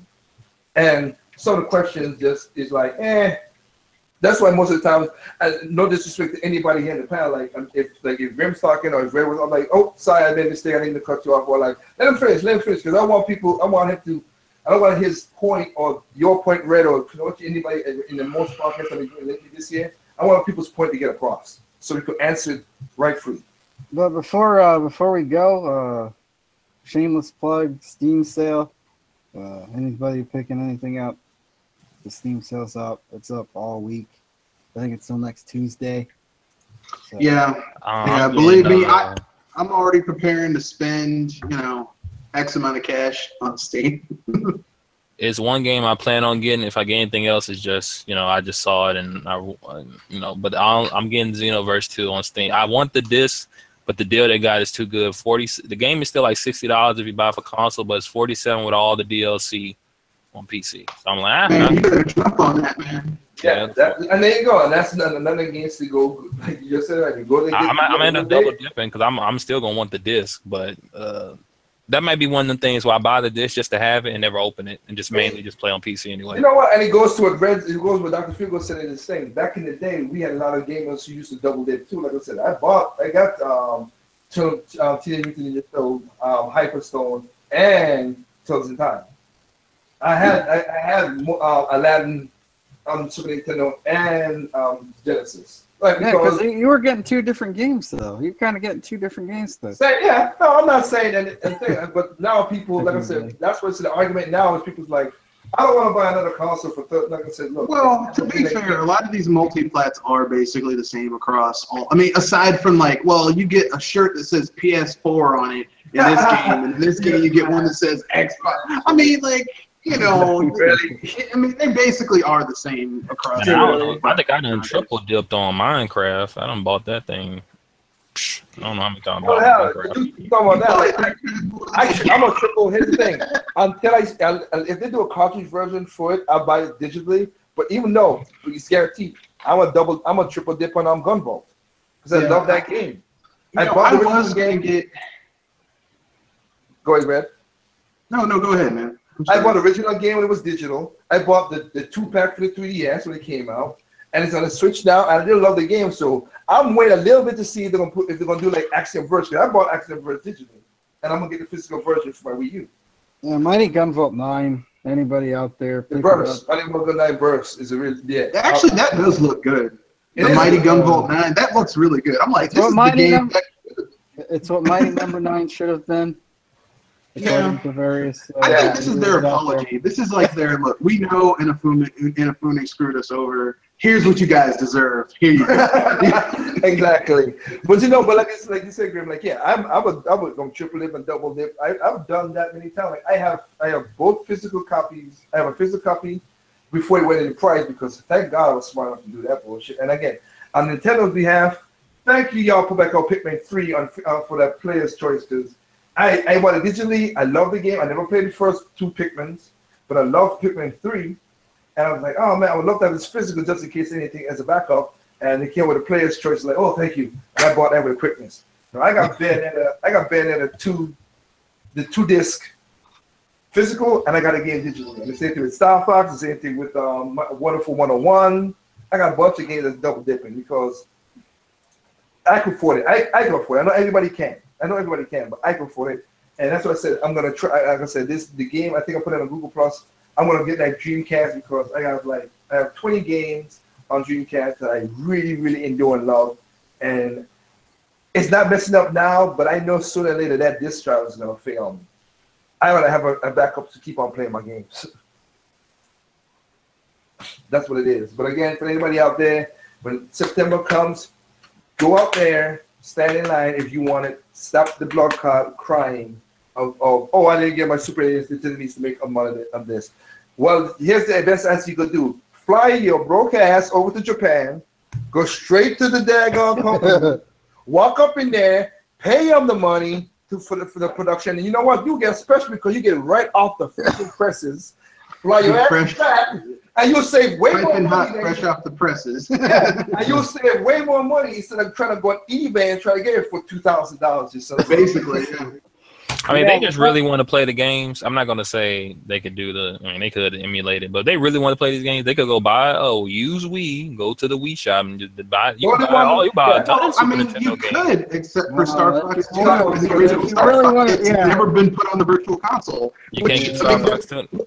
Well, this is what you do, right? You close your eyes and pretend.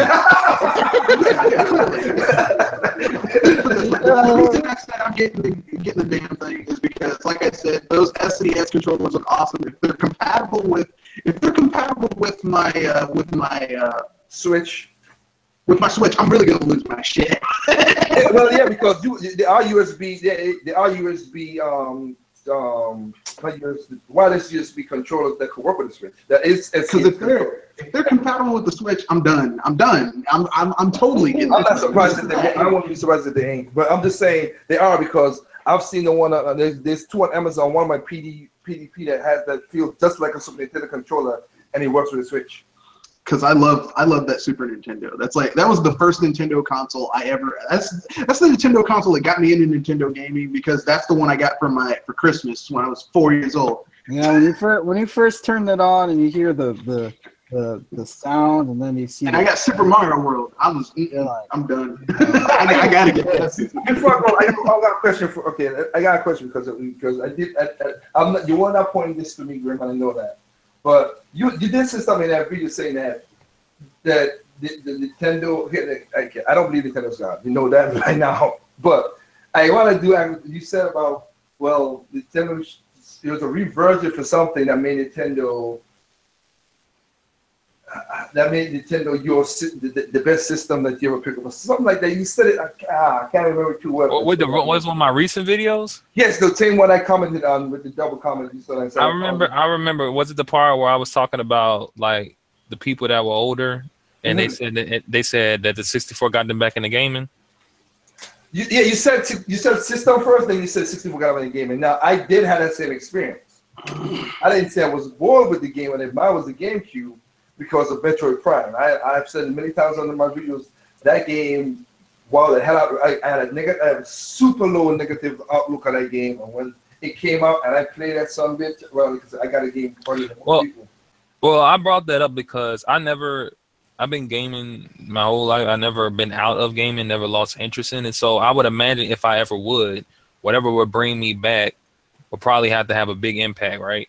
So if these people are saying like the 64, which is one of the most Nintendo-dependent consoles ever, brought them back into gaming, and most of the games that they probably were playing were Nintendo-related, I probably understand why they only want to play and mess with Nintendo stuff. You know what I'm saying? Got you. No, yeah. I just wanted you to clear that and see what you were talking. I wanted to know what you explained all of that, because like I said, for me, a lot of them, they said they got out of gaming for whatever reason. A lot of them said that it was weird because. And some of them said gaming they didn't have any interest in it anymore. And I'm like, well, the Super Nintendo and Genesis was before that. And I'm like, those systems had so many games. I'm like, maybe they just stopped caring. I don't know. So whatever happened. You want to know what happened? Because I was alive during that, and I remember seeing friends of mine just kind of get out of gaming.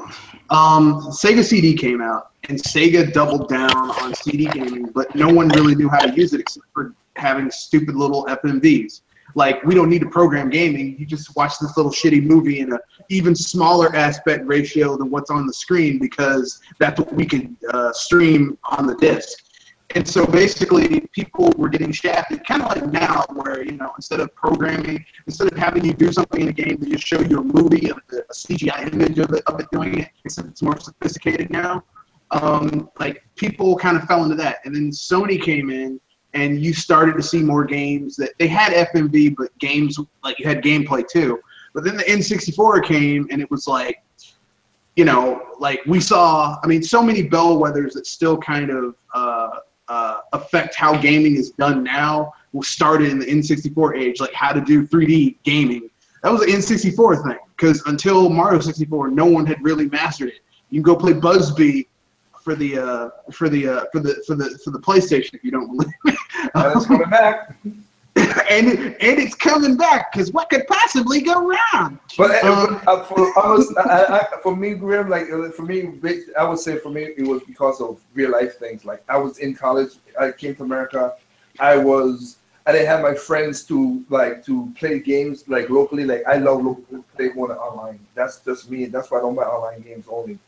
They're always online games are always online games. But because like I said, I love the demo of looks like Overwatch, but because it's always online, not my thing. But I never bashed it. I would just say, it's not my thing. But for me, that's what happened to me. It was just like I didn't have the pull, and also I had to keep my grades and my scholarship up. So I didn't whatever. And then when I heard people, when I saw the magazine of EGM and GamePro was saying like they're making a first-person Metroid game. It's like no. One of my favorite franchises, and you tell me you're gonna fuck this up. And I have the pitch. I literally have the magazine still, right now, that shows the horrible graphics and everything. And I showed it in my video when I talked about it. Like I was like, oh hell no, this is gonna be shitty. Why Nintendo? Why the fuck are you doing this? Why would you mess up something perfect? Yeah. Why would you mess up something perfect like this? It was like, no, this is whatever. I had, again, because I have a connection with Kenji, like and stuff, I got a game a week before it came out. I played Fusion first before I played, because the two games came out basically simultaneously. I played Fusion first, enjoyed it, say, basically that was the pilot cleanse. It's like, oh boy, I gotta eat this turd. You know what, let me drink this good drink and enjoy it before I eat this turd. Okay, let's play this. And I was blown out of my mind for me because I had no expectation that it really shocked the hell out of me. I'm like, this game is really awesome. And from then, I said, you know what? Nintendo is gonna be my first console of choice to pick up. Not saying it was because I still picked up. That was a situation. I still picked up a Dreamcast. I had a PlayStation 2, but I gave it to a friend of mine. But the beginning part of it, I said. Nintendo gonna be the first console I pick up before anything because I think they've mastered this quality thing that I love in gaming. And for the Wii in the 7th generation, I know Doc was saying not many people buy stuff. Like I'm the rare person.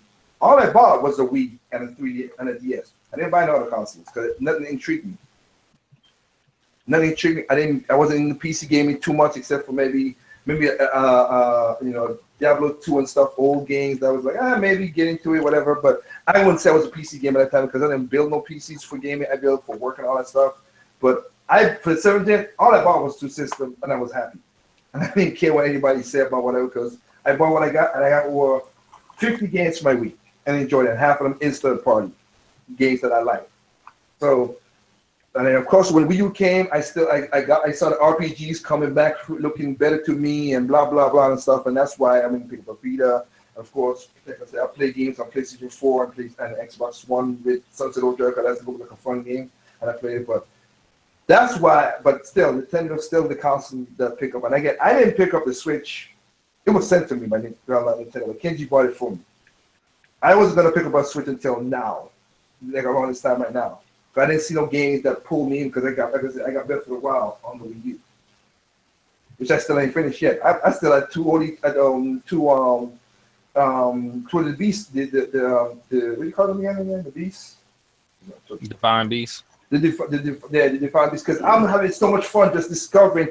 Even though I played the game in 2015 more than the majority of the world, I'm still discovering stuff about this game that just amazed me, and I'm having fun with the game. It just it's just insatiable fun to me. That's why I like it, and I'm not rushing the game. And now that this Friday they're gonna release the packs and stuff, and I have bought the DLC pack.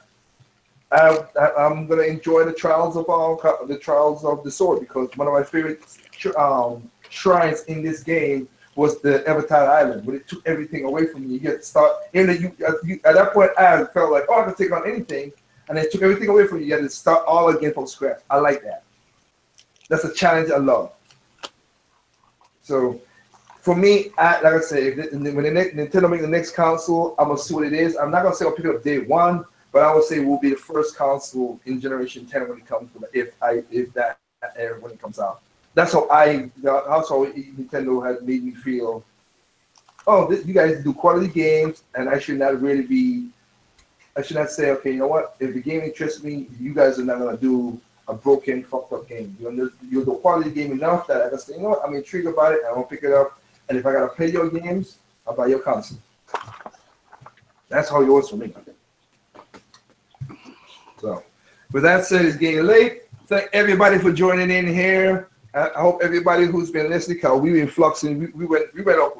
We had a lot of views, and we dropped it down because it's so late right now. Again, it's been a random cast that I never got that high in a while. So, thank y'all for jumping in. You got Mr. Red Fox with his podcast, BS Busters on Sundays. Tomorrow you have Dr. Filger with the OGL cast. It's on at 7 o'clock. Of course, you catch Koji does his random podcast, but he jumps in each other's podcasts right there.